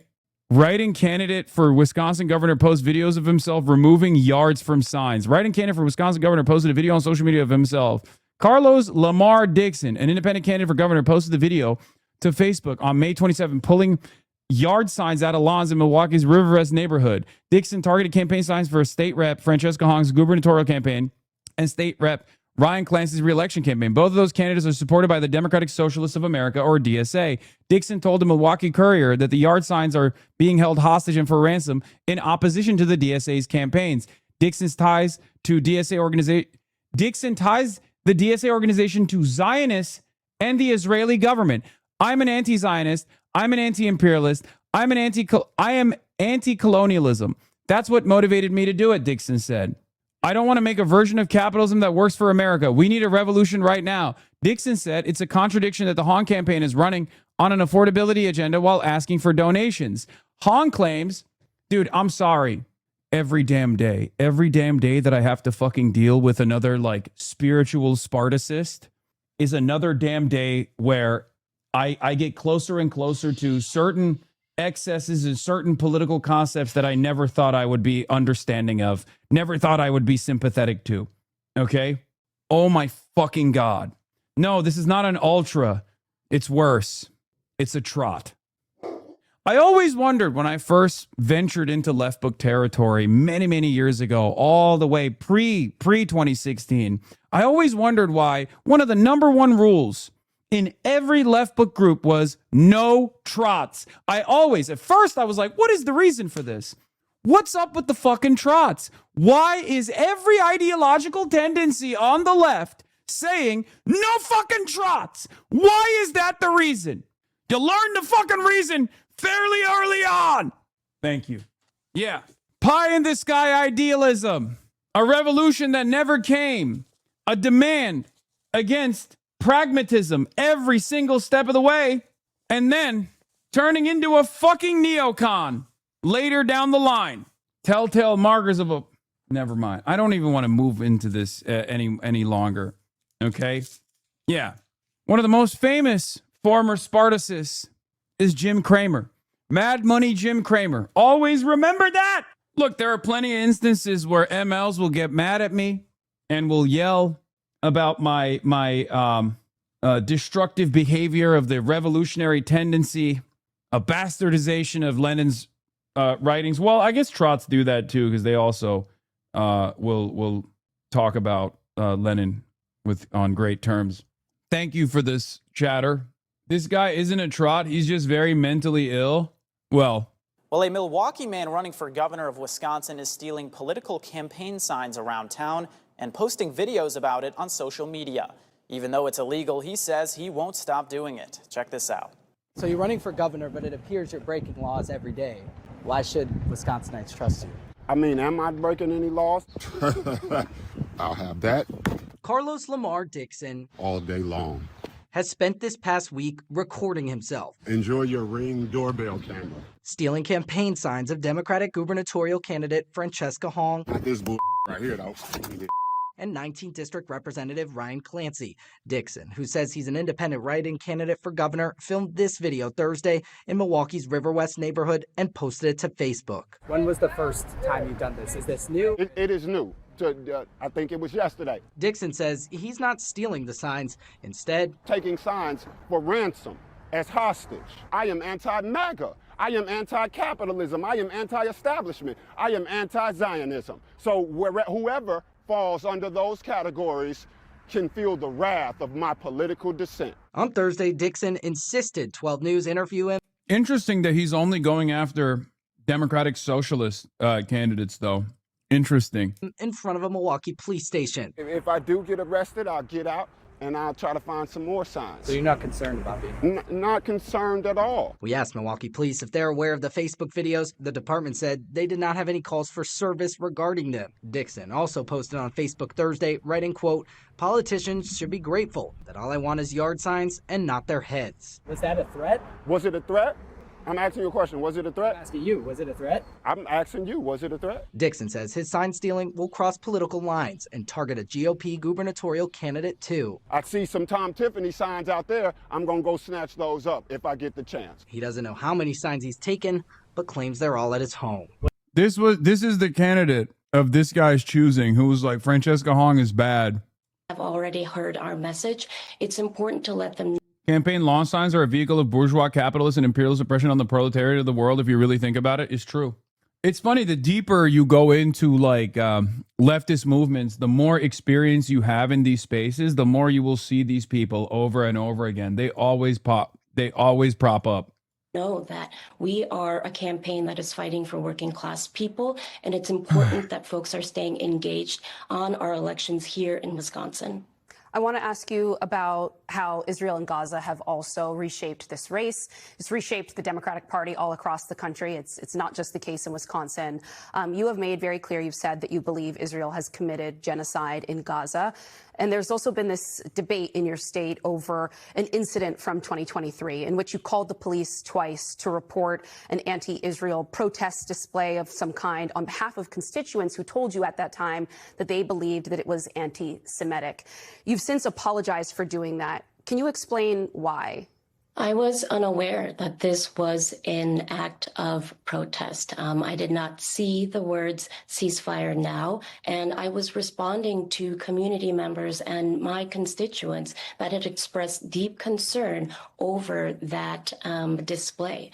And so I was responding to people's fear and pain, and I always will choose. There's trots in the DSA too, by the way. I'm not talking about all of them. All right. Talking about a very specific type. To make sure that communities feel safe. And as a democratic socialist, it means that my values are rooted in democracy, fairness, and human rights. And whether it's here or across different parts of the country or across the world, it's important that we denounce genocide and call it for what it is, and vow to protect communities and ensure that everyone feels safe in practicing their faith. With our final seconds here, can you just tell me?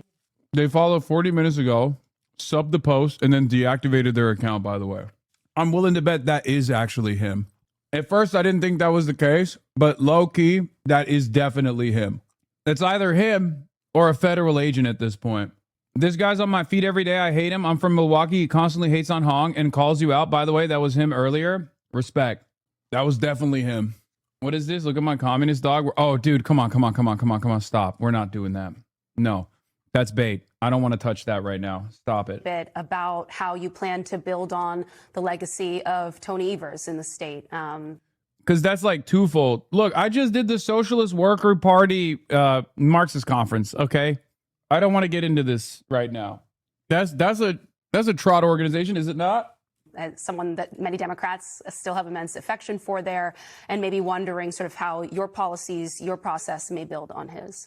We will carry forward the governor's passion for public education, ensuring that we are fully funding our public schools and public universities, that our governor has been forced to govern by defense, and Democrats now have an opportunity to win back the trifecta and ensure that we are delivering for Wisconsinites on healthcare, on public schools, on environmentalism. Our Wisconsin progressive roots run deep, and this is a state where so many progressive ideals and policies have come from, and we're ready to move those forward and deliver for Wisconsinites. Francesca Hong, so good to have you on MS Now. Thank you. Thanks so much for having me, Antonia. Look, all you need to know about some of the trot tendencies is that if Democrats, they get the benefit of leaning into a profoundly important participation of the revolution who never actually seized power afterwards. So they never had to deal with all of the issues of governance.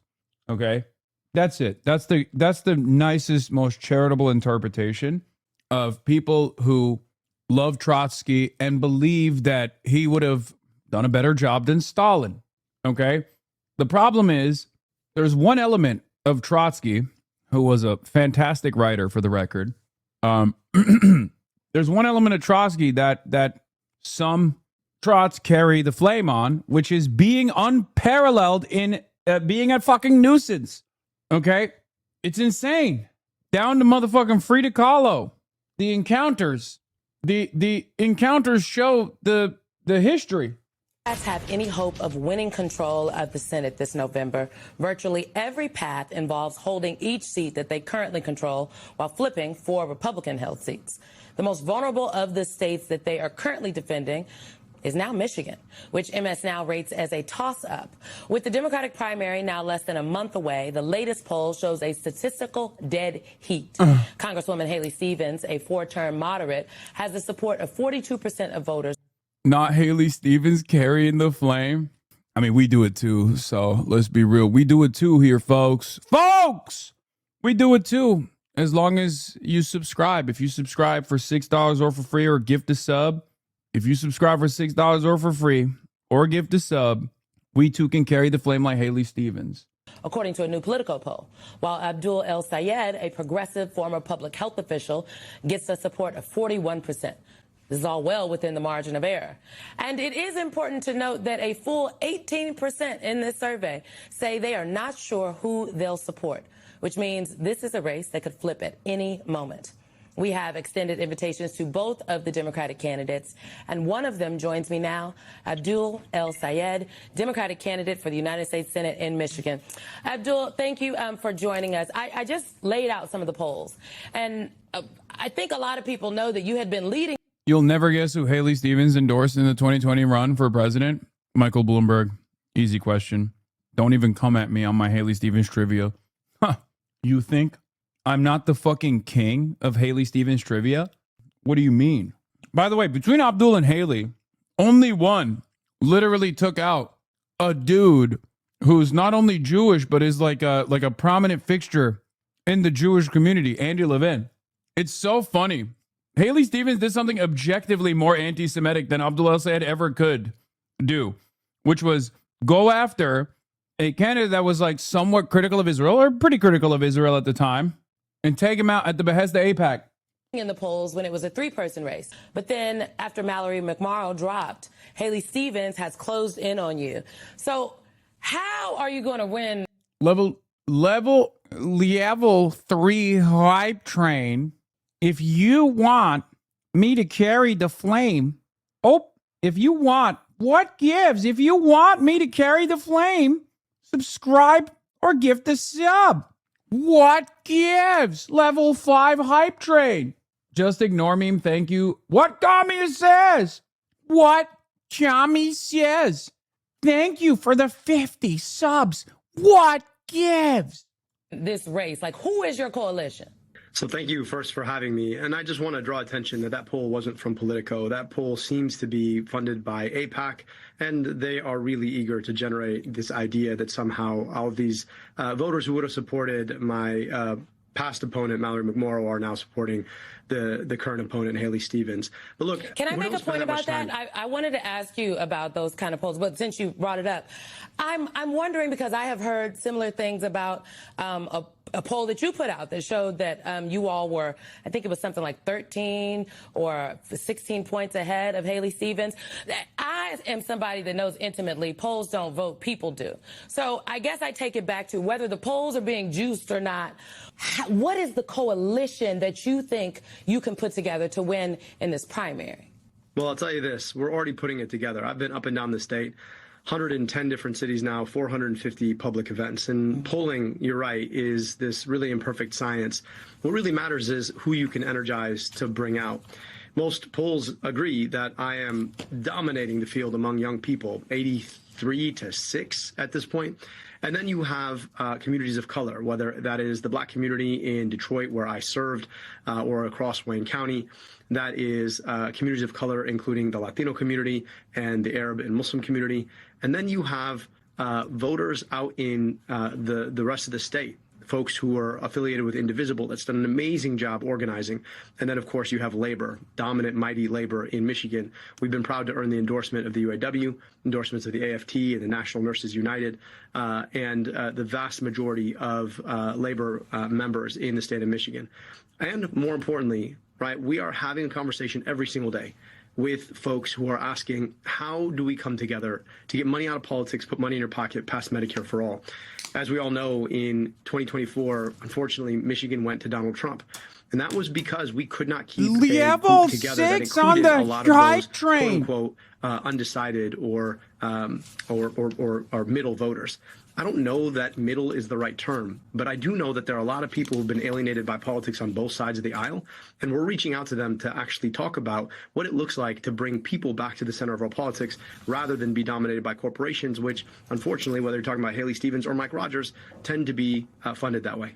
You know, the point you made about 2024, I mean, Michigan elected Donald Trump, but also sent Alyssa Slotkin to the United States Senate. So there were clearly some split ticket voters.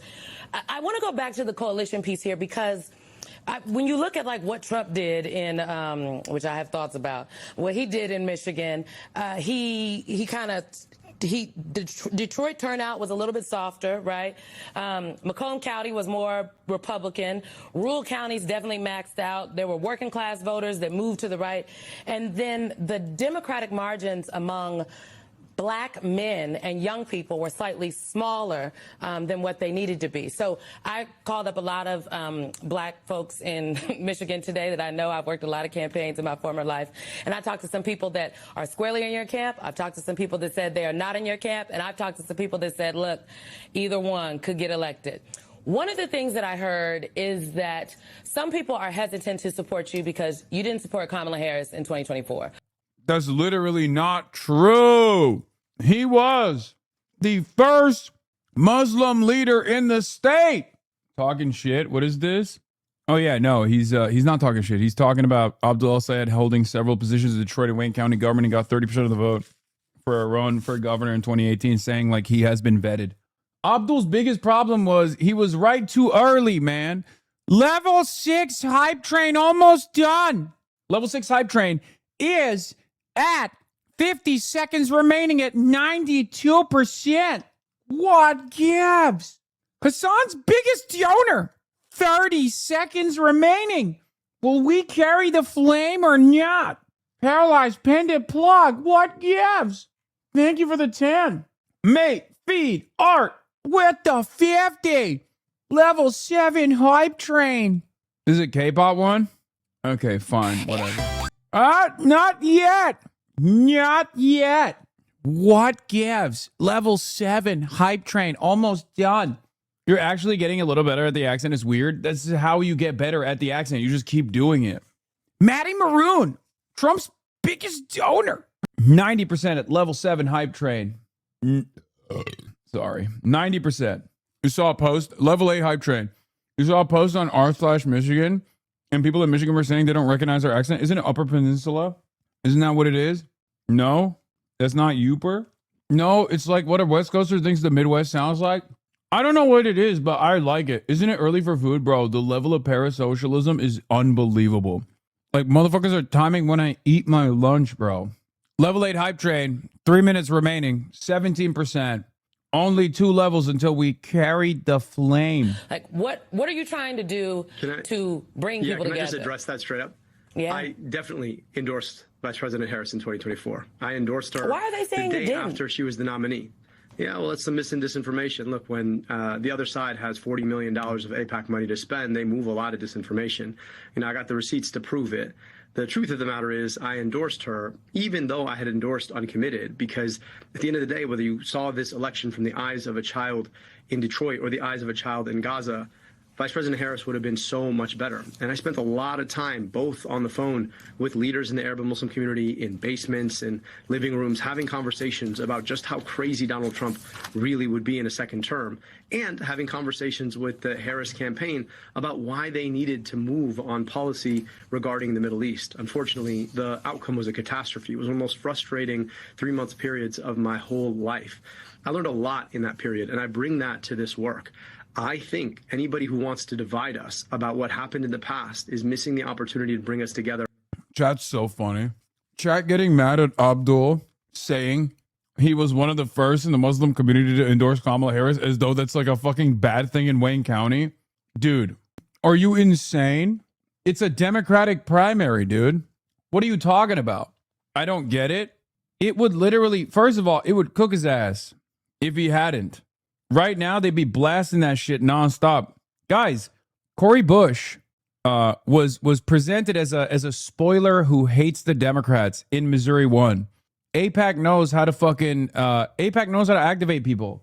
Please, we're talking about someone running in the Democratic Party primary in a state that has a lot of black voters too, and not just black voters, but just like there is, as I've described to you already, there's a little bit of tension there between Dearborn and Detroit.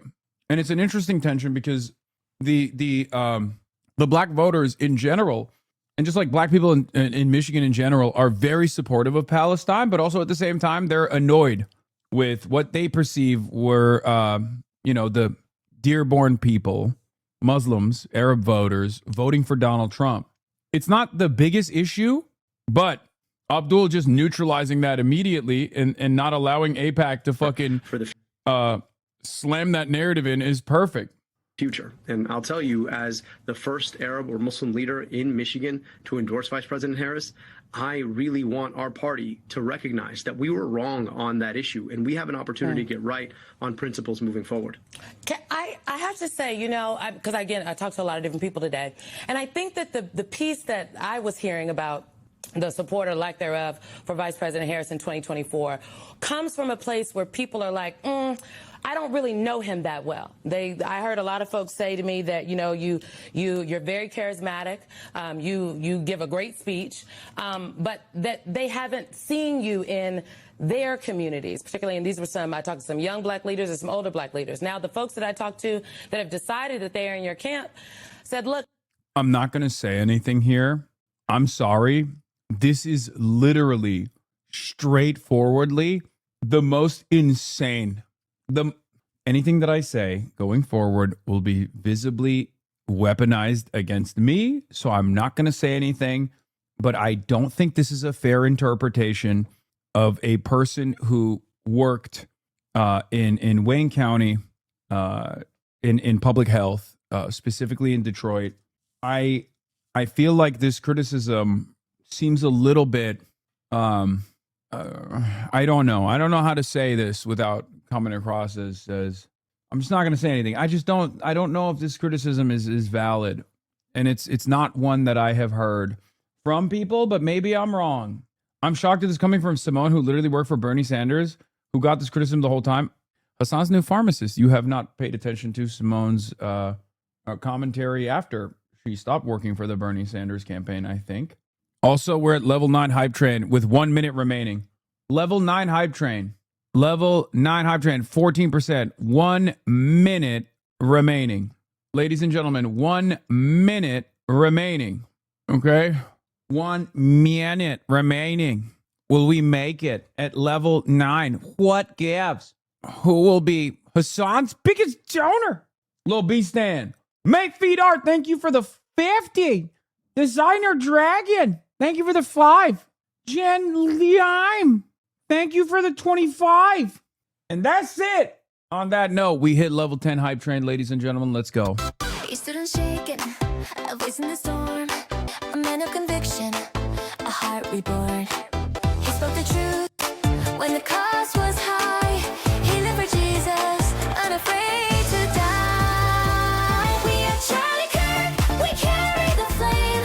We'll fight for the gospel, we'll honor his name. Oh, we are Charlie Kirk, his courage our own. Together unbroken, we'll make heaven known. A husband, a father, his family held near. A home built on scripture, on faith without fear. The world tried to silence, but his voice remains. In us it echoes, in Christ it sustains. We are Charlie Kirk, we carry the flame. We'll fight for the gospel, we'll honor his name. Oh, we are Charlie Kirk, his courage our own. Together unbroken, we'll make heaven known. The battle is raging, the darkness will fall. We rise with the spirit, we answer the call. The truth is eternal, the cross is our guide. With God as our captain, we march side by side. We are Charlie Kirk, we carry the flame. We'll fight for the gospel, we'll honor his name. Deadass links, please. His courage our own. Together broken, we'll make heaven known. We are Charlie Kirk. Oh my God.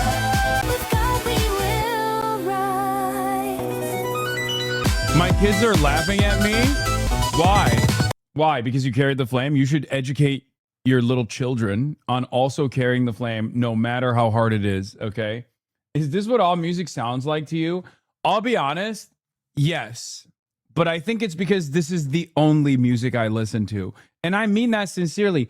I have not heard any song, even by accident, outside of my daily carrying of the flame in like the last couple of months. Is that crazy? Yeah, Chatter, you should disown your children for making fun of you. Making fun of you like that. It's unbelievable. How dare they? They like what you are talking about.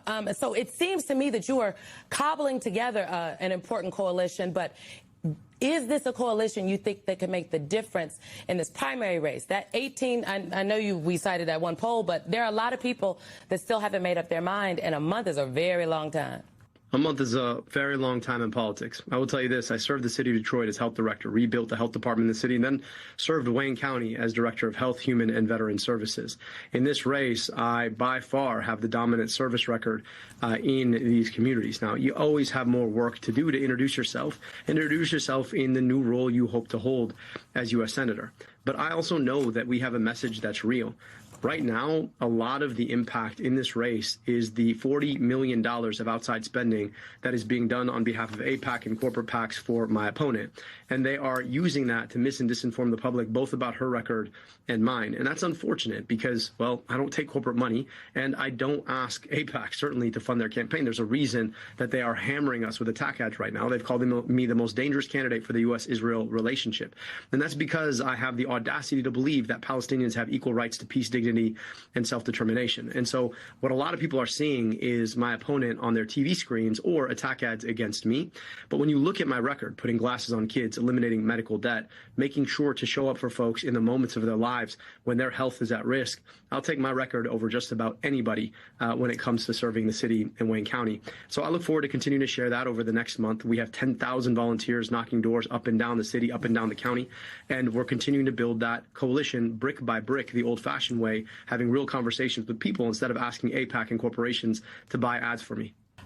AIPAC came up a lot at last night's debate. The other thing that came up that really sparked my curiosity, because I watched it, I didn't watch it live, but I did watch it this morning, is that Haley Stevens has been criticizing you for not releasing your personal finance disclosure until after the primary. The former strategist in me is like, why not just release it and take her talking point away? We absolutely will, and we intend to. Sometimes finances are complicated, and I can only control what I can control. And unfortunately, when it comes to tax documents, sometimes they're really complicated to get. We are absolutely going to release it before the primary.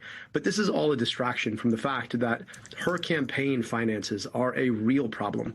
You think about the money she's taken. Right now, there are people who are going to bed without electricity for the 5th night in a row because of the failure, the debacle that is our utility DTE. She's taking $37,500 for them. What do you think that buys? You think about the impact when it comes to taking corporations' money from big tech and whether or not she's going to stand up when it comes to AI or someone trying to put a data center in your backyard.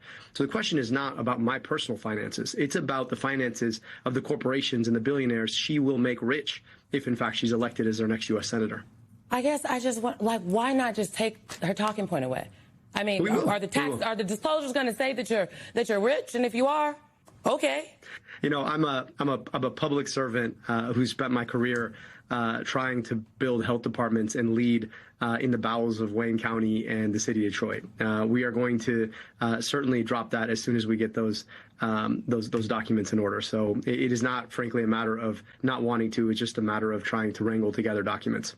All right. Send them to me when you get them. We certainly will. Abdul Sayed, thank you for joining us. I do want to make tonight. sure, though. You know, I do want to make sure, though, when you do have her on, just make sure you ask her about her and her mother's trip to Portugal. It's an interesting story. Now, I want to be clear. I got some other questions I wanted to ask you, and I think there's questions for both of y'all. And at the end of the day, I really do want to talk to Congresswoman. Oh my God. I'm not going to say anything. Simone Sanders, I wish she was a little bit... We begin with... I wish she was a little bit nicer. But, by the way, will you, Hassan Piker, carry LaFlame? Yes. Andrea LaFlamme expresses interest in running for U.S. Senate in Maine. She was a write-in candidate in the Democratic primary. Andrea LaFlamme, she got 800 write-in votes. This is the not Israel, sorry, I apologize. This is the, she's anti-genocide. I don't know if she's anti-Zionist, but this is the blue sky pick, which respect. Even Blue Sky isn't backing her. Wait, what? Blue Sky turned on Andrea LaFlamme? Blue Sky turned on LaFlamme? They didn't want to carry LaFlamme? What the fuck? That's confusing. This was their writing candidacy. The dictator has won. I heard he also got injured. Michael Fusco Art, thank you for the 111 gifted subs. Jesus Christ. What is this? Did you see this hate tweet? Claire is awesome. Super interesting about your platform is you call for de-escalating the U.S. Cold War posture towards China and also reducing U.S. military bases. And you put my queen. Well, both of them are my queens. I love both of them. They're great. All of that in the context of climate change, which is so important. So I guess I wanted to ask you what that means in practice, especially as you see like every, Pentagon paper written about how like the coming war with China is like the next most important thing to happen. I think it goes back to what I was saying before. I think there are talking heads and politicos who have a real vested interest in, trying to foment a Cold War, maybe even a hot war. I don't think that the working class wins in either scenario. We have to be really focused on the things that are actually threats to humankind right now, climate change, the possibility of future pandemics, and what that will require is real, true global cooperation and solidarity and being a good neighbor. You know, the United States should be a good neighbor to the rest of the world. We have, again, had this long history of extraction and violence, colonialism, and we can turn a page on that. We can draw down our military presence around the world. We can show that we want to be a good neighbor. And in doing so, not only are we advancing, we're moving the ball on climate change, we're, building relationships that I think will help, like really build democracy around the world. But we'll also be bringing the resources back to our communities that we so desperately need. We need hospitals and education. We need good union jobs. We need to be building, climate resiliency here in the United States. All of that takes money, and right now we're just pouring it into bases around the world that have no purpose anymore. Gosh, she's so awesome. I can't believe it. La Flamme is a two-state solution. Stop the genocide, but support a peaceful Israel lib. Yeah. What several people have noted to me, the campaign manager on the scandal played Cal Cunningham campaign, where Dems lost a winnable race in North Carolina, was immediately elevated to the DSCC and is now running it. Oh my God. I think the war in Iran as fighting flares up again. For a Time for second the night, war in the Iran. U.S. struck targets inside Iran, which responded with attacks on U.S. sites in the Gulf region. The president returned overnight from the NATO summit in Turkey, where he lobbed insults and threats at the Iranians and said the ceasefire is over. Ouija Jang is at the White House with more. Ouija, good morning. Good morning, Adriana. Good morning to everybody. President Trump is calling the latest U.S. strikes retribution for recent Iranian aggression in the Strait of Hormuz, a flashpoint that could send gas prices rising again. Trump also warned if Iran targets more commercial ships, it will, quote, get much worse. We just hit them very hard, and I say we hit them 20-1. Every time they hit us, we're going to hit them 20. President Trump unleashed anger and new attacks on Iran after declaring Wednesday an end to the fragile ceasefire and the framework meant to work out a permanent peace agreement. Speaking on the way back from the NATO summit in Turkey, Trump said the Iranians now want to get back to talking once again. That's what he says every time. I cannot believe we're still back to square one on this shit, dude. The tit for tat. Will the war continue? The war is going to end. The Iranians are begging me to stop. I cannot believe it. Like there was just like a brief moment, like a 2-week long moment where we're like, oh my God, maybe something different can happen. It's been 3 hours since projectiles targeted 2 coastal provinces in Iran, and it's still unclear who actually conducted the attacks. Flight data certainly suggests at least American involvement, but U.S. officials have denied carrying out the strikes. There are lots of rumors circulating, but I'm waiting for either a preliminary Iranian investigation or for a party to claim responsibility. The very unusual statement from U.S. officials in the limited scale of the strikes indicates to me that it's very likely a Gulf state or multiple, especially considering what we know about their involvement in the 40-day war. Oh my God, they're going to sick the GCC on Iran so that Iran just fucking deploys all of their munitions on the GCC instead of Israel. And the dumb fucks over at the Gulf states are stupid enough to do that. That's crazy. Yeah. Back to military pressure in an attempt to get concessions out of Iran, which literally failed. You look rough, you feeling okay? I'm feeling great. A little while ago, they want to make a deal so badly. I just don't know if they're worthy of making a deal. I don't know that they're going to honor the deal. That deal now appearing as elusive as ever as the U.S. launched a second night of strikes on Iran, hitting at least 90 Iranian military targets after retaliating with more than 80 strikes Tuesday, following Iranian attacks on commercial ships in the Strait of Hormuz earlier this week. Iran responded by hitting U.S. military targets in Bahrain and Kuwait and threatened to completely close the strait.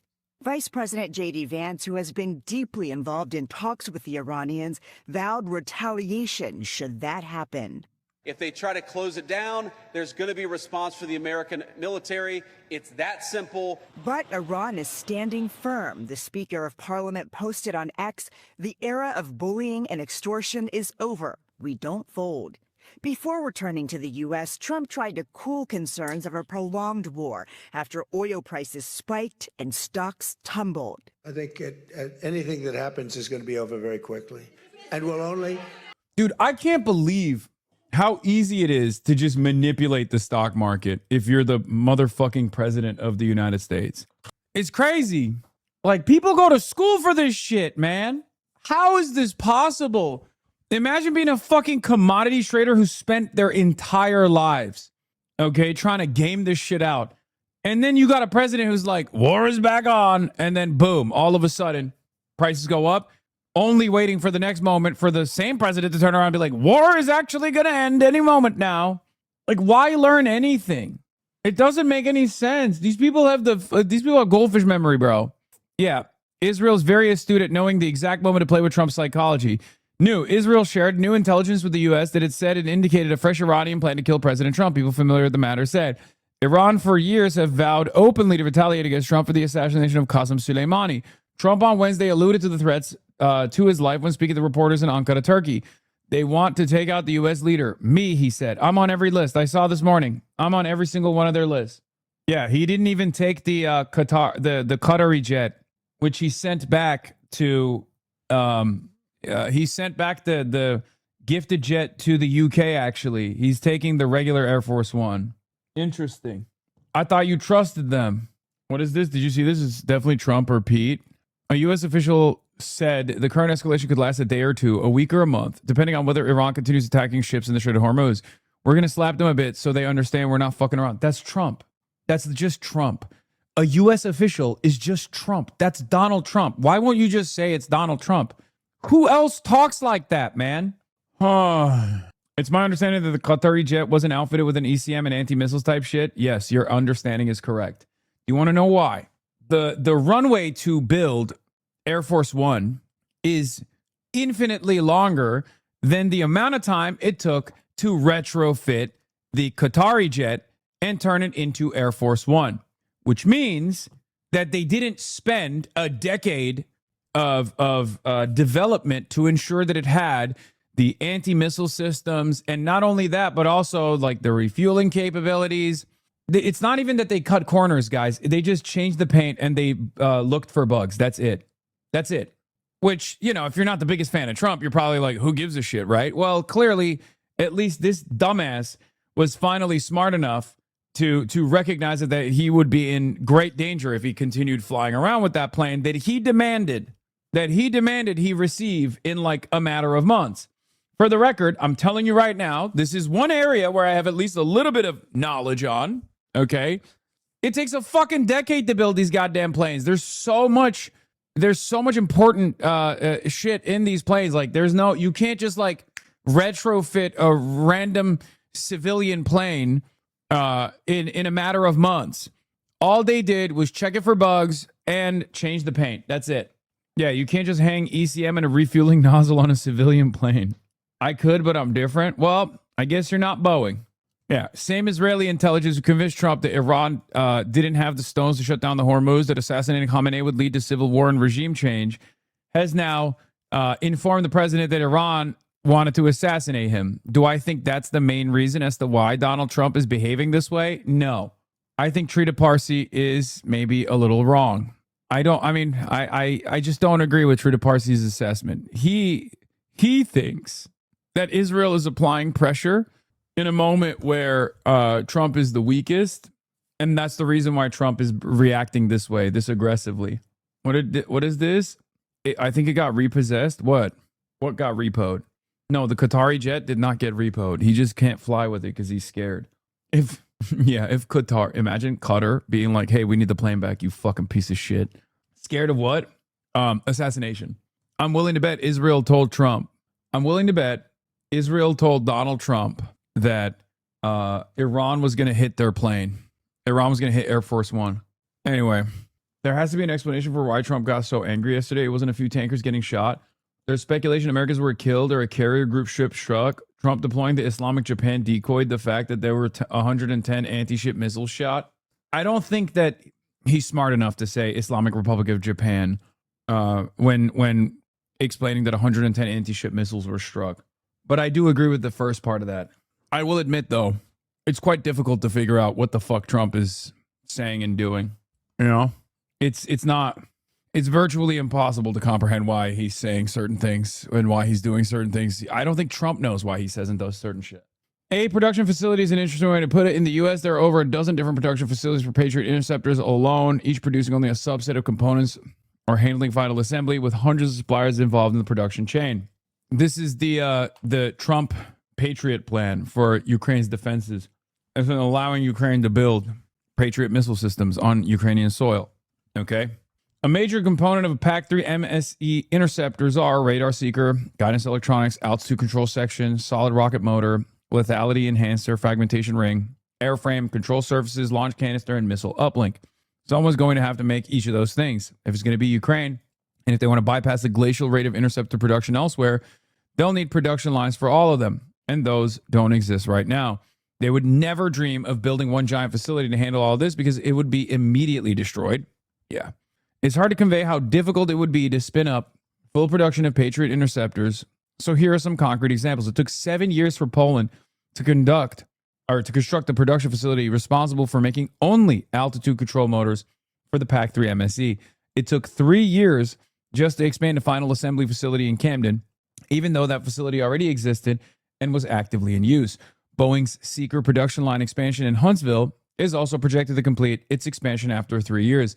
Japan's PAC-3 facility only took 2, but it produces 20 interceptors a year and relies heavily on important components from the U.S. Not only is it going to take a tremendous amount of time, there's also going to be an additional amount of time to train the workers on the facility so they can actually build these components. And then also on top of that, the entire time you're building these facilities, you're going to have to be evading Russian munitions, Russian ballistic munitions. You're going to have to evade Russian drone strikes. I don't know how they're going to get away with this. I don't know what year the facility will finally be fully in production. I just don't know what the fuck they're thinking. Never bet against Ukraine. Fair.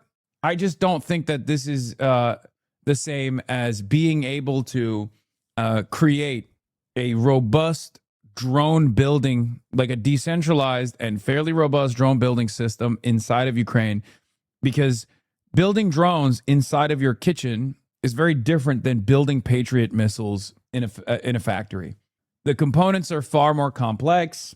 The parts that you need and the assembly is a far more complex process than the assembly of a drone, which in many circumstances, the difference between a commercial drone and for civilian usage and a commercial drone for military usage is nothing.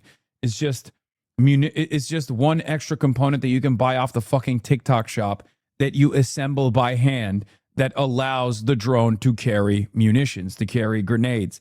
So very different process here than these complex missile systems. So yeah.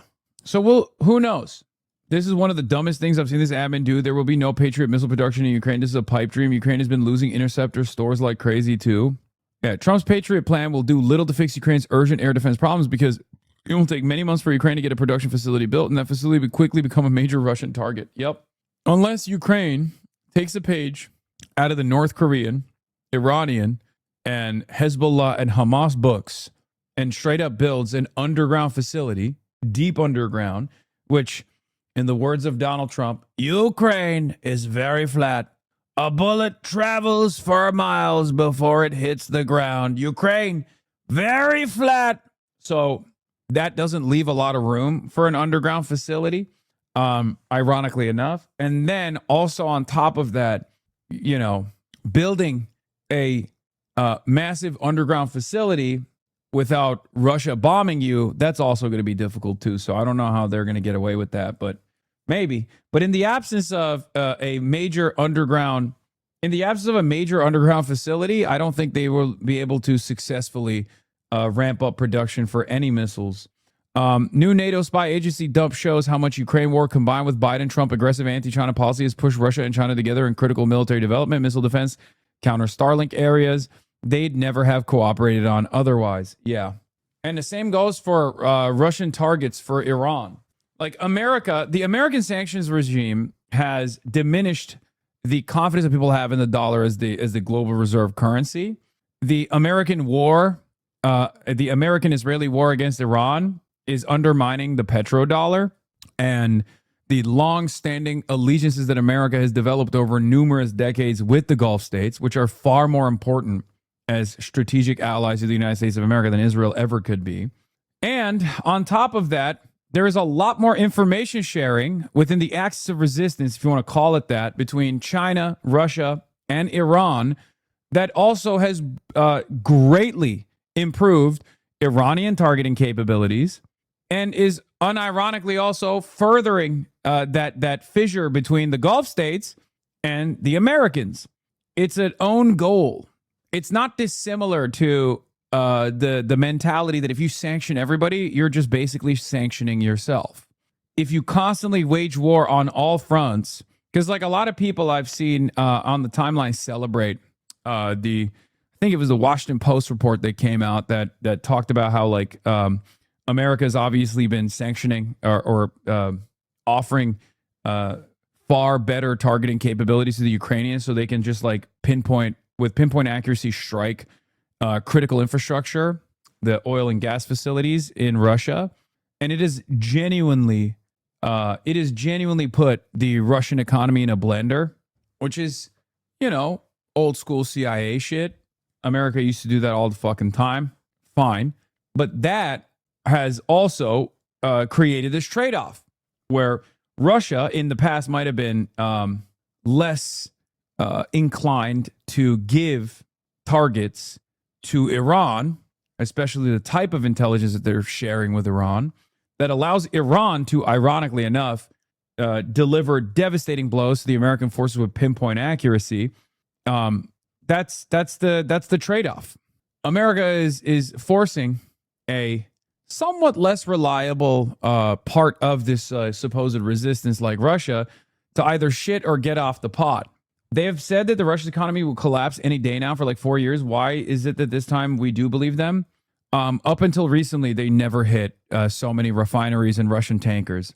That's the major difference here. And Russia obviously heavily relies on its refineries to keep its economy afloat. That's a huge part of the reason. I'm not saying that the Russian economy is like on its, I'm not saying Russia is going to fall apart or the Russian economy is falling apart any day now. I'm just saying that they're experiencing significant setbacks in their oil and gas production and also in their exports. This has been a far more effective tool in terms of crippling the Russian economy than the sanctions ever could. Because the reality of the matter is, at the end of the day, oil and gas is a hard commodity that has inelastic demand. It's a global commodity. And therefore, especially oil, and therefore, people will get it if it's out there. We know that, right? I don't think people care that much about whether it's Russian oil or not when push comes to shove. So the most effective way to quote unquote sanction Russia would be to destroy its refining capabilities. That's it. That's why it's a red line that most people usually don't cross, especially because when you do cross that red line, you actually end up harming the global market. And in the absence of alternatives, alternatives that can keep up with the additional demand with extra supply, you could potentially be staring down the barrel of complete economic collapse. That's what we're looking at right now. Donald Trump is lighting the entire world on fire. Okay? Donald Trump is lighting the entire world on fire. Because while Ukraine has been able to gain tremendous leverage over Russia, and this is true, they have gained a lot of leverage over Russia by striking its critical infrastructure, striking its oil and gas facilities, striking its tankers with pinpoint accuracy, with American intelligence. Every tanker that blows up or every facility that blows up means that there is more volatility in the energy markets.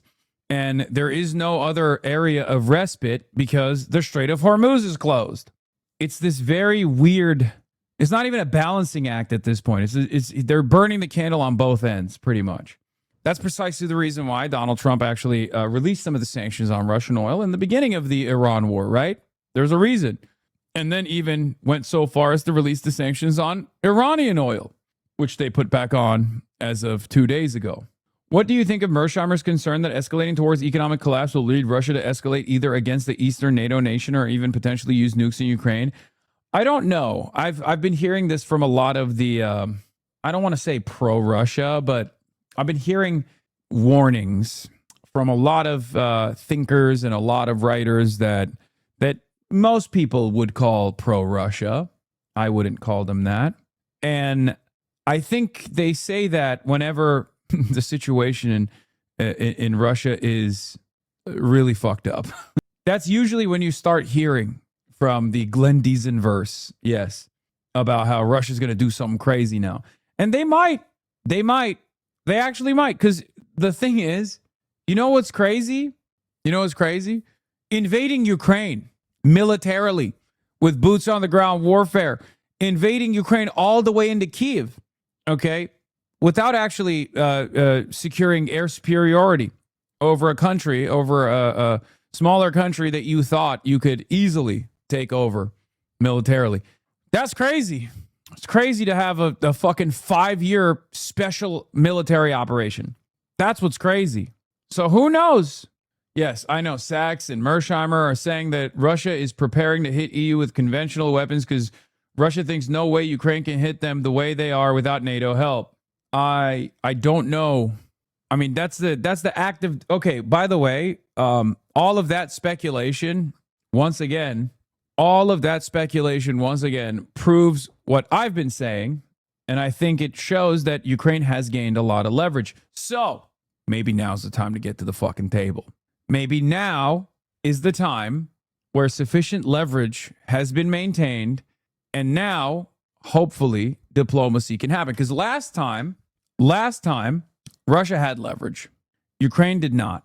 And that's precisely the reason why Vladimir Putin played Trump like a fucking fiddle and got Trump to undermine Zelensky on the global stage, got America to stop information sharing with the Ukrainians for an extended period of time, which Russia dangled that as a condition to go to the ceasefire table.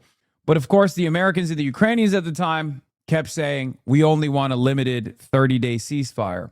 But because Russia had all the leverage at that point, they didn't want to abide by a 30-day ceasefire, where they said, we want a complete ceasefire. We don't want a 30-day ceasefire where you can re-up and rearm and continue this battle, right? Russia also had so much leverage at that point. That they thought that they could make even more territorial gains. Okay? They could make even more territorial gains if they were to undermine the security relationship between Ukraine and the United States of America, which worked. Okay? Trump did that shit. Trump straight up was like, Vladimir Putin loves me. He respects me. He's my best friend. We have phone sex. I'm going to undermine Zelensky. I'm going to publicly humiliate him. I'm going to tell the world that Zelensky's the one who's undermining the negotiations. It was actually Trump. And Vladimir Putin. Okay, straight up. It seemed at the time, because of the leverage that Russia had, or at least they perceived they had, that they would continue pushing. That they didn't want a real ceasefire. Okay, that was stupid. That was very stupid of Vladimir Putin to not take all the leverage it had at that moment. If we're thinking about this from the perspective of Putin, like what's the best way to try to find a manageable conclusion to this? Demands of additional territorial acquisition that you have not annexed militarily, fucking ridiculous. Demands that Ukraine can't have a standing military, fucking ridiculous. Okay? If he had dropped those two things, I suspect that, they could come to some kind of reasonable conclusion, but they didn't do that. And the reason why they didn't do that is because they wanted to continue fighting, because they thought that they could make additional territorial gains. So the next time there's a conversation about a ceasefire, Russia could then turn around and say, well, we won those territories. Those territories are also going to be annexed. Okay? It was dumb. It was dumb as fuck. And now he's suffering the consequences. Okay? He's eating dick and balls right now. Let's be real. Ukraine, by way of drone warfare through autonomous units, has not necessarily been able to regain any of the lost territory, but they've done a pretty solid job of cutting Russian positions off of supply chains. Okay? And then on top of that, they've actually done a pretty good job of destroying, well, not destroying, but like at least impeding Russian oil and gas, the Russian oil and gas industry. Yeah, you could even call it a kinetic oil sanction, because oil sanctions were obviously fucking ineffective, right? It just made it more costly for Europe, but it still reached Europe. Now it can't reach Europe because it's getting blown up, and now Russia's not making money. Is he reading his script? No, I am not reading a script. I'm reading chat while I'm telling you what my opinion is off the top dome. So yeah, why can't you make the dumbass connection that we're making the rest of the world depend on our oil, so we have the petrodollar in place? I mean, I have said that. That's my that's my assessment, but it's just I've said that over and over again. That's part of the reason why we took over the Venezuelan the Venezuelan oil refineries. We took over Venezuela, the largest known natural reserves. It's a different type of oil, but it doesn't matter. Yes. Here's the thing, though. Will we be able to? What the fuck? It's bullshit. That's a crazy stray. That's crazy. Yeah. Let's be real. It's kind of funny that the majority of people on this thumbnail are literally woke, or at least woke adjacent. Yeah. Was that good? Did I give you guys a decent analysis on the Ukraine stuff? Now, here's the last thing I'll say. Anytime there's conversation about Russia potentially expanding on the conflict and maybe even striking the European Union, trying to threaten, trying to see if Article 5 will be triggered, like testing the boundaries of what that NATO alliance actually looks like. Anytime Russia does that, okay, understand that Russia's doing that because they're losing the battle, okay? They're not having a good time. If they were, they would just focus their efforts on Ukraine, right? But it's clear that the Oreshniks hitting civilian territory, all that stuff is not enough, all right? So they're obviously not having a good time currently. It's obvious that Ukraine has also been able to strike the Crimean territories fairly well as well. Yeah, Crimean Peninsula is having a real hard time with little fuel and major power outages. A mass exodus of Russians there would hurt Putin big time. Exactly. I forgot to even mention the Crimea side of this. So they're not having a good time. They're having a very bad time, simply put. This is the opportunity that Ukraine has to actually draw Russia to a permanent ceasefire. I made this. I listen. People will get mad at me, as they did way back during the Antalya summit, or the summit that took place in Turkey, where I said, Ukraine, you have maximum leverage that you will never have going forward. Please use it. And everyone at the time said that I was in the pocket of Vladimir Putin, and they said that I was wrong. They said Ukraine is going to purge the Russian orcs from their territorial boundaries down to the last Russian. Please do not repeat this mistake. You have successfully attrited the Russian economy. If they had listened to you, they wouldn't have had even more leverage now, though. More leverage? Are you fucking insane? What leverage are we talking about in comparison to back then, where Russia had not hardened their defenses and basically de facto annexed 25%, 18% of the country? So many people died. Entire cities reduced to rubble. What are we talking about? They don't have more leverage now. That's crazy. They have more leverage in comparison to what they had, 6 months ago. They have more leverage in comparison to 6 months ago, but they don't have leverage in comparison to 6 months in after the Russian invasion. That's when they had far more leverage, and they could have actually nipped this in the bud. Now, that is, of course, if Russia was willing to do that, okay, at the time. And perhaps Russia was not willing to do that back then. Who knows? I'm not, clearly I've made wrong predictions on this Russia stuff. I'm simply saying what I say all the time: give peace a try, okay? Give peace a shot. There is no harm in this. All wars end with treaties, okay?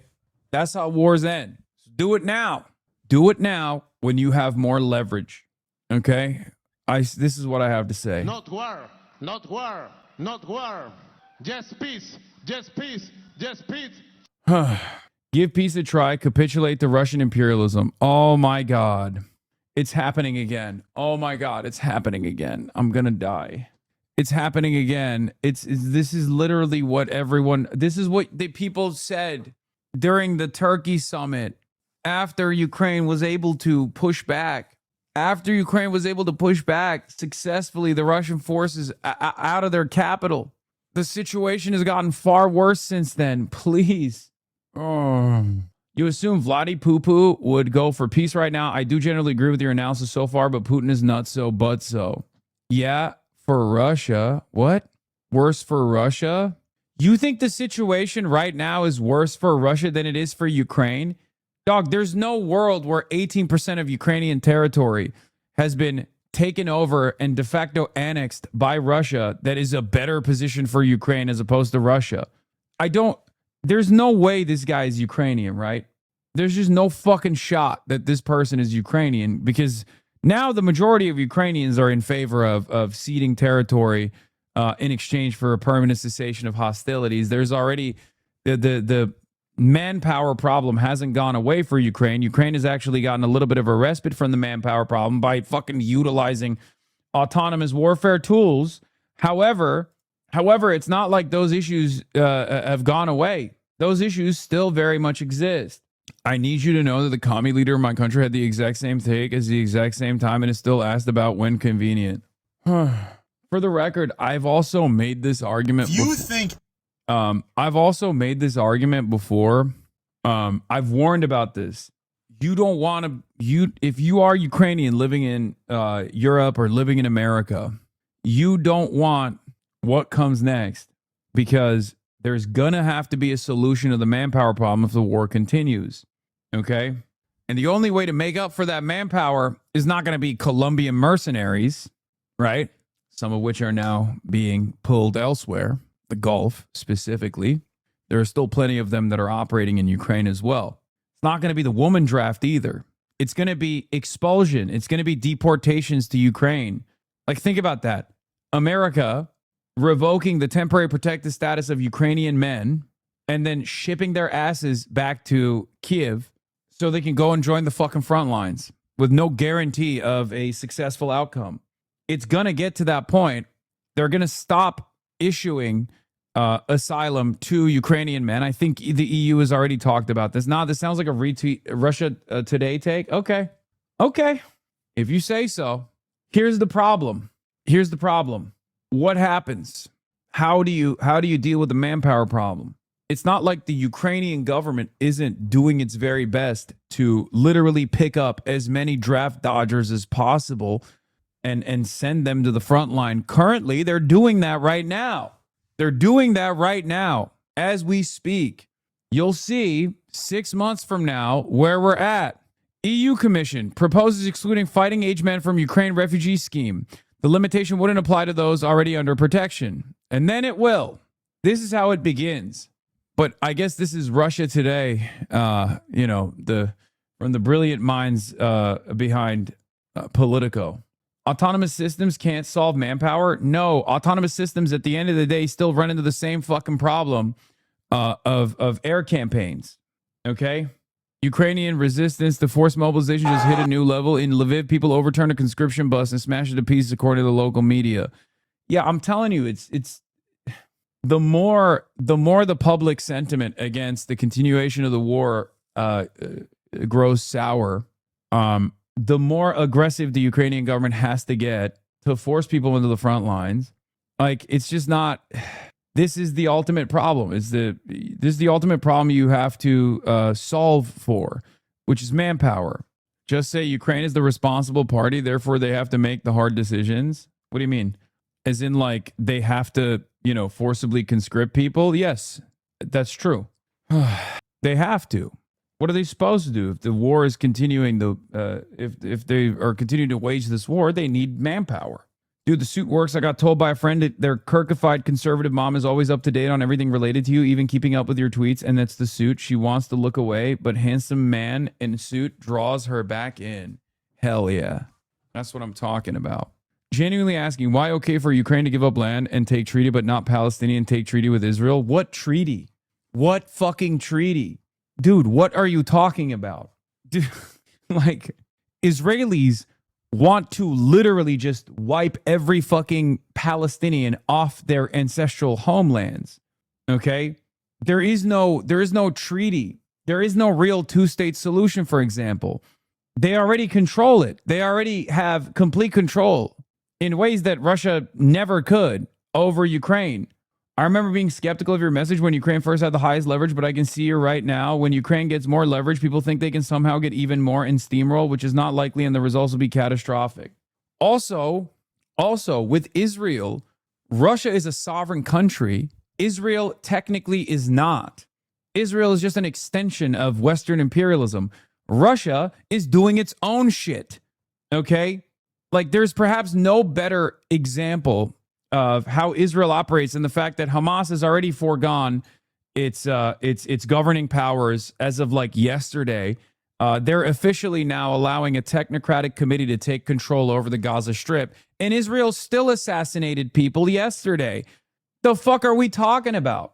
Like, look, Russia has done a litany of war crimes. It's obviously illegal. It's irredentist behavior to go and fucking wage war in Ukraine and try to expand your territory into Ukraine, regardless of what security concerns you may or may not have.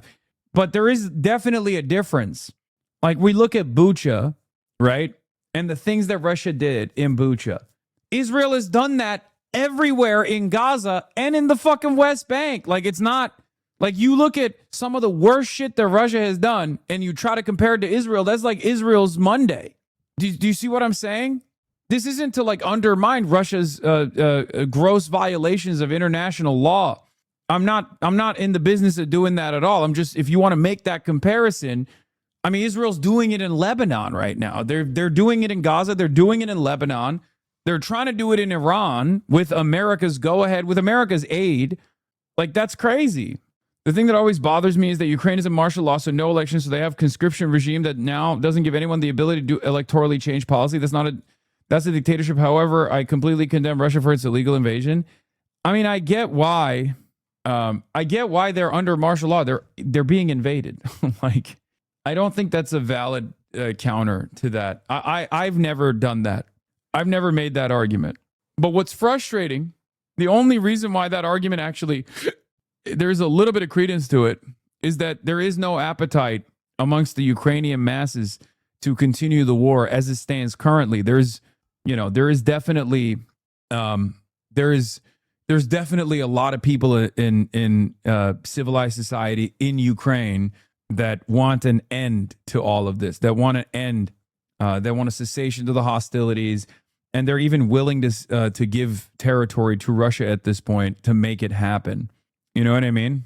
That's what's important.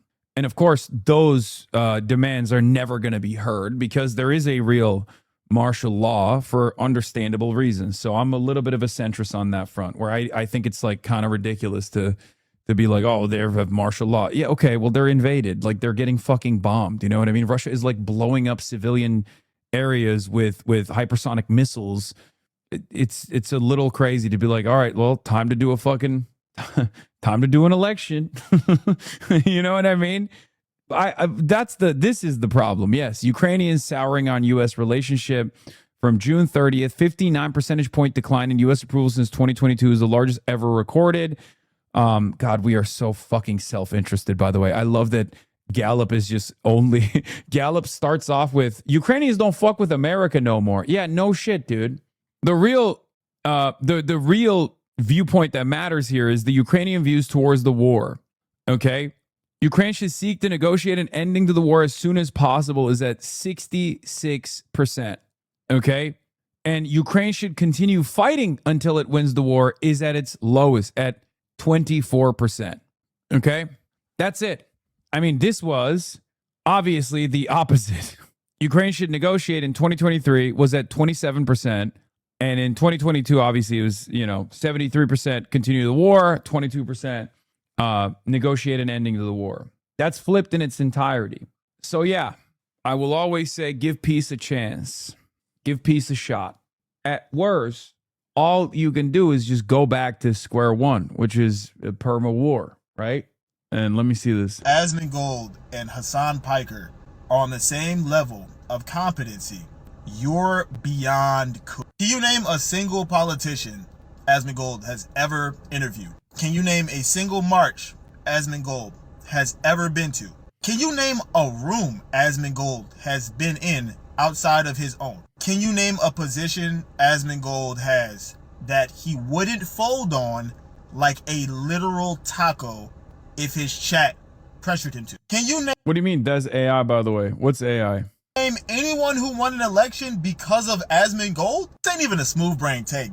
I don't really watch either of these two people take. Because if you had to sit and watch an Asmongold stream with your phone out and Google search everything that he says, the only person you'd find more incorrect statements from is literally Joe Rogan. But if you did the same thing with Leftist caping for the neo-Nazi state of Ukraine and its fascist politics?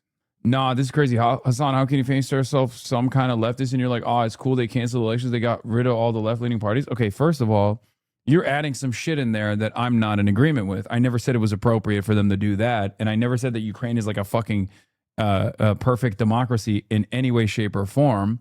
Okay? You think I'm oblivious to the nationalists growing in power and influence and prominence? And rising through the ranks of the military as well. What do you think fucking happens when you get illegally invaded? That was my day one take, ironically enough. The second part of my very famous take when I said Vladimir Putin is bad, not mad. He would never invade Ukraine, especially to quote-unquote denazify Ukraine, because all of the neo-Nazi and nationalist elements, once a country is invaded, are seen as the most significant emancipatory forces. Lo and behold, that's where we're at. I am aware of this. This is part of the reason why they fucking said I was a Vladimir Putin Z pusher the whole time, because I was talking about Azov Battalion and the nationalist forces. It's Russia's fault that Ukraine is neo-Nazified? Yes! What? Yes, dude. What are you talking about? Yeah. 100%. Are you fucking insane? Yes, dude. Yes. Yes. No shit. Are you nuts? I am very sane. Of course. Dog, what do you think happens? You cannot be serious? No, that is the one argument that I will not stand by at all. That is, you are denying every aspect of history. You are denying every aspect of history. The most fundamentalist, the most fascist, the most nationalist forces are the ones who are willing to pick up their fucking arms and fight back. America also played a role in this. Obviously, we armed the fucking Azov Battalion and shit.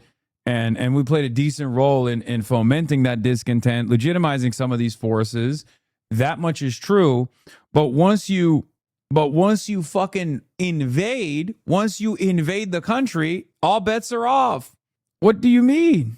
I'd kill myself if I had to deal with your chatters sometimes. Yeah, it's like the most basic concept. Man, these chatters are fucking ridiculous. What's wrong with you psychos?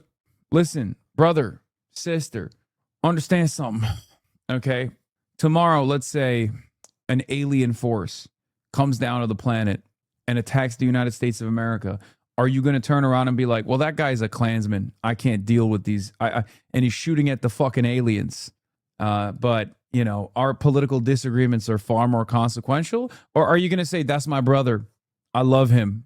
And he's fighting for me. He's fighting for my emancipation. I'm joining the aliens? Okay, shut the fuck up. Yes, Ukraine was a hotbed for Nazis before the war. Pre-war, neo-Nazis all over the Europe used to hold gatherings in Ukraine and shit. Yes, I know that. I know all of that. I've covered all of that extensively. That's why they say I'm a Z pusher. I know. What do you think happens when you actually fucking invade the country, dude? That's it. I know. Ukraine was a hotbed for the international neo-Nazi movement. It always was. All the white supremacists from like Australia all the way to fucking the United States of America would go to Ukraine and would train with the neo-Nazi brigades in Ukraine. Guess what? Now, you know who else is holding arms next to those guys? The fucking anti-fascists. the socialists, the communists, the people that were in Ukraine that used to fight these fucking football hooligans and shit on the streets are now taking up arms to fight against Russia. It's normal. That's what happens. You literally are a Z pusher, though. That's so funny. I know. Zoran Mamdani. That's the only Z I push. I can't believe we're having this fucking conversation again. We're going back and forth on this. Anyway, let's see what else. Hasan Piker, you would probably learn so much information, you would willingly go back to being a bot, which is what a lot of people do when they hear some of the information Hasan speaks about. I'd rather you said you ignore things that make you think about stuff than ever hear someone make this level of false equivalency. Hasan Piker is a streamer who gets involved in communities. He does community outreach. He actually sits down with incumbents. He sits down and has in-depth conversations with people who are running for office in numerous states, in numerous cities, in numerous districts. Politicians across the country are terrified of this man. No one fears Asmongold. Asmongold is an almost 40-year-old man who doesn't like showering and is at the beck and call of 12-year-olds and a bunch of grown losers. I don't even have anything to say after that. That's just what it is. I hate that people really have me defending Hasan Piker. I also support Hasan Piker. He's completely transparent. Asmongold already discussed why he doesn't endorse politicians. Hasan's a radical communist that wants to see the Western world destroyed. You know nothing, Jon Snow. What the fuck? What position has Asmon folded on? That's why they call him Asmon Fold. Mr. P versus Mr. Poop. I like that this guy's literally talking about like the false equivalence is so stupid, and he immediately goes, nah, I'm going to do that. They literally only think in terms of 2010 media. What happened to Mr. Poo Poo Pee Pee Man? I don't know. I view Hasan as the same as John Lennon. They're both terribly complicated beings who, if you met them, they would probably just suck. Both performative, but also actually did things for their cause. Dude, there are so many motherfuckers out there that just like, that have seen, I guess, the other people hating on me. So they're like, I can't have like a normal take on this motherfucker. I have to find some reason for why this dude is actually bad. It's very strange. Here's some good news, by the way. Since the Abdul El-Sayed race, El-Sayed Senate campaign, since the debate, El-Sayed Senate campaign brings in 150 grand since the debate and 1.25 million in the last 10 days.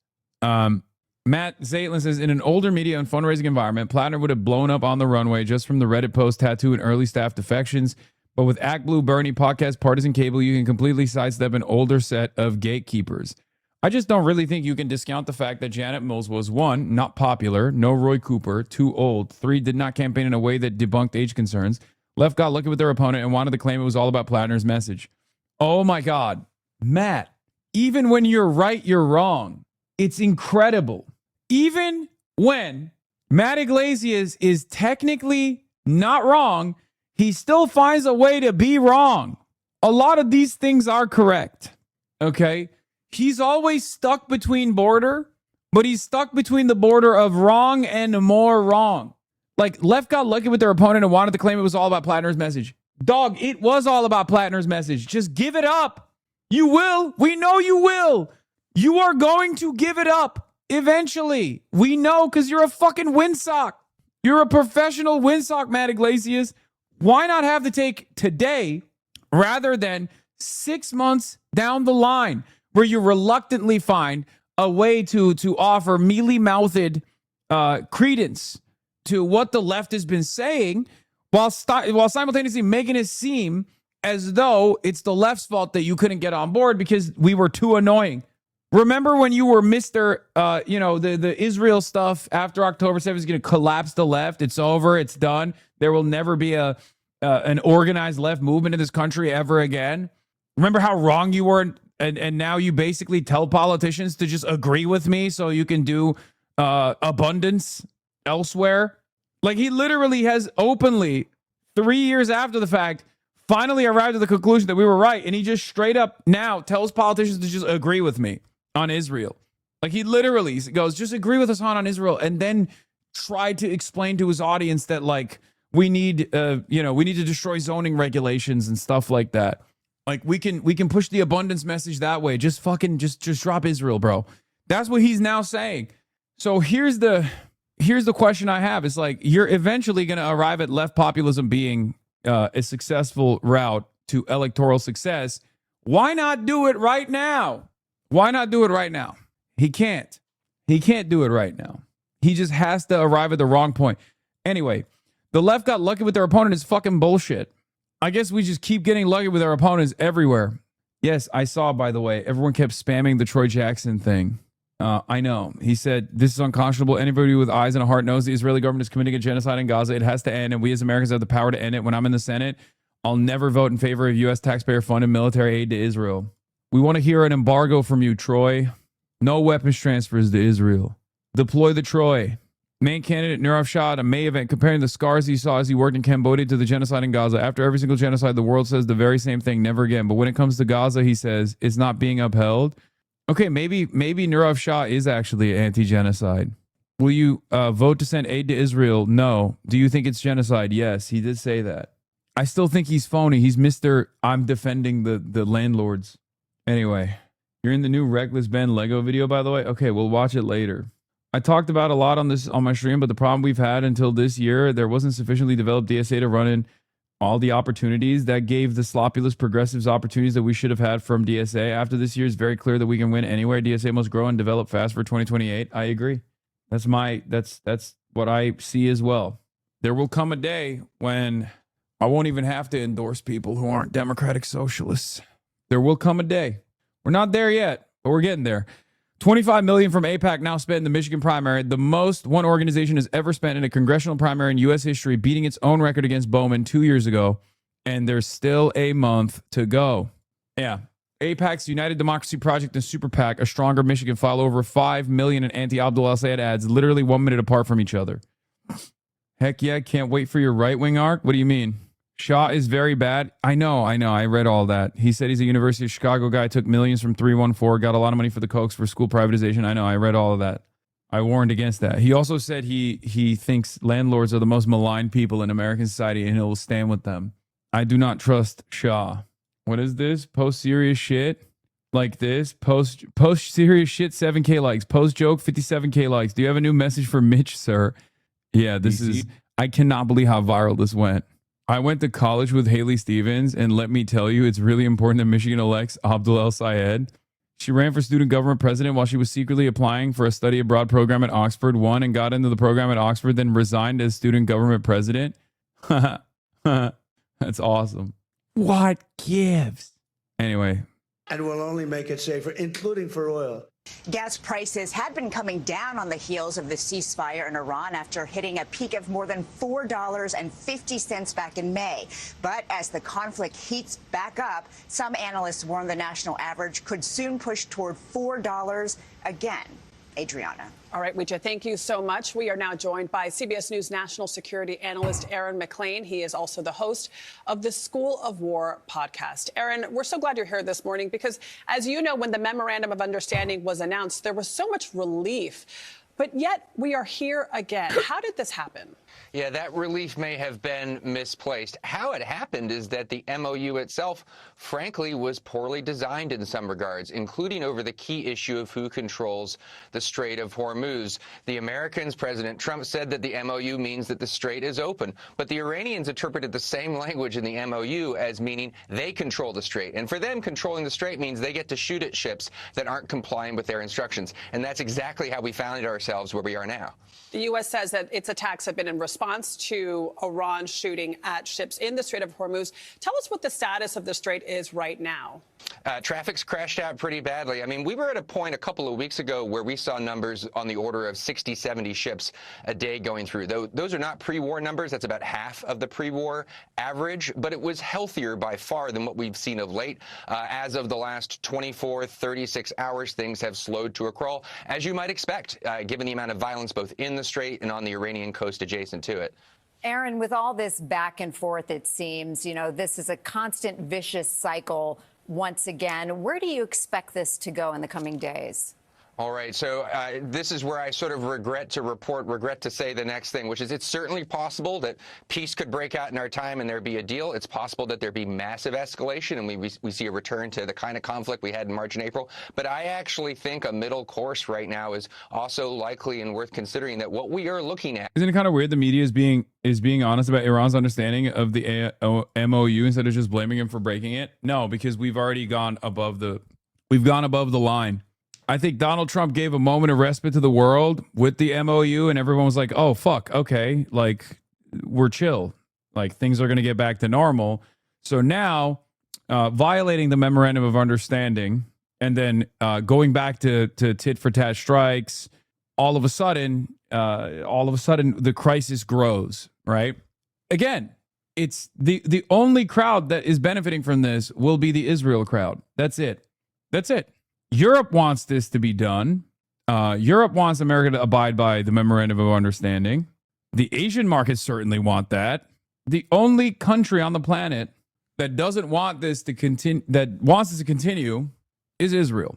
Americans don't want this to continue either, but they're too busy being Americans and not giving a shit about anything until they finally are forced to reckon with the negative consequences of continuing this war and dumping into the critical line in our strategic reserves.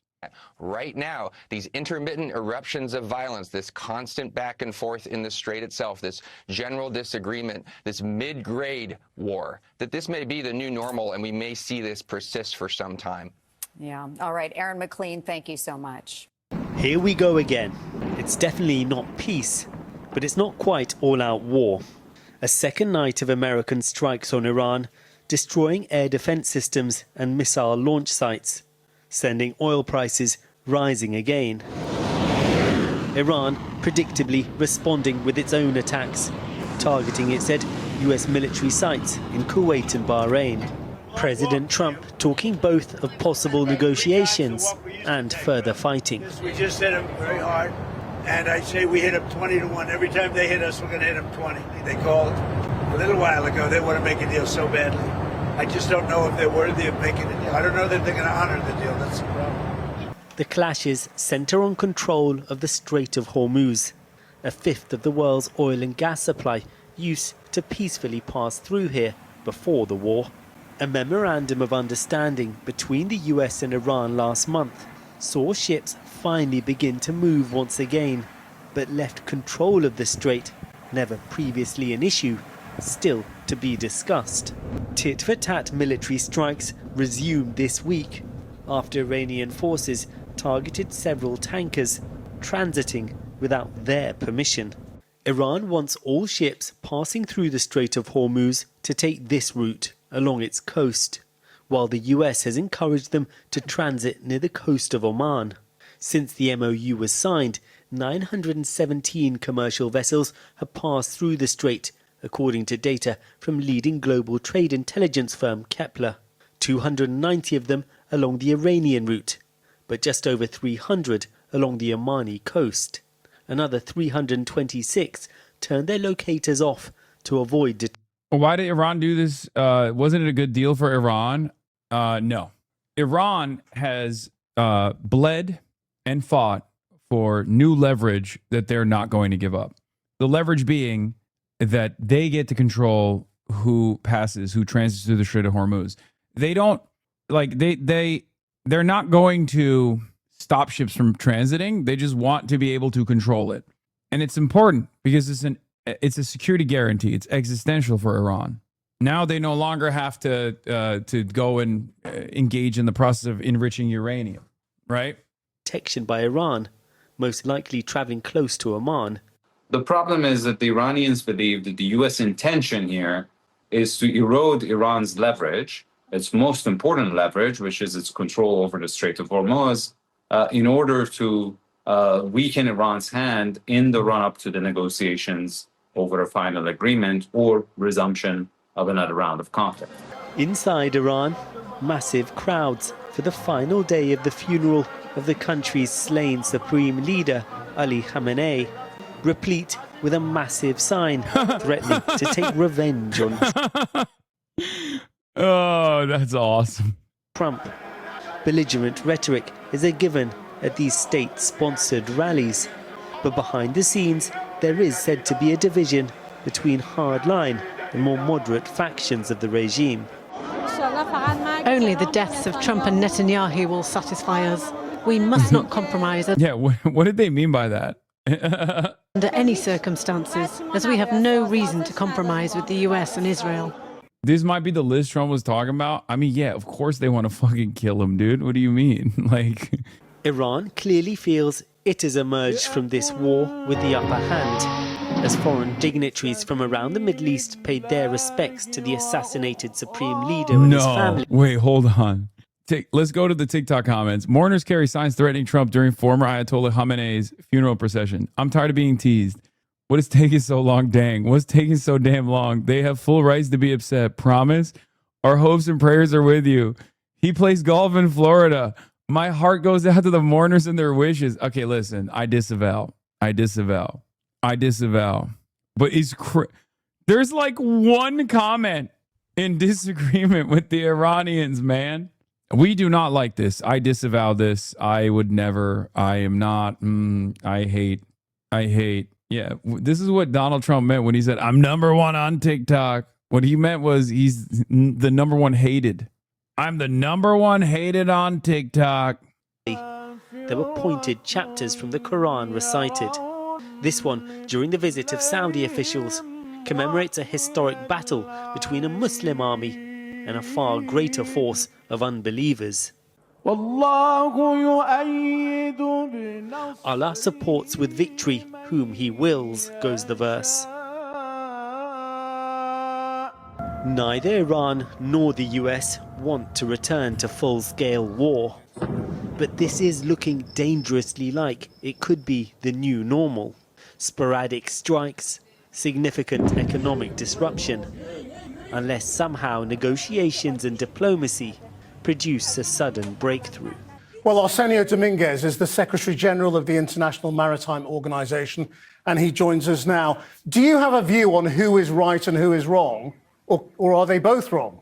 Well, at this stage, what we're actually looking is to, first of all, uphold the principles of international law that regulate international trade for navigation.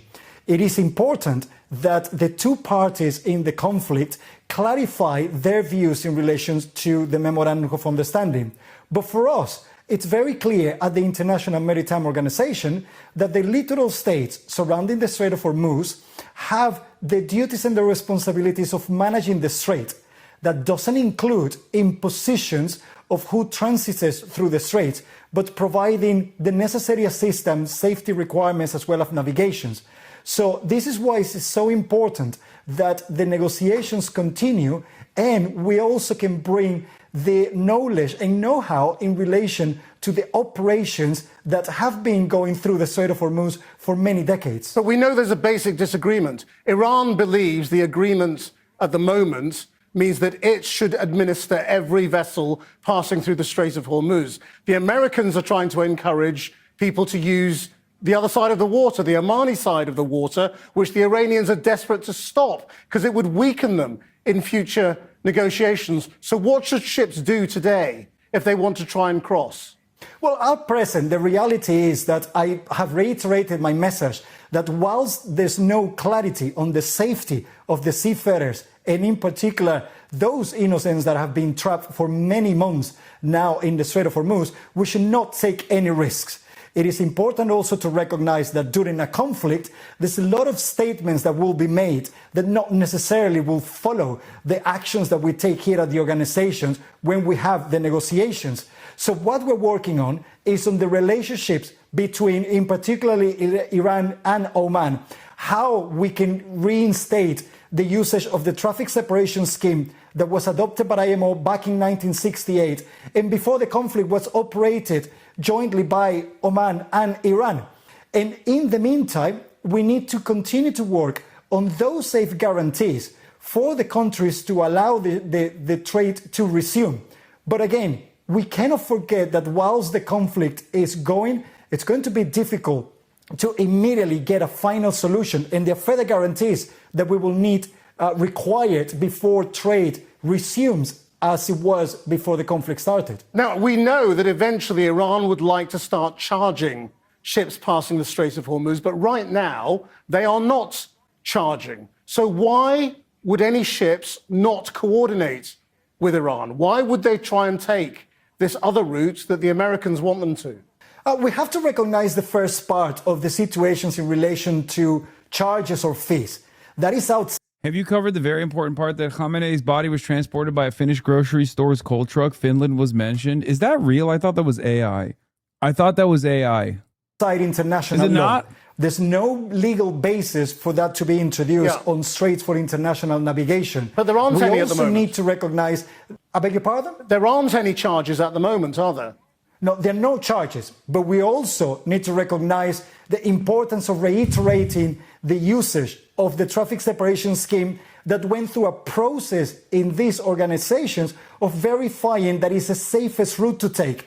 The other two routes that we have at present, which are considered extraordinary routes or temporary routes, have not gone through the process of our verifications in relation to any risks, navigational charts, etc. We can use them now because, of course, the traffic separation scheme that was established in 1968 is not safe to do so because of mines. So in the meantime, that's part of the coordinations that we're carrying out. But we need to get the parties back onto the table, because if we want to resume the operations... It was an old truck that a delivery contractor had sold to Iran without removing the graphics. I choose to believe that Finland did this on purpose. Sorry. It's in my head canon. Yeah, no, Finland did that on purpose. They actually are offering critical support to the Islamic Republic. Much respect to Finland in this endeavor. In the strait, as we were Finns rise up. Used to, we need to start thinking first on all the safety guarantees, not only for the seafarers, but also for the ships and the... Oh yeah, this is the story that everybody wants me to cover. Count Binface is running in the Clacton by-election. I don't understand why other people are not running in this by-election against Nigel Farage, and it's just Count Binface, but I don't know. British elections are so strange to me. All the major political parties have refused to stand in the Clacton by-election.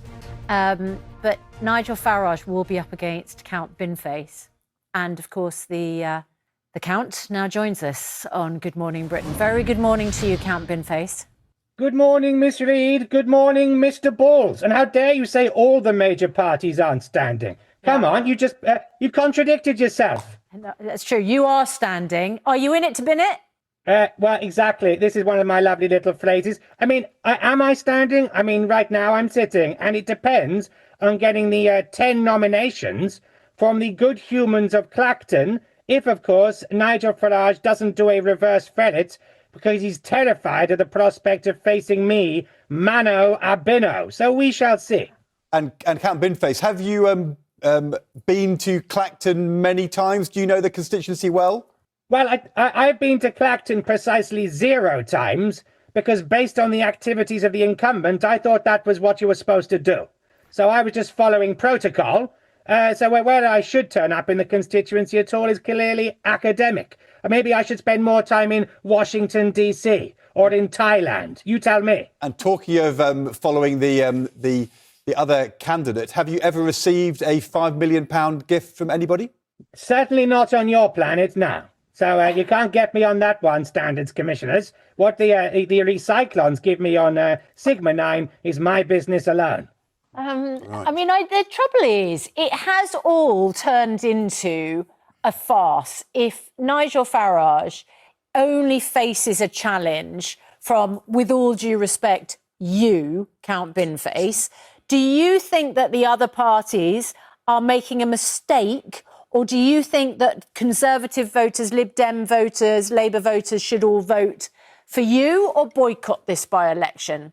Well, I mean, Susanna, you talk to me about farce, but you're a Crystal Palace supporter. And they've been through all kinds of stuff, but now they've turned it around. And they've won trophy after trophy. So the underdog can prevail, as you well know. And, you know, whether the other parties are running frit, I think is the political word, I love that word, frit of old Binny, or they don't want to be part of Nigel's sideshow, we shall find out. But of course, the thing is, if there's a second by-election when Parliament finds out that Nigel has done something a bit iffy, if they do, who knows? Who knows? Then, of course, there'll be another by-election, which costs 380 grand to the British taxpayer. So if they vote me in, I save you lot 380,000 Earth pounds without lifting a space finger. It's a win-win. Is he in it to bin it? Is he in it to win it? We'll find out. Cam Binface, thanks very much indeed for your time this morning. And of course, I'm not gonna lie, I'm actually kind of happy I got banned from the UK after this, dude. I mean, what are you guys doing? The fuck is this fake ass country doing? It's cool. It's cool, man. editorial will always say we need to point out Nigel Farage says he's done nothing wrong. And read out the list of candidates in the by-election, which has not yet been called, so we're still okay on that one. Now, so far, one of the only few who say they will stand in the Clacton by-election is Count. Jokes are not allowed. Yeah, no, I just don't get it. Like, I don't even understand why, like, this by-election is happening. I don't understand why Nigel Farage is running unopposed with the exception of Count Binface. People keep saying there's going to be another by-election regardless, right? Isn't the election only happening because Farage called it so he can't get investigated on something? Yeah, right? That's it, right? Farage is trying to score points to say unpopular looks so nobody is playing his game. But how does that even work? Like, who cares if he's popular? Who cares if he wins this election? What, like, would the courts go, oh, well, we can't prosecute him any longer. He's popular. Is that how it works? Like, in his mind? Like, what line of defense does he get out of winning this by-election? He says it's a referendum, but that's not how it works. Like, can you imagine? It worked for Trump. Yeah, Trump didn't run for Clacton in the by-election. He ran for president, okay? Which, again, it shouldn't have worked. In a civilized country, it shouldn't have worked anyway. But there is a difference. It's not the fucking Clacton by-election. It's the presidency. So I am having a very hard time comprehending what, like, his victory here would do anything other than the fact that it just, like, pushes his prosecution back, right? Because, like, now he's running for office. So what is he going to do? Just keep getting people to drop out so he can do by-election after by-election all across the fucking country? Anytime there's another investigation, he's like, well, I'm running in a different by-election now. This is how it is. I'm just buying time with by-elections. It's not a criminal prosecution. It's an internal investigation within Parliament, so it's highly political. Okay. It's an attempt to say it's a mandate from the people by boycotting and leaving it to Binface. The other parties are trying to sidestep his game. Binface, who was last seen sharing a stage with Andy Burnham at the Makerfield by-election. And Count Binface joins us now. Good morning, your time. Good evening, Sigma 9 time. It's a pleasure to be with you. Good morning from space. Hello to you. Tweet this? First question, why would an intergalactic space warrior want to stand to be the MP for Clacton? Why not? It's a good question. Tell me about your manifesto. What can you offer the people of Clacton? Have you ever been there? No, because I understand from the current incumbent that is part of how you do the job. So I deliberately stayed away. Is that how it works? But, you know, if I get the 10 nominations, because, hey, look, there's no guarantee I'm standing for the election, as I'm sure you know. I'm game, but I have to get the signatures from 10 local inhabitants. Otherwise, this is a non-starter. And then, of course, I will tailor my manifesto to the local area as always. But most of my national policies will remain. Building at least one affordable house, nationalising Adele, bring back CFAX, and, of course, moving the hand dryer in the gents' toilet in the Crown and Treaty pub Uxbridge to a more sensible position because, as you know, it's a national issue. Those policies didn't go down too well, did they, with the good people of Makerfield? I believe you got 95 votes at the recent by-election. So how are you hoping to do any better? What a disgracefully scornful tone. How dare you? 95 actual votes? That's a Dolly Parton. 95, just one shy of a reversed 69, which I scored against Boris in an Uxbridge sports hall in 2019. So I'm cock-a-hoop. I'm over your moon. I'm over my moon. I'm doing very well. I came 7th out of 14. I mean, what more do you want? What do you say to those other parties? Wait, there were actually 7 other people that he defeated with 95 votes? Who the fuck's running in these elections? Like, I feel like I could get more votes if I just ran for fun. How is that possible? It's all a joke. We like to have fun here. It just doesn't make any sense. Like, what you guys consider to be fun and what I consider to be fun, even though I'm a political autist as well, is very different. Who have decided not to field candidates in Clacton. Well, I mean, that's for them, isn't it, mate? That's democracy. They can choose to run away from my beneficence and magnificence, or maybe they just noticed that Nigel is up to it. Faraj's arguments will be that by running in a separate by-election, his financial crimes won't be under parliamentary investigation time window, which is wrong. Yeah, I don't get it.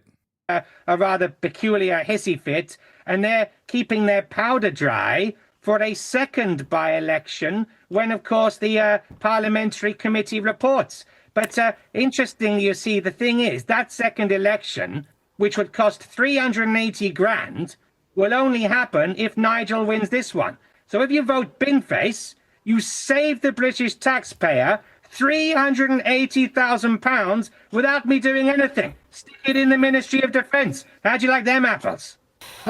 Can I ask roughly where you are, how long it's going to take you to Clacton, and when you're planning to make your first visit, and what you plan to do while you're there? Well, good question. Absolutely. Now we're talking. We're cooking on gas here. I was on my way back to Sigma 9 in my starship, the Alboreto, and I caught wind of what was going on yesterday, so I did a quick old U-turn, a bit like Keir Starmer, did one of those, lovely jubbly, and zoomed back, so I'm approaching the Kuiper belt of your star system, and yeah, I'll be with you in a jiffy. Would you be up for a head-to-head debate with Nigel Farage? A tete-a-lid debate. I see what you're saying. Yeah, why not? I'd be up for that. I'd like to understand how you get 5 million Earth pounds in crypto donations, which, if they're completely above board, I think we'd all like some of that, so we could ask him how he can enrich our coffers just like his own. And, you know, I think I'm sure he's got nothing to hide. I'm sure he's not going to do a reverse ferret because it looks like it could be the Binny McBinface election to demonstrate the wonders of democracy like never before. No, I'm sure he's up for it just as much as I am. Clearly, Mr. Farage denies any accusations of wrongdoing. Very quickly, Count Binface, can you win? Probably not. But you know what? It's the taking part that counts. My job is to demonstrate that British democracy is one. Oh, God, he's a Redditor? You couldn't tell that he's a Redditor by doing this? I mean, it's fine. I think it would be really awesome if people just voted for this guy and then Nigel Farage lost the race. Like, that's a better outcome than even, like, I don't know, your party running in the by-election and then somehow winning. Yeah, it's peak Reddit, but it's the type of disrespect that Nigel Farage deserves.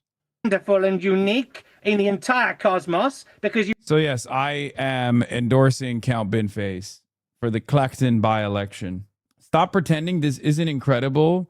Stop grifting, you piece of shit. We're the fucking ultras who refuse entryism. Here, go vote. Yeah, they always talk about third parties. Here's your third party, an out and about communist, an out and about communist, an intergalactic communist. You can stand for whatever you want. You can stand no matter who you want. You could stand if. This will come back to bite you. He's a trashy guy. If you want, come and join me. Why not? Exercise your democratic right. And let's see where it takes me, or indeed you. You might be the next MP for Clacton. I'll be honest, it just feels like this is the most, like, America-fied the UK has been. That's what it is. It just, like, shocks me. Anyway, we're back to the Kirkification, the ultimate Kirkification, which is the Charlie Kirk trial. And see it! Robinson's ex-lover seen on video for the first time. This meeting is to use your statement here instead of your testimony at a preliminary hearing. Understand that? Mm-hmm. Okay, so in order to do that, I need to place you under oath and also give you an admonition about false statements, okay? First... what percentage are we sure Tyler did it? Every day it lowers. Every day the percentage goes down for me. You do solemnly swear or affirm that the evidence you shall give in this issue shall be the truth, the whole truth, and nothing but the truth. So help you God? Yes. I also need to notify you that you are notified that statements you are about to make may be presented to a magistrate or a judge in lieu of your sworn testimony at a preliminary examination. Any false statement you make and that you do not believe to be true may subject you to criminal punishment as a Class A misdemeanor. You understand that? Yes. It potentially could be used as for punishment as a higher offense as obstruction of justice. Make sure that first, we're going to cover some of the things that you've already talked about, but to make it as part of this record. First, what's your name? Full name with middle name or just first and last? First and last is fine. Okay, my name is Lance Twiggs. And do you know Tyler Robinson? Yes, I do. Yeah, I do. And this is the same Tyler Robinson that's been charged with the shooting of Charlie Kirk? Yes. And would you say when you first met Tyler? I think it was 2023. I've known him longer than that, though. That was, I think, the first time I met him in person. Okay. I don't get it. What's going on here? I don't want to come across as insensitive, but what's happening here? Bro, go tase your dog, you liberal yellow belly. You can't say that, man. That's our word. So, okay, you guys need to explain something to me. You guys need to explain something to me. And I don't want to come across as insensitive. Are they a trans person? Like, are they a trans woman? Did they detransition? Are they what do they say? Boy modding? Like, what's going on? Are they MB? Because like the way the media covered it, the way the media was covering this is like, this is a trans woman who's a furry, blah, blah, blah, all this shit. Now, I'm not expecting them to be in court in a furry outfit. Boy moding, sorry, not modding. I'm so stupid. I'm sorry. Yes, I meant boy. Doesn't that sound right though? Like boy modding, like a mod. Like no, you just put the mod on for the day. Like it's you installed the boy mod, like a mod pack. Did you just make a typo out loud? I just always assumed it has something to do with mods. Anyway, let's move on from this mistake. Let's just keep going. And will you describe your relationship with Tyler when you first met him anyway? Damn, double audio. No, but actually, okay. Going back and asking sincerely, what's the deal? Do we know? Does anyone else know? This is one of the fucking, obviously there's a million different problems with like transphobia that is so normalized in mainstream media, but like, I can't even get like a normal answer, not even from this community, but like, I can't get a normal answer from reading mainstream reporting because they all do it wrong. You know what I mean? They're never going to cover, like, this is sincerely one of the issues with the way that like mainstream media refuses to add, like, to update their style guides to make sure that they're not like engaging in transphobic stuff, not out of wokeness even, but just like purely out of, you know, how your primary job here should be to cover things correctly. You know what I mean? This is precisely the reason why, like, you can't even get accurate information, certainly not on Fox, but not even on like Guardian or the BBC or the New York Times, on whether or not this person is like a trans person. Are they not an out trans person? You know what I mean? Like, it's just because the way that the media covered the story initially was with the FBI revelations that this was like a trans woman. You sound like my grandpa. No, I'm trying. No, guys, come on. I'm being sincere. Why does it matter? Well, I'm trying to establish whether or not the FBI was lying or not. You know what I mean? That's what it is. And I also don't want to misgender them. When I first met him, I didn't know him super well. He was just a new roommate. So I knew he knew my friend group, and I knew he liked playing games, but that's about it when we first, See, I'm trans and confused as well. Check logs for response. Not all trans women take hormones or have surgery. They just dress and present in a way that feels feminine. We will commonly dress according to assigned birth agenda for quarter family, weddings, etc. No, but that's what I'm saying. Is that what's going on here? You know what I mean? Like, is that what's going on here? That was simply the question I had. Which, by the way, again, I suspected that's what could be the case here. But But do you see the broader point that I was making about like the media never really properly addressing trans related things at all, and therefore it's virtually impossible to understand, like it's virtually impossible to arrive at like accuracy in their coverage. It's another way that like wanting to or being careless about trans existence or being reluctant to address trans existence ends up fucking up your coverage. Wow, I came here to listen to HasanAbi, but I seem to have stumbled across J.K. Rowling's Torch channel. Turf much? Okay, stop. First moved in. Okay. Before we go on, I realized my mic was muted at the outset. Was yours on, your microphone? Okay. I'm going to repeat those admonitions just to make sure we got recorded. Okay, so again, I place you under oath.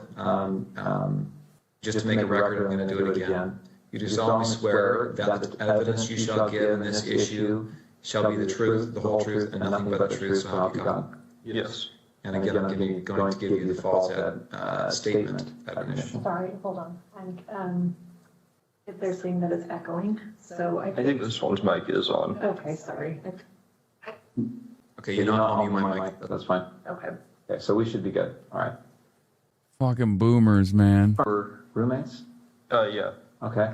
And then at some point, your relationship progressed to something more than just roommates. Is that right? Mm-hmm. When was that? Just asking questions, Piker. Okay, stop. I wasn't. I think we started dating 2 or 3 months after he moved in.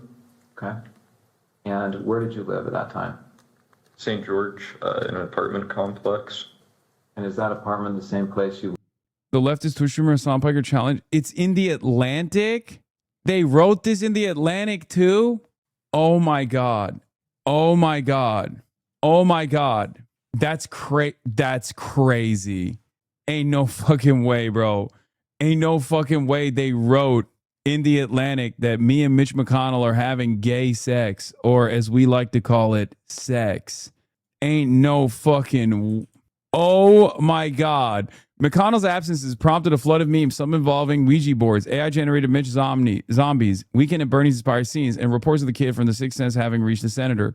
The leftist Tushumer Hassan Piker challenged McConnell to publicly deny that the two are engaged in a romantic tryst. What have I done? Oh no. What have I done? And it's, oh God. This is going to be on Fox News, isn't it? No, they'll never cover it because then they'd have to come to terms with the reality that he's not alive. And I suspect that they're not going to do that. I guess only Mitch can clear it up now. I bet you were a gentle lover to Mitch. No, why do you think he's in the hospital, dude? Wow. Yeah, I cracked his little turtle shell. Okay, we're done. We're done. That's crazy. Oh my God. Lived when on September 10th? Yes. When you lived there with Tyler, were you in the same room? Did you live in the same room or different rooms? No, separate rooms. And at that time, let's say September of 2025, what were you doing with your life? Were you working, school? I was working. I was doing like bathtub and shower repair and stuff in new construction. Okay. How about Tyler? I think he was both working. I think he was working for an electrician company then, and he was also in a trade school for being a, I don't know, higher ranking electrician. I'm not sure how the trade system works for that. Okay. But yeah, I think he was both. What was his typical work day like? I think he'd leave around 7 generally and get back around 3 to 4. Depending on where the job was and how long it was for the day. And then on certain days of the week during school, semesters, he would then later in the day, I think around 5 or 6, go to school. So, yeah. Okay. Let's jump to September 10th. Did he spend the night in the apartment the night of September 9th into September 10th? Into September. Yeah, he did. Yes. Do you know when he left the apartment on September 10th? I don't know an exact time. I just know he left early. I heard him leaving, and he just said he had a long drive to work that day, so he was leaving early. Okay, so early. Any guess as to what when that was? I don't know. I would have thought it was 5 a.m. because that's when like an early work day was for him, but it was probably more like 4. Okay. I'm gonna have him spit out his gum just to make sure that I can do that. you mind. I think you're right in front of your laptop. Oh, here you go. Thank you. Thank you. Great suit and tie, by the way. Just I was waiting for an opportune moment to say it, but All right, so what time did you get up on September 10th? Probably like 12 to 1 p.m. I'm a suit guy. You didn't have to work that day? No. And did you hear from Tyler? Did he call or text you before then? No, he sent that message in the group chat I mentioned, but he didn't message me directly at all that day. Okay. When did you first hear from him on September 10th? It was at 11 o'clock with that, like, automated message. Okay, 11 p.m.? Yeah. Dude, what the fuck is going on? What is going on in Utah, bro? What is happening in Utah, actually? Now, he asks you here, remember how I was engraving bullets? Was he engraving bullets before this? Yeah, I don't remember exactly when, but he had said he was planning to go hunting with his family. And he asked me for if we had a Dremel because he said he wanted to engrave messages on bullets. And I just told him where our Dremel was and told him to make sure he doesn't set off a bullet on accident in the house. But I didn't really think about it until then. How long before September 10th was this that he asked about the Dremel? I don't remember because he'd been talking about the hunting/camping trip for a couple months, but I don't remember when he was specifically asking to engrave the bullets. So are we talking like a year before? Oh no, not that long. It would have been I'd say at most a month before this was when he was asking. Okay. Right. You talked about the note that he left. I want to bring this up, and I should say that these text messages that we've been looking at here are Bates number 54. Okay. The notes have been titled 16.3 with a note, and this is Bates number 58. Do you recognize that on the screen there? Yeah. What do you recognize it as? That was the note under his keyboard that he was referring to in the first text of that chain. Okay, so where did you find this? On his desk underneath his computer keyboard. And I assume you read it? Yeah. And then what did you do with it after you read it? I believe I just put it back down on the desk after I took a picture of it. Okay. And again, the time you read it was probably around 11 o'clock or so on the 10th. Yes. The night of September 10th. Mm-hmm. All right. And did you ever see that again after you placed it back on his desk? No, I don't think I did. And that was a desk in his bedroom? Yes. And that's a separate bedroom than your bedroom? Yeah. And now I want to go to what's been titled 16.2. And do you recognize this series of messages here? Yeah, that was the server. Maki Zen, thank you for the 25. Get the subs. Okay, and this is your phone again? Yeah. And I'm assuming you recognize it because the big crack up at the top. Mm-hmm. And so this is a server. Is this Discord? Yeah, this is Discord. And who are members of this server? I don't want names, just generally. Who are these people? Members of this is his friend group. They played D&D together every week. Okay. And I just want to scroll through this to make sure that you get a chance to take a look at it. Or go to the next page. Mm-hmm. Yes. So Tyler Icom, who's that? That's Tyler Robinson. And these other people are just others that are members of the server? Yes. Jug, Barnaby, Marina, DM. Mm-hmm. Yes. Yeah, DM means Dungeon Master. So these are most of them are names they're using. They game more than HasanAbi, I bet. Yeah, okay. Well, so does Zoran Mamdani.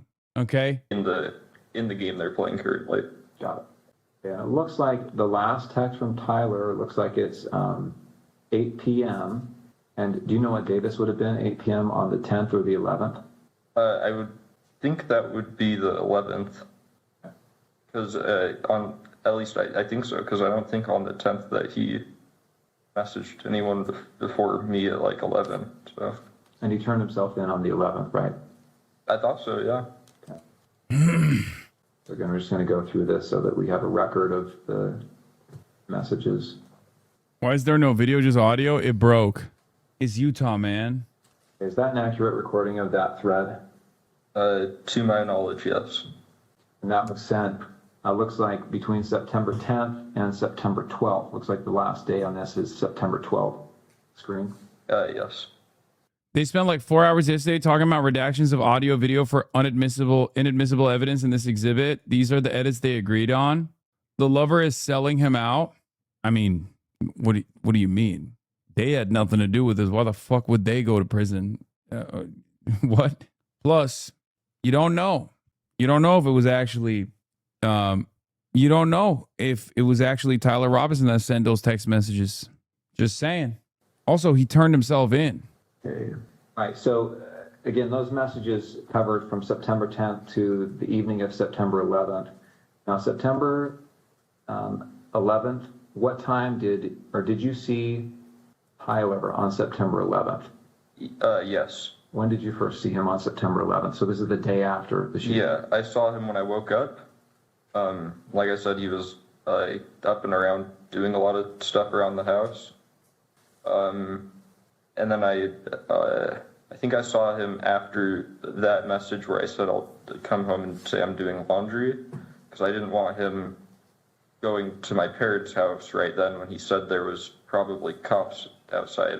So I went back home, and it was just him there, and I said bye to him, and then he drove off. So I just went back to my parents' house. Can we please watch Candace on Sean Ryan's show? Because she goes over just about all the stuff in the investigation that has gone wrong and her theory. Personally, I think she's pretty spot on. Oh my God. Guys, you're not supposed to be, this can't be sincere, okay? Like, taking advantage of the misinformation atom bomb that Candace Owens dropped against the concerted effort by the Republican Party to turn this into a anti-leftist counterterrorism operation is good. But you're not supposed to literally be like, yeah, Candace Owens has some good ideas. Like, if you find yourself saying Candace Owens has some good ideas, you really, really got to check yourself. Okay? As I'm not judging you. I'm just saying, maybe try to exercise a little caution when listening to someone like Candace Owens. Literally every normie thinks it was Israel. No, it's crazy. I know. Look, it's out of my hands. I can't do nothing about it. Clearly, I don't have the staying power to combat this kind of misinformation. Okay? It's out of my hands. Sorry. I don't have the answers. I don't have the answers. I don't know. Some of the stuff seems a little suspicious. Clandis mogged you, bro. Sorry. No, she did. She mogged all of it. I mean, she mogged the goddamn federal government, dude. Explain the trapdoor and Charlie's light switch turning ability. See, I can't do that. From New York Times on the roommate's gender identity, since you were asking earlier, prosecutors said last year that Mr. Twiggs had been transitioning to identify as a woman, but prosecutors and Mr. Robinson's lawyers have this week referred to him as a man. Mr. Twiggs said in the interview that for a time they went by Luna to some friends, which is how Mr. Robinson addressed him in the note. Interesting. To be fair, this is a nationally visible trial for a trans person, potentially a trans person in the state of Utah at a time when there are active initiatives to erase transgender people, like literally. So it could be out of safety. It could be a detransitioning situation. It's just, we don't know. It's a very sad situation overall. So he acted erratically. Was he pacing?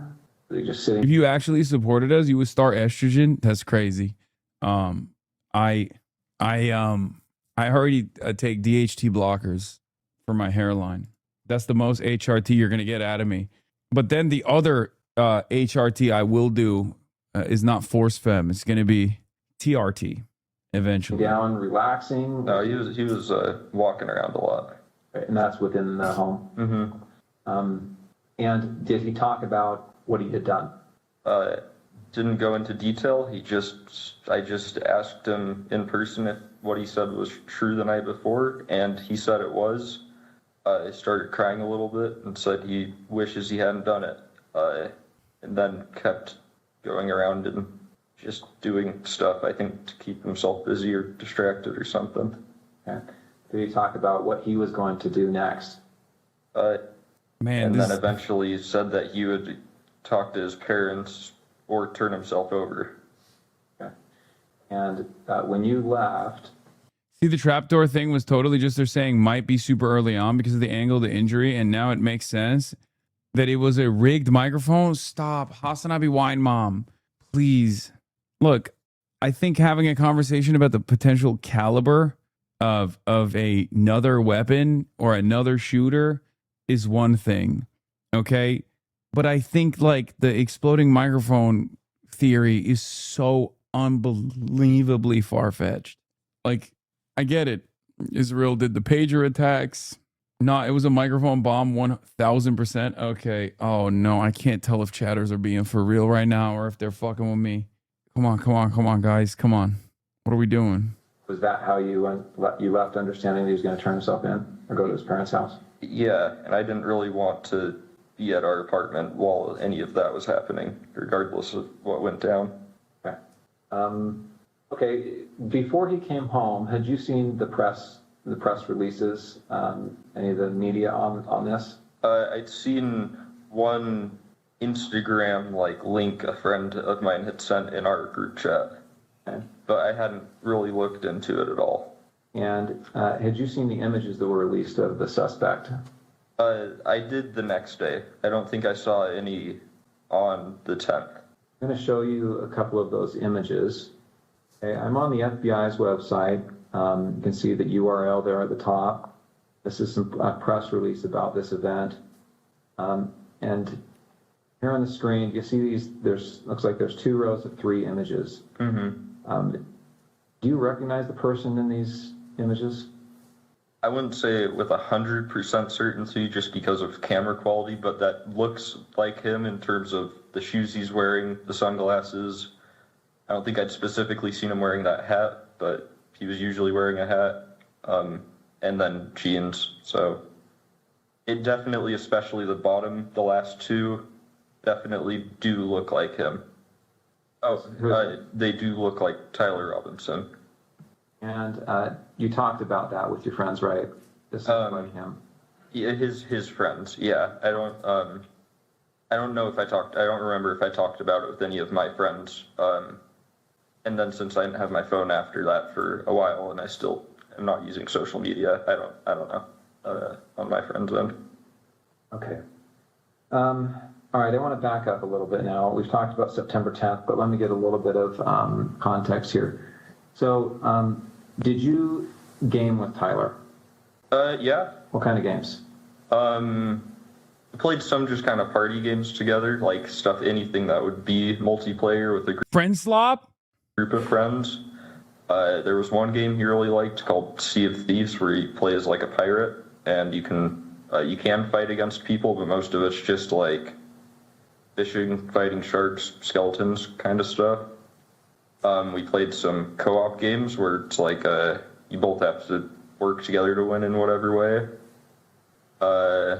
Way back when I was just out of high school, when I first knew him online, we played some shooting games together, but I didn't know him very well, so that was just when we had a full friend group on to play, and he was someone that my friends invited. Okay.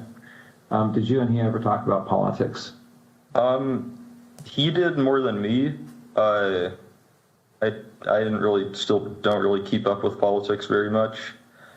He'd usually talk about stuff he heard on the radio on his drive to work in their work car, since it sounds like their whole crew went in the same car most of the time. But I wouldn't say super consistently, because it wasn't a topic I really contributed much on.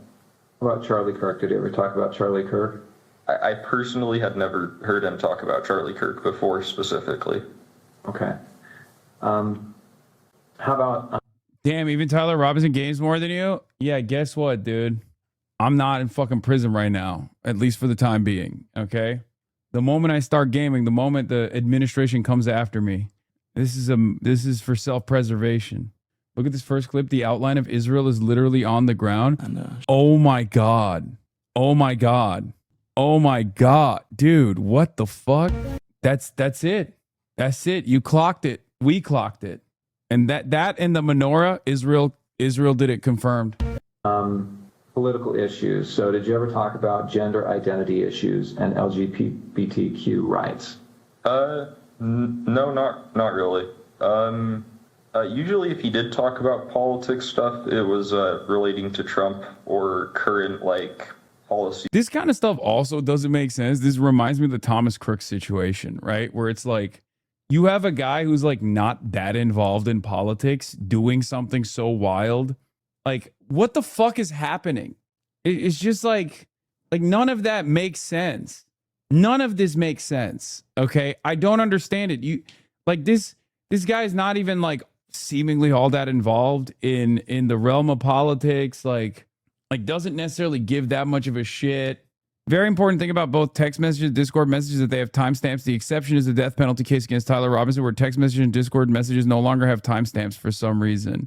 I mean, this is a mock-up and recreation of the text message exchange. It has the timestamps. 4:33, 1:15 p.m. Wednesday, 4:33 p.m. Wednesday, 11 p.m. Drop what you're doing. Look under my keyboard. What? You're joking, right? Fuck, I tried to delete that. I did crime. Incredible OPSEC. Yeah, there is none. There is no OPSEC. Less involved in politics equals don't know how to engage in politics normally equals think killing is how to do politics. Why has the phone been kirked in the same place? He's being issued or voted on, I think. But yeah. FD described it in the video about Charlie, and instead of wanting to do a crime of mass violence like a school shooting, they would instead want to make a mass spectacle of violence, like a targeted shooting and assassination. Yeah, but even then it's like, does this dude fit the profile of someone who was suicidal? You know what I mean? Because an assassination is very different than like suicide by cop. And allegedly, Tyler Robinson was clearly trying to get away with it, which is precisely the reason why it doesn't seem like a suicide by cop situation at all. But assassinations are often highly motivated, especially a political assassination is going to be highly politically motivated. So then Tyler Robinson's profile doesn't fit the standard of a person that has any sort of like direct revenge fantasy here, especially if they're not constantly talking about like, I don't know, violence that trans people are experiencing or policies like that. And the role that Charlie Kirk plays in fomenting violence against transgender people. So that's why it's so confusing, because he doesn't fit the normal profile of a person like that. Like the Shinzo Abe assassin was very directional. Okay. Shinzo Abe's assassin knew exactly why he wanted to kill Shinzo Abe, right? There was a very clear goal there. There was very clear harm that the assassin's mother had experienced, the assassin had experienced, right? So, you know, that's why he did it. Whereas in this circumstance, it's just like the amount of work that you put in to pulling off something like this, you probably need to be very motivated by something, very motivated by anger, very motivated politically.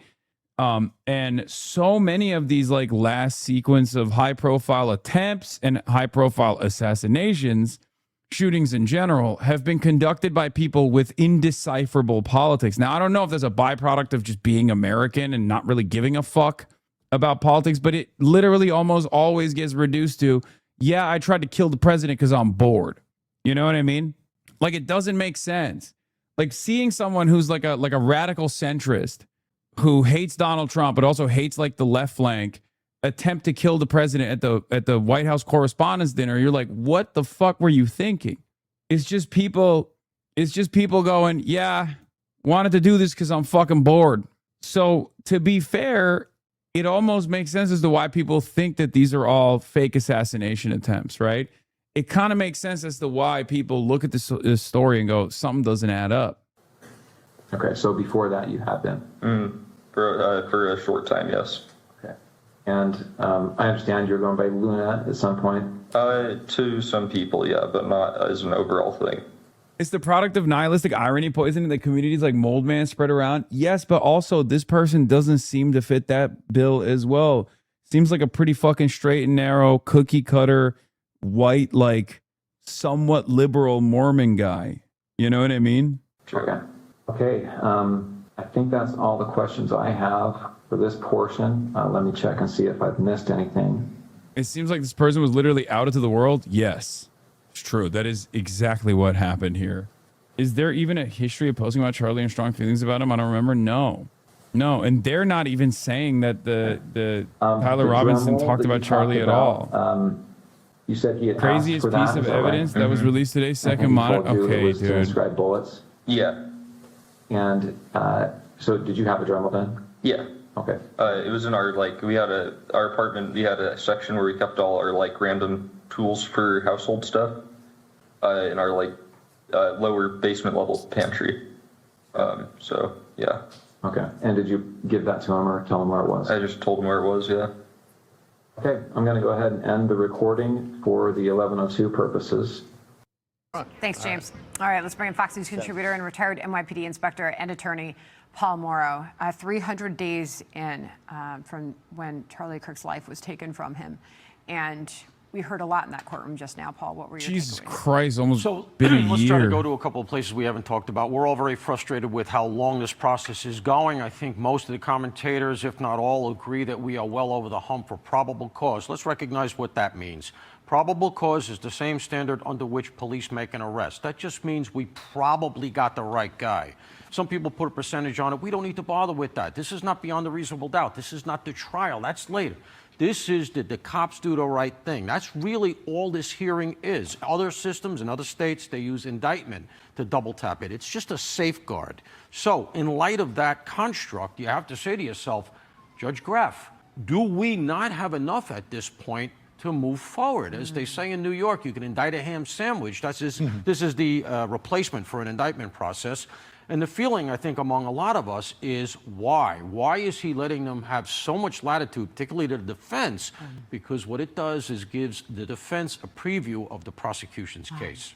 And we got a preview of that, and it looks, I mean, incontrovertible, just from the text messages alone. That if you're a defense attorney, how do you defend against that? And in terms of it being bound over for trial, I think that there's, I don't think that anybody's got an argument that there's, maybe the defense does, but I don't think most people would have an argument that there's plenty of evidence here to bind it over for trial. But do you think that this will go to trial? Do you think that this is just Tyler Robinson's defense team led by Catherine Nestor saying they got so much on you, including a confession from you, which is backed up by your lover, this ain't going. For the fact that it doesn't add up makes it more credible. So many loose ties and unanswered questions is not uncommon with natural acts of violence. I don't think it's a cover-up, sure. I have my own doubts, but it doesn't feel like a patsy for us or Israel assassination. And as Ken Dis would like to insinuate for views. Yeah, I mean, look, like I said, I'm never going to get in the way of people who think such things. You know, it's just, it's hard. It's hard to make that counter argument. Okay? It's tough. It's out of my hands. Sorry. I tried really hard. Having said that, there is definitely a bunch of stuff that just like doesn't add up. Like the gun, how did it get there? How did it get disassembled, reassembled? Why did it get reassembled? Why doesn't it show up when he's running in the footage? You know, there's like a lot of stuff that is just like strange. Thank God no one listens to you anyway. Yeah, no one listens to me anyway. Except for The Atlantic and Huffington Post when I talk about how I blew Mitch McConnell's back out when we had sex. You know, I have to leave the stream on mute. Why would you do that? Going anywhere except potentially that if you lose at trial, you could lose your life. Let's cut a deal with the prosecution here. Take the death penalty off the table. You'll spend the rest of your life in jail, but at least you'll be alive. Do you think it could be heading in that direction? So I'm going to refer back to the Koberger case because the public is familiar with it. That case, I actually came out and said early, I could see a plea deal here because of various, we don't need to relitigate that. And, I got shouted down a little bit. Turned out I actually called that one right. I'm going to go the other way on this. Is Haley Stevens doing AAVE? Not Abdul leading the uncommitted movement. Please, I need to hear her say this out loud. I need to hear her say, not Abdul leading the uncommitted movement, just like Vladimir Putin. Oh my God. What gives? What gives? One from having been out there, John, seen some of the atmospherics, and this is just my gut, but also how voluminous the evidence is. No, I think this one goes to trial. I don't think remember, the prosecution controls that. And unless there's some procedural problem, somebody really dropped the ball, they don't want to have to deal with it in court, the motion comes in, they have their backs to the wall, all right, let's cut the deal, we'll talk to the defense. Short of that, I just don't get the feeling that the prosecution is going to offer a deal. I think that they feel like they have, as James Galliano said, an open and shut case. And let's remember something. There's stuff we haven't even heard. Yeah. For instance, we know he turned himself in. And we know that the sheriff he turned himself into in Washington County had a warning that he was on the way in. If you're that sheriff, you do two things. You turn on a body-worn camera, and you don't take him into custody, you just ask a simple question. What are you doing here? That's all you got to do. One question, it's not custodial, you don't need any Miranda. It's human nature. You're going to say, why are you here? The kid's going to say something, and I suspect it'll be very incriminating. Did that happen? I don't know that. But I'd like to think there is some, I know there's at least audio from what I'm being told. There could be something that's even more of a slam dunk than what we got now. I hope it doesn't come out in the hearing. We shouldn't hear it here. We should hear it at trial. So no, if I'm sitting there right now, if I'm sitting where the prosecution is, I go all the way with this thing. Wow. Just a little bit of color coming from the courtroom as they are now in a lunch break. But shortly before that ended, we did hear about the reaction from Tyler Robinson as the Twigs video, his former roommate and lover, we are told, played out. He was intently watching. Paul, that's about all I have. Yeah, I mean, look, you have to say to yourself here, what were his, and I don't want to play psychoanalyst, but you can see in the text messages, et cetera, there was a performative element of this. You know, he texts Twigs, talks to him about it. There's a level of grandiosity here, almost like fulfilling a fantasy. And that's how very often crimes do occur. We had a good Utah investigator, a guy named Mike King, on, and he explained to us on the weekly rap sheet, we're doing a show on this every night, 7 o'clock live on this case. And we talked about the fact that these things they germinate in the mind of a perp like this, is a sort of a fantasy, and little by little it becomes normalized. It becomes something you can do, and I think he saw himself as a hero, and I think he saw himself as a hero to Lance Twigs. I get that atmospheric, and it's just a cop's read. Now look, he's innocent until proven guilty. I have to caveat us that way. But that said, with all of these atmospherics, that's my read on it. Just follow up on that. Is there any sort of risk then that, you know, the defense could make the case that Tyler Robinson, you know, wanted to take ownership of this, of Charlie Kirk's death and shooting, but didn't actually do it, but presented it to his roommate? I'm just thinking of where the defense could go in a trial with this. Yeah, no, and that dovetails on the question that John raised earlier, which is, you know, couldn't they say it was somebody else texting with him, et cetera? And that's where the fact that you got the Celebrite download from the phone, you got the DNA, you're going to be able to put that. And remember, we got the note as well under Robinson's keyboard. They're going to put that phone in Robinson's hand, as well as the gun's got the DNA, the towel's got the DNA, all of these things. He talks about engraving, remember the shells? Yep. All right, and those shells were found with those engraved. All of that stuff is going to put it in Tyler Robinson's hand, I think. Holy fuck. New Zin flavors, I've been testing them out. Cool blueberry, cool watermelon. This one is banger. No ads. No hashtag ad. That's going to be a blind alley for them if they try to go that way, or they try this idea that there's this second shooter that popped out from someplace. There's no indicia of that. Can they raise a counter narrative? Sure they can, but you have to have some evidence. Otherwise, the watermelon one is we're not entertaining that. So you can't just conjure a counter narrative out of thin air. You have to have something to support it. And let's remember something else. And I'm going to use the term that was said to me when I was out there. They have Twigs, quote unquote, right where we want them. All right. I was asking physically, where is he? All right. He's not in witness protection. It's not that kind of thing. You do with something like this, you got a key witness. You keep him out of the public's eye. You keep him away from the media. Generally, you know, you use a motel or something. I don't want to go into it. But the bottom line is, this guy is the most crucial witness that they have. And Yeah, yet clearly. he's the romantic partner, so they need a lever. So what's the lever that they have? I can guarantee you they said to him, you're implicated. Did you destroy evidence? Did you do this? Did you do that? And, you know, they probably scared him, rightly so. He starts talking. It's recorded. You make sure you do that. That's how this went. Wow. Yeah, I want to ask you a question about that in a second, but for those of you who aren't intently watching the screen, a little more color from inside the courtroom. And Paul, you mentioned the engraving of the bullets. Apparently, while he was watching intently as the Lance Twiggs interview was being played out in the courtroom, Tyler Robinson became visibly uncomfortable and started squirming in his seat when he was talking about engraving the bullets. Now, just to refresh folks at home's memory, and maybe for folks who didn't see that part of the interview being played out, Lance Twiggs talked about Tyler Robinson saying that he wanted to engrave bullet casings. Yeah. Didn't say why or what he was going to engrave on it. Lance Twiggs said, well, we've got a Dremel if you want to borrow that.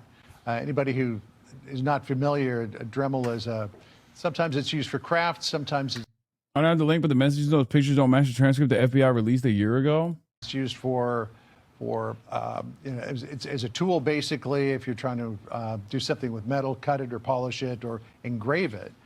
It's a little handheld device where it's got a little rotating bit on the end of it. You could engrave things with it, you could polish, you can sand with it.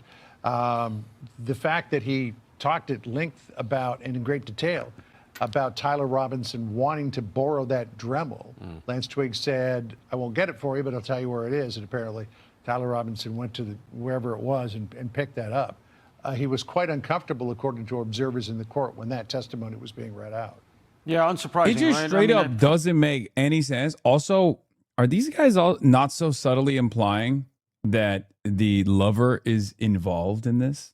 Am I getting that across? Like Fox News couldn't get their nut off on Tyler Robinson, that they're very not so subtly just being like, yeah, they got him right where they want him. It's like, okay, very strange of you to just assume that this is some grand conspiracy.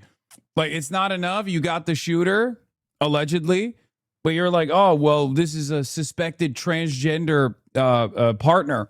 We should just lock them up, too, just, you know, for fun. Probably had the atmospheric of somebody getting caught bragging, because here he is, you know, sort of talking to Twiggs about that. This is obviously very damning evidence. But again, I go back to the idea that I think he's beginning to feel, first of all, obviously the case is closing in on him here. But I think, again, he wanted to think of himself as a hero. I think to the people that are potentially politically aligned with him, but also to Twiggs. And here he is having a conversation. It is also pretty wild because it's like, oh, dude, if you've ever done any crime, but you've also been around a trans person, let's just grab the trans person too, is an insane way to operate. You know what I mean? Like, they're just like, all right, let's just lock them up too, you know? Fuck it. Lock them up. Early private conversation, let's say, with his paramour. And here it is now being read out in open court. So, and let's remember something else. It's a callback to the Mangione case, where we saw a similar technique. So all of these things are very damning. And let's remember also, he puts the gun in his own hands. He starts telling Twiggs about, you know, what am I going to do about Grandpa's gun? Dad's going to be all over me to get Grandpa's gun. It's wrapped up in a towel in the woods. I got to get back there to get it. Well, the police found it. And of course, it has this part also is his just like DNA and Twiggs' DNA on it. So this is the thing that I don't get, right? Haley Williams mentioned Paramore. Okay, shut up. The thing that I don't understand is like this guy, they do everything, right? Tyler Robinson allegedly does everything by the book, like, you know, plans this whole fucking thing out, right? One shot, one kill, right in the fucking, right in the jugular. What the fuck's going on with like leaving the gun in the woods? Like, I don't even understand. Like what is, like, how is it so not sloppy on the one hand, but so unbelievably sloppy on the other hand? Why do they act like they haven't been in charge of this investigation? It's your guys. I mean, yeah, it's their homies. Again, you know, I just got to go back to the weight of the evidence. And if I'm sitting where the prosecution is, I do not let myself get distracted. I go all the way on this. If you don't take this case all the way on aggravated murder, I don't know what Utah has the statute for. Wow. There's Adderall wore off, been there. a lot to dig into there.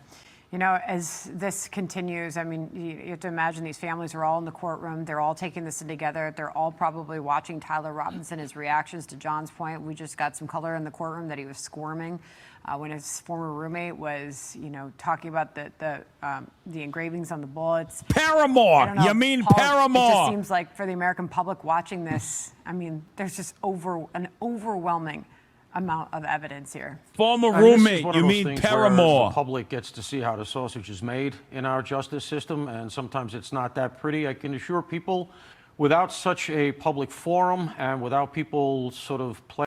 All right, Let's get straight to it. Donna Kirk, family attorney, issues desperate plea to judge. and Joshua Ritter outside of the courthouse there.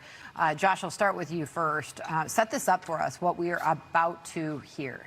We're about to hear probably the most anticipated and crucial piece of evidence in this case. Up until now, we've heard about DNA and we've heard about ballistics. We've seen a lot of surveillance, but this is going to be a videotape, and audio is probably the only thing we will see. It looks like the judge has ruled that the video will not be shown to the public or the media, but we're going to be hearing at least the audio interview of Lance Twiggs, who is Tyler Robinson's roommate and romantic partner at the time, where he made what we believe are many confessions. We already know that he confessed essentially over text message, but now apparently this might include some actual conversations that they had in person or over the phone.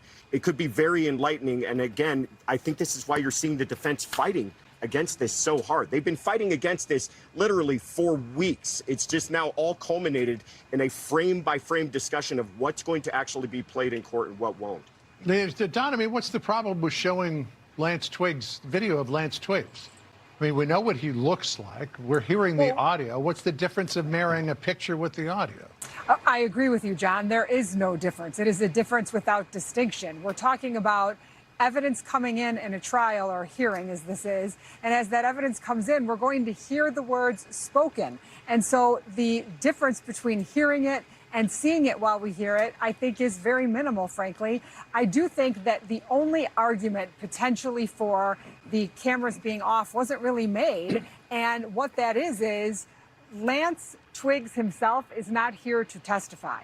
So therefore, the fact that he is on video, his statement would have come in this way because hearsay is admissible. So the hearsay could have come in through a police officer, through a detective, through another witness in the case. Or maybe the judge thought if it came in that way, they wouldn't actually see him. So we're going to let the world hear his words, but we're not actually going to see him until he actually takes the witness stand. Before they resume in the courtroom there, which we're about a minute away, I want to play this out from the Kirk family lawyer, Jeffrey Neiman, urging the court to let the evidence be seen for the sake of the family. Listen. The Kirk family's waited 10 months for this hearing, and they have a right to be here, and they have a right to hear the evidence. They have a right to see and feel what's going on in this courtroom, just like, and they want to understand, Judge, what you were viewing. They want to see the evidence. And we understand you have to balance, but at a minimum, this courtroom needs to be open for the evidence to be displayed openly in this courtroom, for them to see it. The Utah Constitution gives them the right to be here, and to be here and not to see the evidence, what's the point of being here? A clear display of frustration, Josh, on the part of the Kirk family. Absolutely. And I agree with everything he says, by the way. The United States distinguishes itself from the entire world as standing as a country that opens up the doors of their courtrooms and allows cameras in, allows the public to come in. Why should that stop here and now? The reason. Why is this a big story? I don't understand. It's so strange. All right, let's Israel.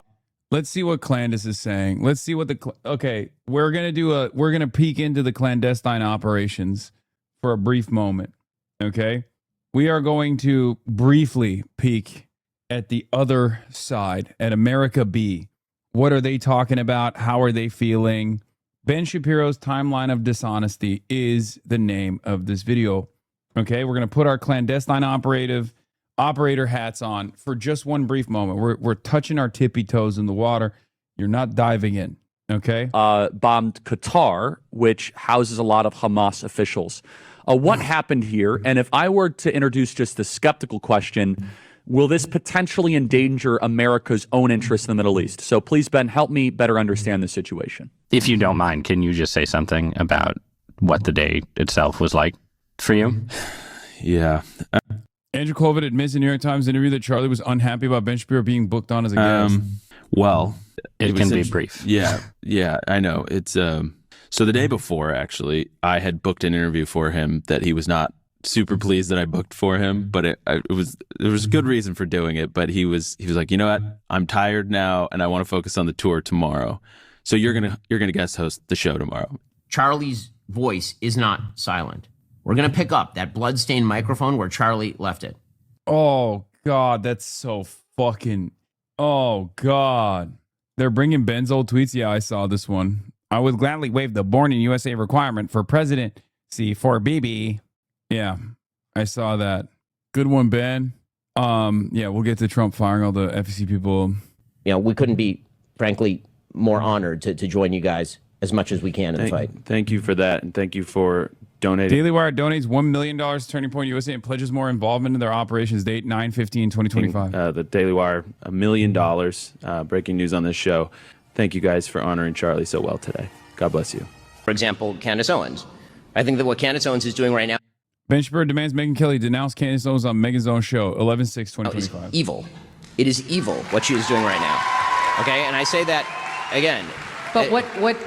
Because like I didn't opine on whether it's evil or not, but my position is it's really none of my business. And why is it? But I have a question. Why is it none of your business? I mean, you comment on these things for a living. I'm not mother of the internet. No, but if this were. Dude, it's so awesome. These guys are all such vultures. It's so dope. I'm sorry. Watching this unfold in real time was cathartic, but it just, like, they are all such rapacious little grifters. They are fucking nasty. They're all so nasty, scavenging on the corpse of Charlie Kirk. Okay? Just going crazy mode. On the left, and somebody were accusing Charlie Kirk of his wife having murdered him, I assume that you would be talking about it. Is that what Candace is accusing Erica of? Yes. When Candace Owens says, I don't know, but I know, that is retarded. And we are all more retarded for having heard it. Follow a hive mind. Yes, queen. Underground. Communists. Mormons live in Utah. I watched The Secret Lives of Mormon Wives. I know what's going on here. After all, your personal business is our business. Is our motto. Egyptian Air. Wherever you travel, we will follow. I need to take a breath here, because what I'm about to discuss is significantly more serious and truly troubling. Candace Owens, as you may have... Bro, it's got to feel so fucking good, though, that you, like, get fired from your previous place of employment and you fucking destroy them. And they spend every waking moment coming after you. And every time they do that, they keep losing the argument further and further. And you can basically say whatever you want. As long as you tie it back to Israel, you can just get away with it. And that pivotal issue is the reason why you got fired, which you happen to be on the right side of, even for the wrong reasons, right? Because, like, come on, Candace Owens, definitely anti-Semitic. It's just so crazy to me that she is fucking dabbing on him on a daily goddamn basis.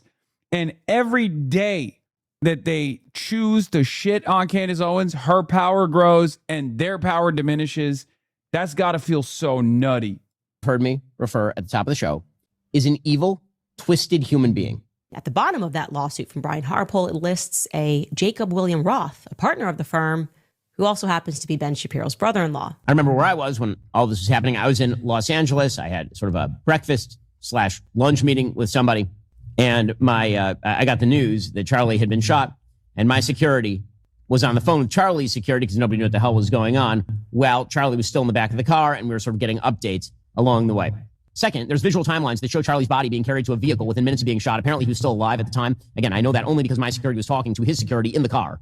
And Andrew Cole. So what is that? That's crazy. So hold on now. Breaking news. Ben Shapiro just confessed on a show that while Charlie was being transported to the hospital and bleeding out to death, his security was on the phone with Charlie's security receiving updates. I knew it.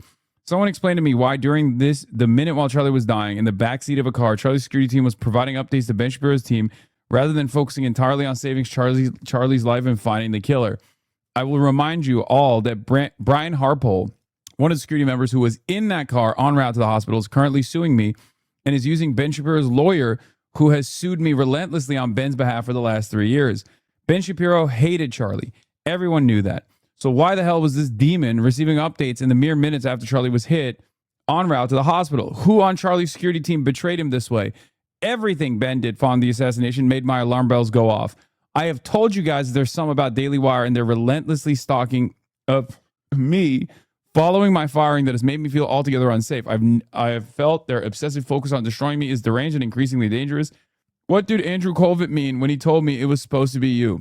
Why did Turning Point betray Charlie so quickly by allowing Ben to open at Amfest after declaring immediately that he would pick up Charlie's bloody mic? Why didn't Ben mention this before today, that he was receiving status updates while Charlie was bleeding out? I clocked that Ben was too invested in this. His energy on stage demanding that Megyn Kelly call me evil and his overprotective stance on Erica always registered to me as deeply nervous. Ben Shapiro is satanic. Everything in my soul tells me he worships Satan literally. Look at his demeanor in this clip.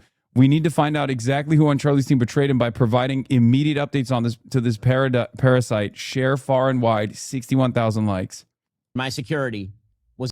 Oh my gosh, she's insane. Okay, but guess what? Because every person involved in this story is an unbelievable villain, she gets to say that, and then other people actually look at the things that she's saying, look at Ben Shapiro's reaction and go, wait a minute, she's not wrong. This exact same thing happened with Erica Kirk, because Erica Kirk is also a businesswoman and you know, another bloodless monster for the most part. Okay. When Candace, the only reason why a basket case like Candace Owens gets to make these kinds of theories go unbelievably viral is because the people that she is attacking are also freaks. Like the tweet, you won't, I can't. She blocked me many, many years ago. Do you see what I mean? Like if we're, so here's the thing. Yes, I'm a clandestine operator. I'm a clandestine operator and I'm a fallen soldier, right? Like I can't like the tweet because the Clandanistas, I know we're all one, we're united, where we go one, we go all. Unfortunately, Candace Owens blocked me many, many years ago and she's never unblocked me. And we just simply can't communicate for that reason. Okay. But anyway, do you guys see what I'm saying though? Because like, Erica Kirk is like very obviously reacted to the assassination of her husband in a way that like a normal person would not react, because there's Erica Kirk, the wife and mother. And then there's also Erica Kirk, the businesswoman. And she locked in and went business mode so fast that every normal human being that was looking at this went, what the fuck? Why should I care about this if you don't? Right? That's number one. And that's precisely the reason why a lot of people started looking at Candace Owens' reaction. And they were like, well, you are reacting in a way that is perhaps a little bit more normal to a close friend's passing. The gruesome assassination of a close friend, a confidant, maybe even a lover, who knows, right? Whereas Ben Shapiro's reaction was also just as cold and as calculated. Now, I don't know if that's because he's like super autistic. I don't know if he just doesn't give a shit about Charlie and wanted to use this to his advantage, right? But I do feel like I showed more humanity than even Ben did, you know? So I guess, yeah, Dean cried more than Ben Shapiro did. Like, what are we talking about? Dean reacted to the Charlie Kirk assassination with more emotion than Erica Kirk did. It's like up there with Candace Owens number 1, Dean number 2, me number 3, Erica Kirk is like number 15, Ben Shapiro bottom of the barrel. So he cried, she cried, we crowed. So my point is, that's the reason why Candace gets to cook all of this up. If these guys were normal human beings, Candace would not be able to cook up these theories against them, because everyone would be like, what the fuck are you talking about? Ben didn't immediately try to take over Turning Point USA moments after Charlie Kirk was assassinated. He did. He did do that. He immediately did that. He was like, oh, it's my time to shine now. Finally. Like, you know what I mean? Like, that's crazy. That's a crazy thing to do. So obviously it is like my opinion on all this stuff is like, my honest opinion on all this stuff is I don't think it's like Israel that killed Charlie Kirk because Charlie Kirk's going to turn on Israel. I don't believe any of that stuff. Obviously, I've said it over and over again, but I'm not going to stop people from thinking it. If you want to believe it, I can't stop you, right? I've tried my best. People don't listen to me, right? Unless I'm talking about blowing Mitch McConnell's back out as gay lovers. Only then do people take me seriously. Only then people listen to me. So, but what I will say is this. The reason why Candace has been able to dominate this discourse so successfully and become the carrier of the flame, unironically, is because she showed humanity. Okay? The way you repeat this multiple times, I feel like some people threaten you to say this. To say what? Why did you take Mitch from Candace? Look. Mitch is a power bottom, okay, of the come hungry variety. We're not going to get into that. That's not the point that I'm making right now. The point I'm making right now is if any of these people were like normal human beings and they reacted as though normal human beings do and didn't immediately go into performance mode, okay, if they showed humanity in this moment, if they didn't immediately see dollar signs in the way that Erica did, in the way that Ben did, then I think Candace Owens would not have been able to make a convincing argument. But because these guys are horrible people in general, and they saw this as an opportunity to lay ownership, like lay an ownership stake in Turning Point USA, to be the person that Charlie Kirk was, you know, to take that role on immediately. Most people's reaction in the Charlie Kirk fandom, most people's reaction in the Charlie Kirkiverse was, yeah, I don't believe any of you guys. I believe Candace Owens. It's that simple. Okay? That's it. They did this to themselves. Anyway, we're moving on from the Kirkiverse. Someone called Haley Stevens. Someone called the Haley Stevens office and prank called him as Haley Stevens. Let's take a look. Good afternoon, this is Office of Congresswoman Haley Stevens. How may I assist you? Hey, can you tell me where Robert is? Robert?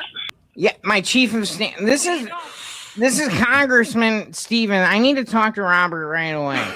That's not. I can do a better job. No, I can't. I can't do the Haley Stevens yet, but I will. I will be able to. Maddie Maroon, what gives? What gives? Okay, I'm gonna place you on a brief hold. Thank you. Oh my God. There's no way she bought that, right? Hello, I just need more information. Who's calling again? Yeah, this is Congresswoman Stevens. I was talking to United Healthcare, and they asked me if I can make it popular to, like, denying claims for millions of Americans. God, Abdul smoked me last night. It was horrible. Can I talk to Robert? We don't have a Robert in this office. It's my secret chief of staff that works for Palantir. He gave me the money for ICE. He gave me the donation because I like to thank ICE. Remember when I thanked ICE? You gotta hang up. Did they hang up? Yeah. Oh no. A few moments later. Ma'am, we can still hear you on the line. Are you calling to make a comment? I'm calling to make a comment to my friends in the Palantir lobby because last night Abdul made it look like I supported ICE and then I said I don't support ICE, and I just wanted to make an apology saying that I did not mean to offend any of the ICE contractors I took money from. And I wanted to tell Robert that, but I'm in my cups and I got lost on the Gordie Howe Bridge again, son of a bitch. I love that. Behind me is the Gordie Howe Bridge. It's closed right now. Right here is the Ambassador Bridge. That one's open. The Gordie Howe Bridge. Maddie Maroon, Trump's biggest donor. Trump's biggest donor, Maddie Maroon. Gordie Howe Bridge. Well, thank you so much for calling the Office of Congresswoman Haley Stevens. I am Haley Stevens. Israel comes to me in my dreams. You've been stimming extra hard this month. I love Haley Stevens' voice so much. We're not gonna burn anything down. Is that the message we want to send? Yeah! Well, okay then. You need stim toys again so badly. As a Michigander, your imitation of her god-awful accent is hilarious. Sometimes she also throws in a little, like, noise where it doesn't fit. You know what I mean? Like, I don't know why she does that, but she does that sometimes. It's very weird. 90% of her S sounds are sh sounds. Yeah, I don't know why. I don't know why she does that, but I love that she does. Israel comes to my dreams. This was the biggest lie Erica ever told me. Sean Ryan clips. There's a Gideon situation. What the hell? What the hell? There's another thing I wanted to cover. I just read Haley Stevens' wiki. What do you mean Dana Nessel officiated the wedding? He got arrested? Gideon got arrested for what? This person thinks she's Why does faking Haley it? Stevens talk like she's like a mob villain in a Jimmy Stewart movie? Now I see you got a vote blown no matter who for the Michiganders, you see? She does not talk like that. That's my goat. Coming to King, you best not miss. Trespass and stalking? What is this? And I got to say, it would be so nice to have a governor in this incredible state, one of the most beautiful states in the union, especially this time of year. I love Wisconsin, or as you guys say, Wisconsin. Love Wisconsin, but we have got to. Ugh, gross. Don't ever attempt humor ever again, man. Don't ever do that. Did you know Gideon is a multimillionaire? Yes, I assumed. This was cool. Deadly bacteria found in major U.S. cities' water system traced back to Mark Zuckerberg's $800 million data center. That's cool. I don't know why that was open. We looked at MSG. We looked at Mitch McConnell having sex with Margaret Qualley. Yeah, there's the AI test thing. Hold on. Oh, I wanted to look at this. This was crazy. Big themes this year. The loyal left tribes surged from 16% to 21%, taking from other left-centered tribes. Nationalist Party crashes from 30% in 2024 to 20% in 2026, tracking with a crash in support for tough immigration enforcement from plus 36 in 2024 to plus 6 in 2026. Last year, the big story was the long-term collapse of the free market economic conservatism. That stabilized this year, but it's still at multi-year lows. What we've seen instead is a shift from the populist to liberal quadrant. Most of the shift has been social and not economic, and a lot of it has been immigration. Support for tough enforcement is at multi-year lows. Evidence of thermostatic public opinion for Trump solving the border. What does it mean for 2026? We can actually isolate 3 voter tribes that are moving double digits towards Democrats: moderate right, non-MAGA, normie Republicans. New Republican populists, a smaller group that's actually economically left and socially right. Young and disillusioned, the swing voter version of a Bernie bro, very socially liberal, anti-establishment, but doesn't trust the government to fix economic problems. Yeah. Loyal right picks up 1 point. Staunch conservatives across the social and economic spectrum who also take consistently anti-establishment positions skews older and male. Moderate right picks up 2. Take right-leaning positions on most issues, but trust experts, support free trade, and are pro-gay marriage and believe there are obstacles for women. New Republican populists down 2 points to 6%. Socially to the right and economically to the left. Medicare for all, abortions for none, rural heavy, very anti-establishment and pessimistic. Middle American optimists, middle of the road on most issues, pro-choice and optimistic about the ability to get ahead through hard work is at 11%, drop 3. Young and disillusioned, young female and racially diverse, skeptical of regulation, but for a robust welfare state. The most anti-establishment of the Harris voting clusters. American institutionalists down 1 point at 11%, firmly pro-establishment. This cluster is unified by a belief that the system basically works from faith in hard work, police, and the U.S. economic system. Electability Democrats, left-leaning on most issues, but diverges from the unpopular left-wing positions like defunding the police and trans athletes in sports. And the loyal left at the largest chunk of voters in the country. The name says it all. Socially and economically liberal, largely pro-establishment. Obviously, this is stupid. This is a stupid way to describe it. This is us. Okay? Yes, I'm going to do ICE in Houston in a second. Hold on. After this. And no, we are not pro-establishment, and we're not liberal socially and economically. They just haven't been able to catch up to the actual way to define this group. Okay? I mean, this looks pretty fucking good. There's obviously a level of further radicalization, but it's also an area where you can pick up. Okay? The irony is some of the moderate right you could potentially pick up regardless of their right-leaning positions and support for free trade. You can pick them up for being pro-LGBT or pro-LGB and pro-women, or at least recognizing misogyny. There's definitely pickup here for the Medicare for All, abortions for none, rule heavy voting block as well, because Medicare for All covers these guys quite a bit, because these people are, the new Republican populists are also usually the anti-Israel coalition as well. I would go so far as say the hardest people here, the hardest people to pick up here are these guys, the loyal right, which is at 18%, which is MAGA, right? The super MAGA. If you drop the T, how are you still a Dem? Blows my mind. I mean, these guys are right wing. I'm just saying. The D plus 14 from the new Republican populace is in line with the average we've seen in the last special elections in 2025. Yeah, the evangelical Christians, that's not going to happen, right? For the most part. But yeah, the rest is just straight up. The rest right here, all of these are quite literally easy pickings. The rest is literally either going to excitedly vote for an AOC style candidate, or maybe have some concerns on the electability front. But once that's the candidate, it's over. You know what I mean? You get out of the primary, these are loyal blue Dem voters. So this looks really fucking good for DSA and DSA adjacent candidates, left populist candidates.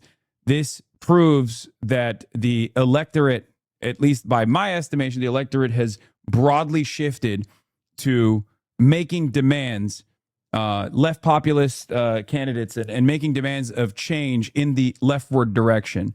As long as the hyper focus on the conversation is not on edge cases that you don't need to compromise on at all, by the way. I'm not saying you should be like never talking about trans people, or just like, you know, compromise on trans people or trans existence or trans protections in general.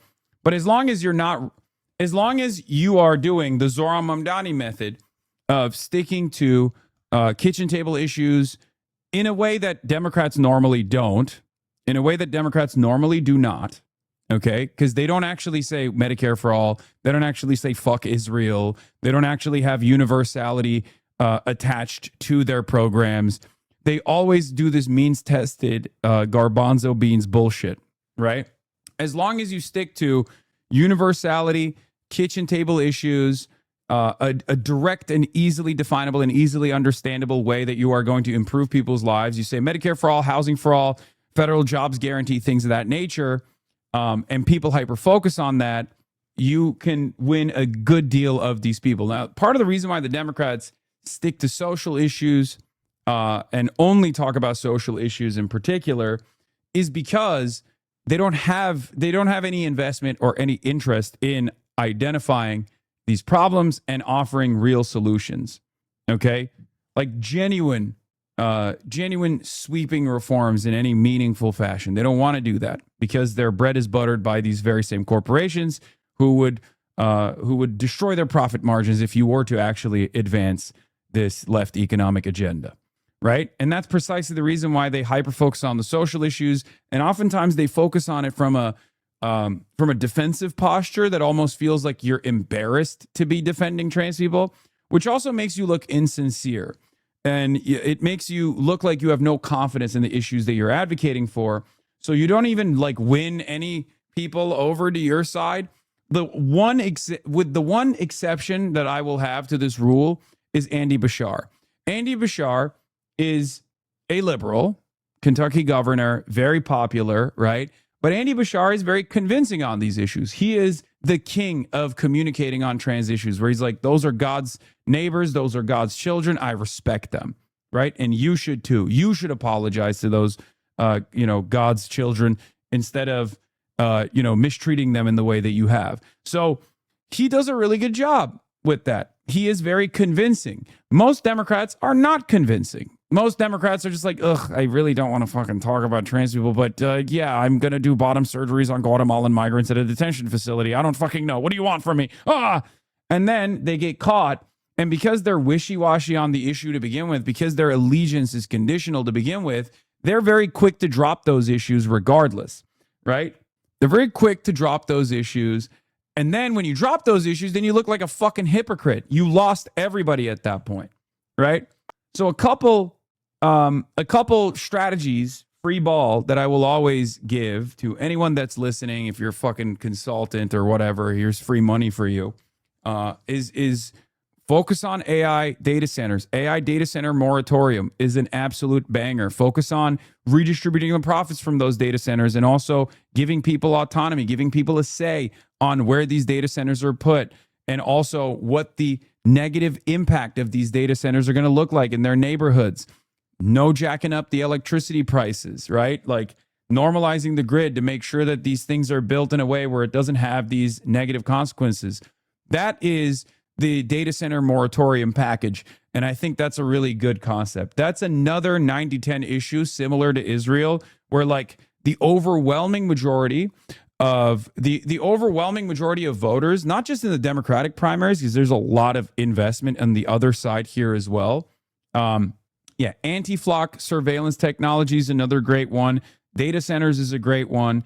Israel-Palestine is a great one, obviously. These are all issues where moneyed interest has made it so that they're untouchable, that most politicians do not place the interests or the needs of the population over the interests of corporations on these issues. There's a lot of discretion behind how these local politicians end up signing off on these data centers. I watched a video of a constituent that asked their local representatives like whether or not they had signed an NDA whether or not they had signed an NDA. Let me see if I can find this video really quickly. There was a video I watched that was like really messed up. Oh, here it is. In a hearing where residents grilled officials on data centers, a resident of Tyrone Township in Michigan asked a simple question. Have you signed an NDA with any party regarding developments that could affect the town? The majority of the township's officials refused to answer. Signed any NDA, any agreement, or had any private communication, such as meetings, phone calls, text messages, or emails with any developer, company, landowner, or representative regarding any current or potential project that could affect Tyrone Township. Chris Robetta. No. Dean? No. Jennifer? I'm not answering your question. This is not the time or place. I can ask you whatever I want. Don't tell me what I can say. But we don't have to answer you. But you're communicating with me, Jennifer. I didn't. Also, it's really funny for her to say that this is not the time and place. This is literally the time and place where your constituents are asking. It's question time. Okay, so no, this is actually the time and the place to do it. She didn't pick it. She didn't grill you at the fucking country club. You know what I mean? So yeah, I mean, it's pretty damning. And there's a reason why they have to do this like cloak and daggers bullshit, right? Because a lot of the people are very frustrated. They don't want this to happen, but a lot of the local politicians are signing off on it. And this has caused a lot of enmity. So again, it's another issue. It's another unbelievably salient issue where the population wants one thing, no data centers in their backyard, but the local politicians and the politicians at the federal level that are invested in these corporations, or at the very least are advancing the interests of these corporations over the interests of the public, are doing something entirely different. Okay? They're doing something entirely different. And it is important for us on the left, as democratic socialists, as left populists, to identify these problems for the people and address their concerns. It's very important for our movement to make sure that we keep hammering this point across. I'm not just talking about it as like an electioneering thing. I'm not talking about this because it's really good to win elections or anything like that. I'm talking as this is a very clear, identifiable goal that will go across party lines and bring a lot more support to your side. Okay? It's 90-10 amongst the public. It's 10-90 amongst the politician class, the political class. Okay? Remember that. So yeah, I think that there is a great opportunity for this movement as long as they prioritize these sorts of things. Brad Landers is also already getting into it. Across country, communities are rising up to fight back against AI data centers, poisoning their water, overloading their energy grids. The threats being posed by these facilities to our environment, our jobs, our democracy, and our humanity are too massive to go unchecked. The future belongs to all of us, not just Mark Zuckerberg and AI oligarchs. What is this? Opinion. I don't think you'll guess the author of this in 1,000 tries. What is this? If I were a non-Jew, I would today prioritize opposition to anti-Semitism as I prioritize black feminist and gay issues as a non-black, non-woman, and non-gay civil rights advocate back in the day. I have no idea who this is. Oh my God, it's Alan Dershowitz. Oh my God. Oh my God, it's Alan Dershowitz. Oh my God. Oh my God. Oh my God. Huge get for an opinion piece. Dersh really changed the whole international child rape industry, which, as we all know, is the #1 Israel export. You're publishing to an ever-evaporating audience. Oh my God, it's Alan Dershowitz. I cannot believe it. I can't believe that they're like, I need to hear from Alan Dershowitz on any issue. Yeah, the average Republican voter is literally maximalist against data centers. They literally want to nuke them. It's crazy. And no Republican will ever fucking push for that. No Republican will push for that. There are also a lot of Republicans that don't fuck with Israel. And there are those who you can absolutely convince by saying, your potholes are fucked. Your roads are fucked. Your infrastructure is crumbling. We just sent another $10 billion to Israel. They go, I get it. That's fucked up. We shouldn't let that happen. Okay? It's that simple. Okay? It's literally that simple. It's free money. It's free ball. The only problem is that obviously when you frustrate and offend these very powerful corporate forces, they come after you. You know, they'll make your life a living hell. They'll smear you. They'll slander you. They'll tell everyone not to vote for you. They'll tell everyone you're a bad person, blah, blah, blah, all this shit. And it's really insincere. But the way you push past that is obviously with a reliable and solid ground game through disciplined organizing. Another issue that I'm going to dovetail into is ICE. The ICE problem has not gone away. I know that we haven't talked about ICE as much on this broadcast, okay, as of late. Anyway, but obviously ICE is still a terrifying menace on many communities, many neighborhoods. And we are, of course, going to be talking about what ICE did in Texas, okay? There were 4 men, in a van. I believe they were undocumented migrants. They were workers in a van in Texas, in Houston, Texas, and they were driving around as a federal agent shot and killed the person driving the van, who was an undocumented Mexican man, in his van during a traffic stop in Houston. This happened last Tuesday. Okay, the government rushed to follow a familiar template. Just as it had after other shootings, the Department of Homeland Security released a statement insisting that the man, Lorenzo Salgado Araujo, I don't want to say his last name wrong, Lorenzo Salgado Araujo, had weaponized his vehicle against the officer who then justifiably opened fire. That's what their claim was. DHS offered, of course, Araujo. Breaking news. Yeah. So here's what took place. Once again, another unjustifiable act of murder in broad daylight. Same script. DHS lies about the situation, says that he was weaponizing his vehicle. There were 3 other people in the van with the now deceased man, and they presumably could recount their version of what happened. The victim's brother and 2 employees of the dead man's construction business. They were detained by Immigration and Customs Enforcement during the encounter, and we haven't heard from them publicly about what happened. So they have 3 witnesses to the crime that they're actually holding currently, on top of everything else. The son of Lorenzo Salgado, the Houston man who was shot and killed by an ICE agent, went on Aaron Burnett on CNN and talked about the situation. Let's take a look. News. We have new surveillance video that we have just gotten in. And what this shows is the crucial moments before Lorenzo Salgado Araujo, the father of 3, who was fatally shot by an ICE officer in Houston on his way to work on Tuesday morning. So what was happening here is that he was driving a crew to a home building site when he was killed. You can see Araujo's van drive by.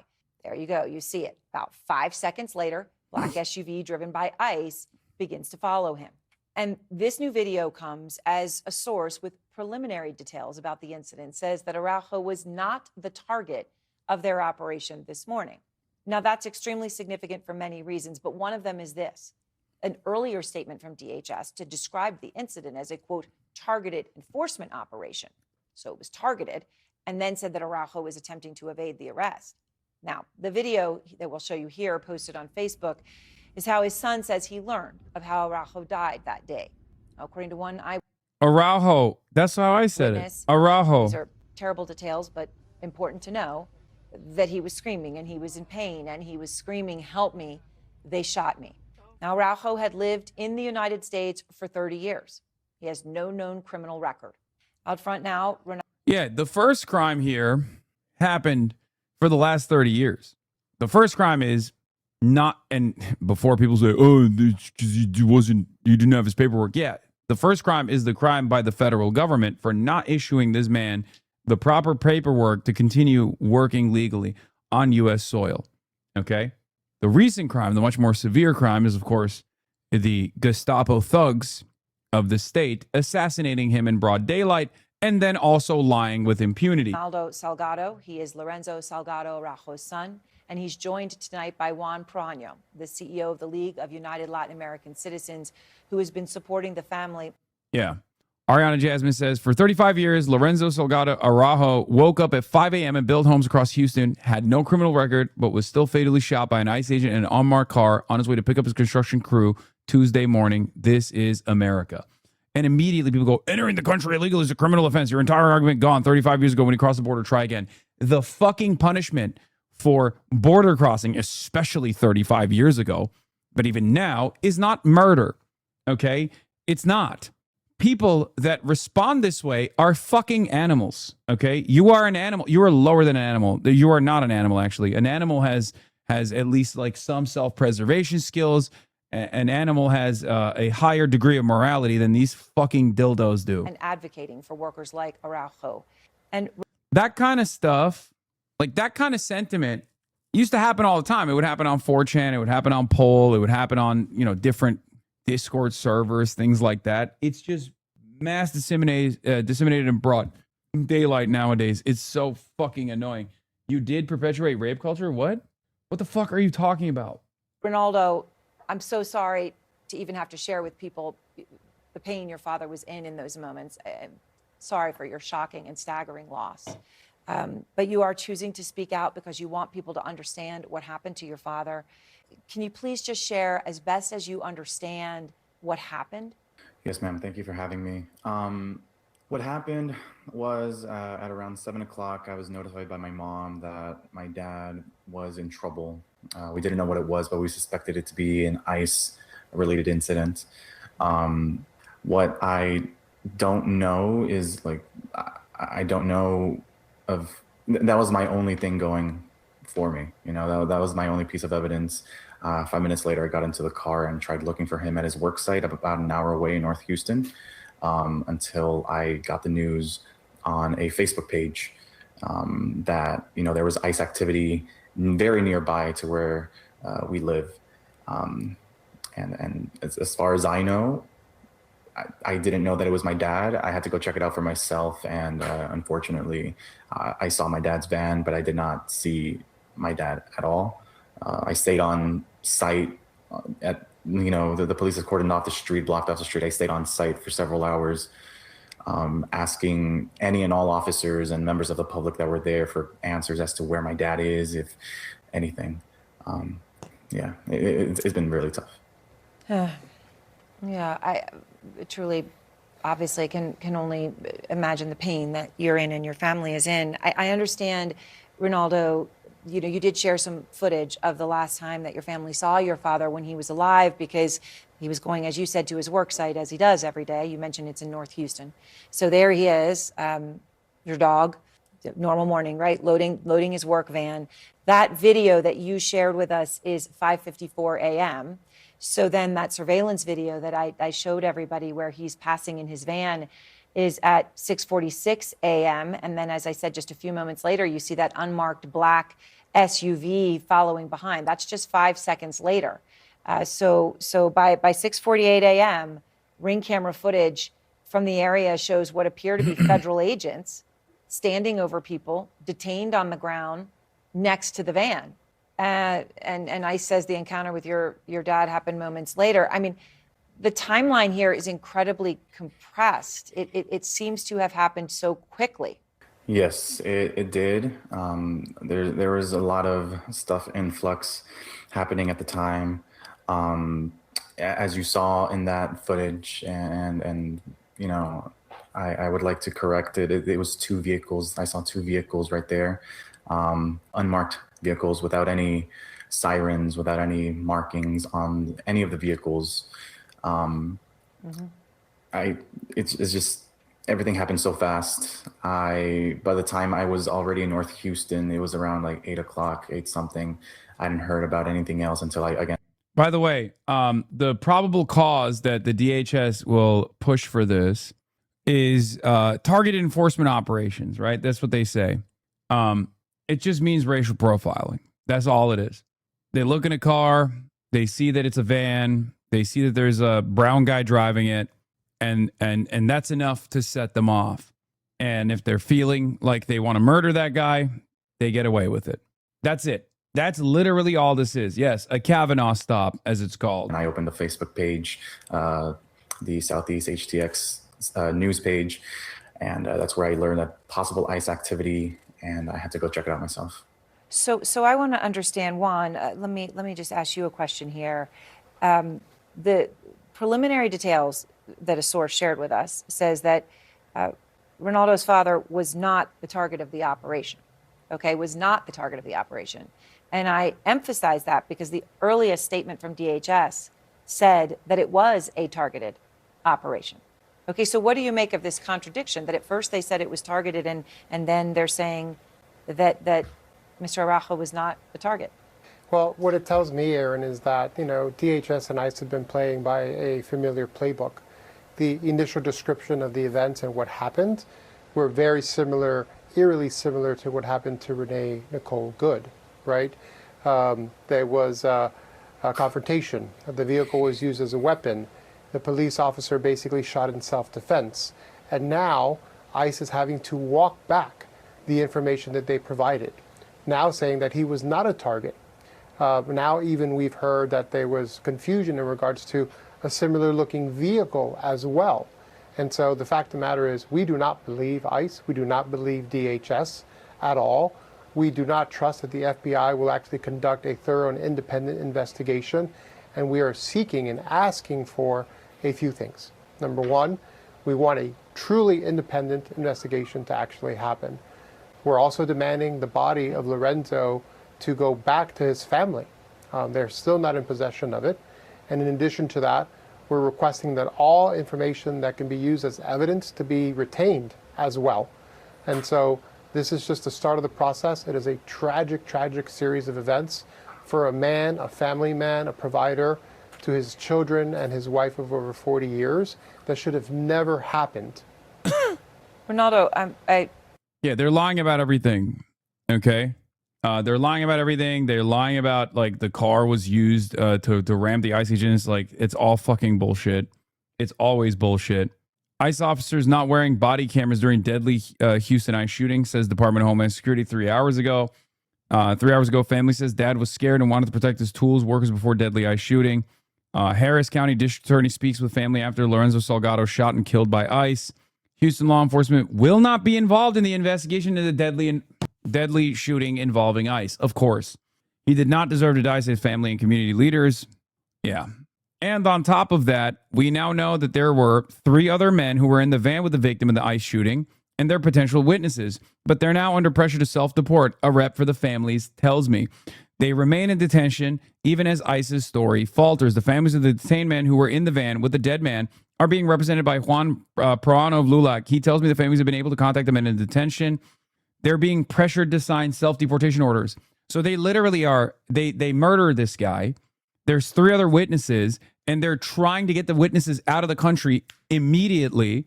And because they have tremendous power over their freedom currently, they can probably get them to sign off on this. It's like, again, this is not reformable. Yeah, one of the men is his brother. Yes, one of the 3 men is his brother. That kid that you're, the young man on the left, if I recall correctly, said that his uncle was one of the 3 men in the car. I just want to... How is this any different than Israel? It's not. It's not. Stop right there on one thing that Juan just said. This happened on Tuesday morning, and your family still does not have your father's body? That's correct, ma'am.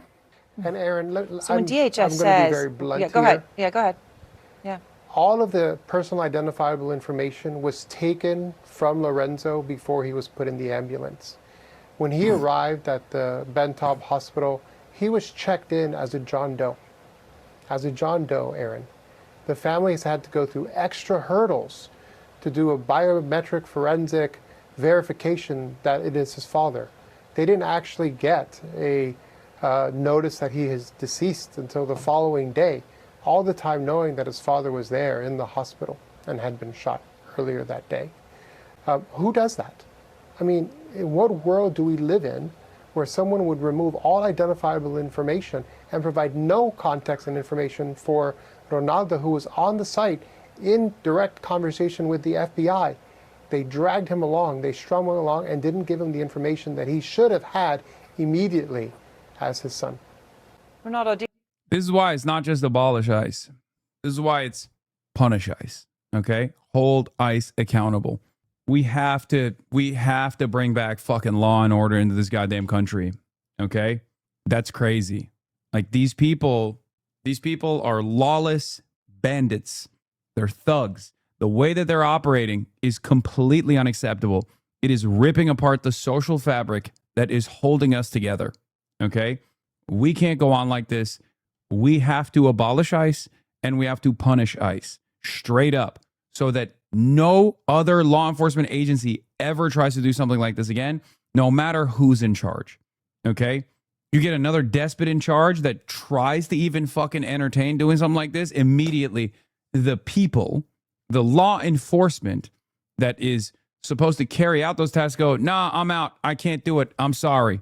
They have to be made an example of. Otherwise, we have no laws. DHS also said, Juan mentioned this a moment ago because he mentioned the comparisons to what happened to Renee Good earlier this year in Minnesota. But the DHS had said your father used the vehicle as a weapon. I just want to give you a chance to respond to that allegation that they put out there initially. Look, I know my father. He had his main concern was to keep the van safe and his tools safe. There's been instances in the past where his van got stolen and his tools got stolen. So ever since then, he's been very cautious about people following him, people looking at his van a little bit too much. So along with that, my dad was also in the process of obtaining a work permit.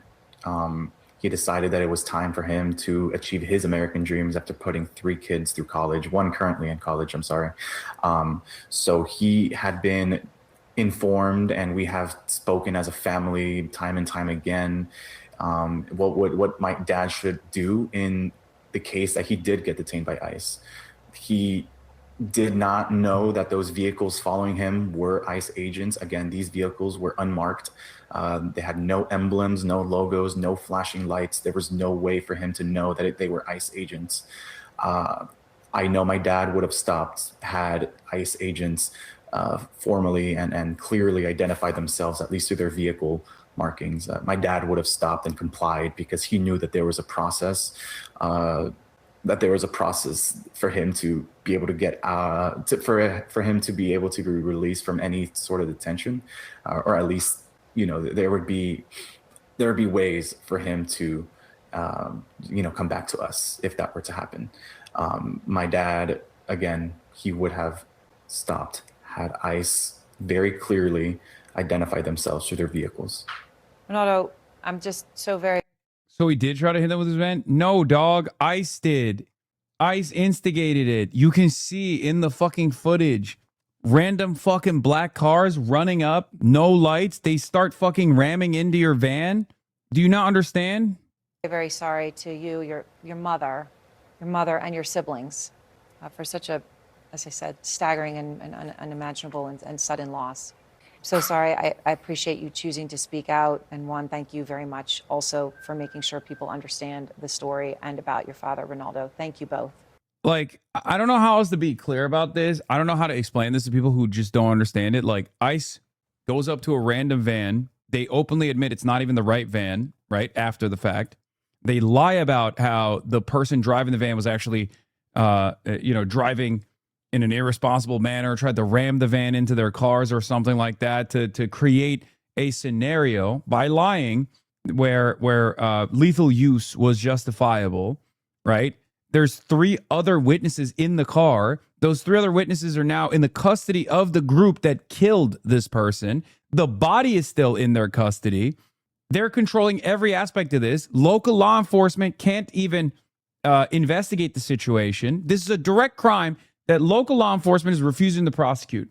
Another instance where a unaccountable federal agency has come into your town and assassinated one of your neighbors in broad daylight, in the middle of the fucking day, in the middle of the morning, and local law enforcement is not doing anything about it. And the other witnesses, the firsthand eyewitnesses of the crime, are slated to be deported from the country. It's insane. What are people supposed to do? Yeah. Also, video appears to show no damage to the vehicle of the man ICE killed in Houston, who had lived in America peacefully for 35 years, despite ICE's claim that he rammed an ICE vehicle and tried to run over an agent. These people are not credible. You can see Salgado here making a U-turn. There it is right there. The white van makes the U-turn, as you're going to see the unmarked car here in black trying to force the car going the opposite direction. Now, this is right before Salgado is ultimately shot. You're going to see the SUV pull over. Here's a closer look in front of the van after the truck passes by. Salgado makes the U-turn. He reverses for a moment. He heads west, him over. You can see Salgado here making a U-turn. There it is right there. The white van makes the U-turn, as you're going to see the unmarked car here in black trying to force the car going the opposite direction. Now, this is right before Salgado is ultimately shot.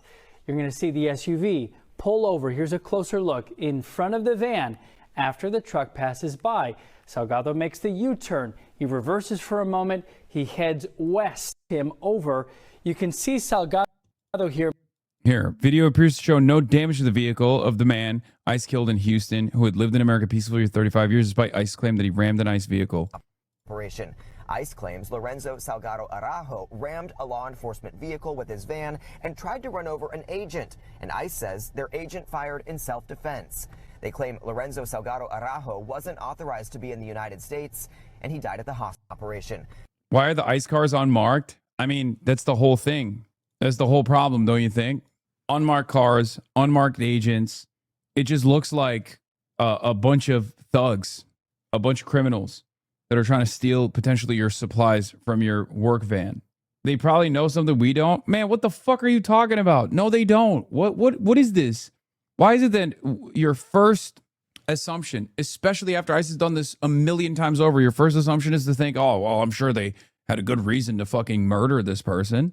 They literally admitted it was the wrong car, it was the wrong person. The fuck's wrong with you? And they've lied every single time they've murdered someone. They lie every single time. Dude, federal agents just wouldn't go after this guy. Are you fucking brain dead, dude? Of course they have. They've done this every time. Are you living on the same timeline as us? This is genuinely shocking to me. You think this is the first time this happened? What are you, fucking stupid? Dog, the only reason why we know about this is because the news is covering it, okay? They do it all the time. I like that this barf maxing, your assessment is the only thing holding society together at this point. Luckily, I guess, for American future, there are so many people who just genuinely abide by a hope and a dream that, like, there is a good reason for all of this, that institutions they must be working, right? Like, they're federal agents. Dog, they're federal agents that got no fucking training whatsoever and don't have any accountability whatsoever. Many of the former federal agents have openly admitted that there's just like this culture of ultra violence within the system, where people do heinous things. Like, people amongst the members of ICE, amongst their ranks, have done such heinous things that they had to fucking quit because they were like, this is ridiculous. And you're over here being like, nah, I'm sure there's a good reason for it. I think you're cherry picking, to be honest. The only cherry I'm picking is your fucking brain, dude. It's got to be the size of a walnut. What the fuck do you mean I must be cherry picking this? You have the amount of faith, the amount of confidence you have in this fucking Trump administration is the reason why you get ass fucked all the time and you go, I don't know why my butt hurts. You walk around thinking, I don't know, it's probably fine. I don't understand how you can live your life like this. I genuinely don't get it. I don't understand it. You're the type of dude who's like, yeah, Donald Trump made a $1.6 billion in cryptocurrency gains just off the transaction fees alone. That's probably fine. That's probably good. You okay? Things are just happening all around you all the time and you just have no concern whatsoever for your own safety. These motherfuckers don't even participate in the regular legal system. What are you talking about? I think you're cherry picking, he says. What do you mean cherry picking? First of all, this is an instance where the law is violated by law enforcement. So by definition, it's not cherry picking, it's a crime. Okay? You can't literally just like, you can't look at a situation where like a rape happened and go, dude, you're cherry picking. It's just one rape. You know what I mean? That's not cherry picking. That's a fucking crime. We're covering a crime that took place, you fucking idiot. Now, once there's a pattern established because of an unaccountable part of federal law enforcement that is greatly overstepping its bounds and is now constitutionally protected to do so, directed by a despotic tyrant like Donald Trump to do this, to soothe the unlimited appetite for violence, for ultra violence against the brown and black masses, the permanent underclass of this fucking country, you arrive at this crazy predicament that happens all the fucking time. It's not cherry picking, it's pattern recognition. That's crazy. And it's not like this is a secret. They are being directed to do this. Just like they were directed to go to Minneapolis to punish the people in an occupation. Wake up, dude. I don't understand how anyone could look at a situation like this and be like, this is a society I want to live in, where a random dickhead with like 25 days of fake training can just pick up a gun and shoot my father in the fucking face, and I will never have justice, and I will have no accountability whatsoever. And then half of society will look at it and go, yeah, I probably deserved it. Because if it can happen to this person, it can happen to you too. They've killed white people too. We saw how the government treated those white people that were assassinated. They called them fucking terrorists. What makes you think you and your life will be spared? Have some fucking self-preservation if you can't see the humanity of others. If you just simply assume, well, they're brown, so they might have deserved it. Just have some fucking self-preservation skills. This is why I'm saying, like, even an animal seeks shelter. Even an animal knows to hide when the weather conditions are bad. You are not even an animal. You're something different. You're like an amoeba. You look at a situation where masked agents of the fucking state are doing the worst criminal thing you can do, which is unlawful murder in the middle of the goddamn day, and you're like, it's probably fine. It's fine. It won't touch me. What the hell? I don't get it. I genuinely don't understand. I don't understand how you look at a situation like this as an American citizen and you see this devastating reality. Oh my God, it's actually just their job. Okay, no, this guy's rage baiting, right? Is this a Asmongold viewer? Why haven't we looked up his chatter in Asmongold? This has got to be like a European Asmongold viewer or something who's like a big time fan of Rupert Lowe or whatever the fuck. He's not. He's not an Asmongold viewer. This is one of my own. Just a real genuine dumbass. It's actually their job. Okay. Their job shouldn't exist. Okay. Let's just start there. This is at most a paperwork violation. It's a civil offense. Okay.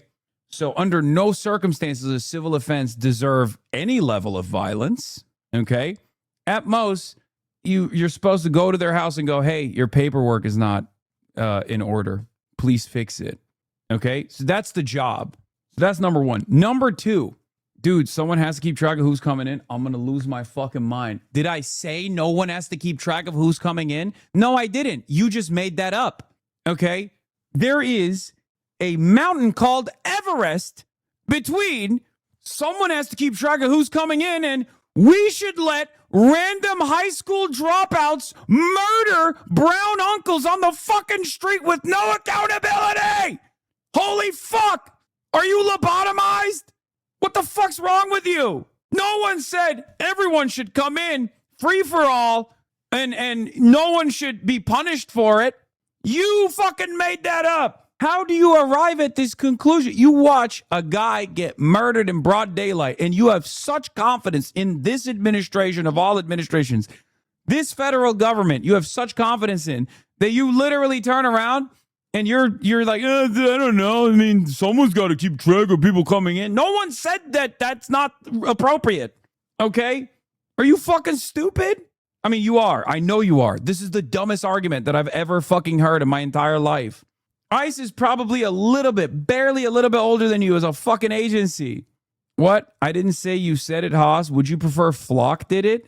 Flock? What the fuck does this have to do with Flock, you goddamn cattle?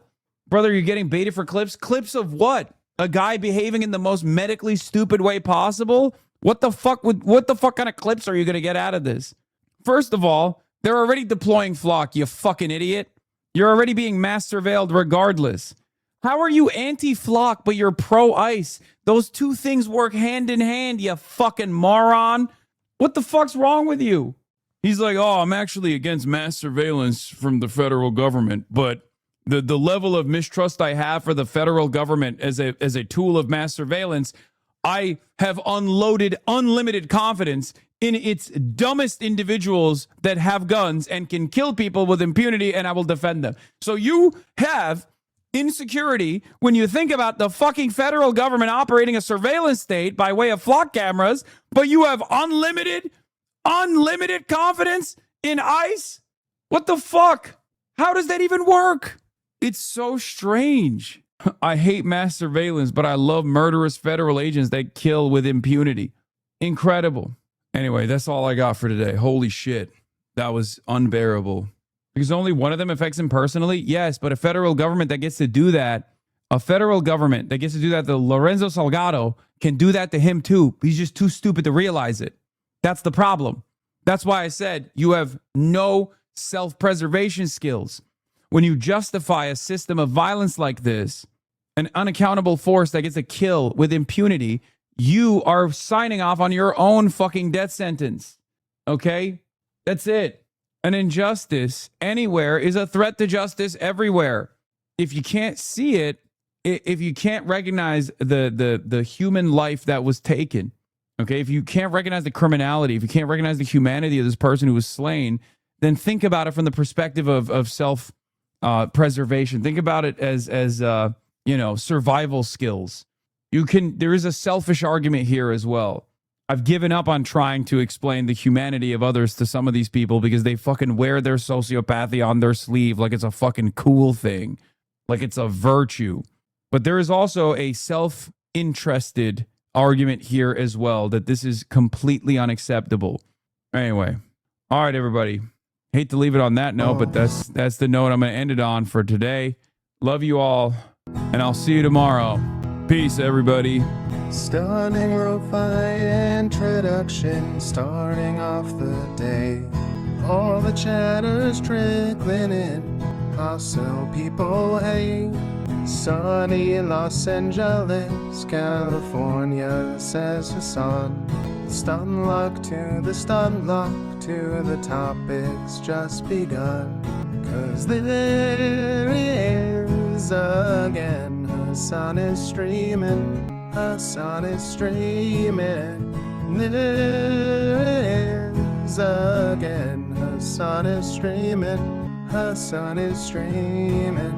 Reviewing a Chinese train, telling Kyle place. Sun and Asmin chatter loss, giving Grenin's grace. Zoran winning NYC, woke two back with the force. The Rogan of the left, to me a dumb himbo still on course.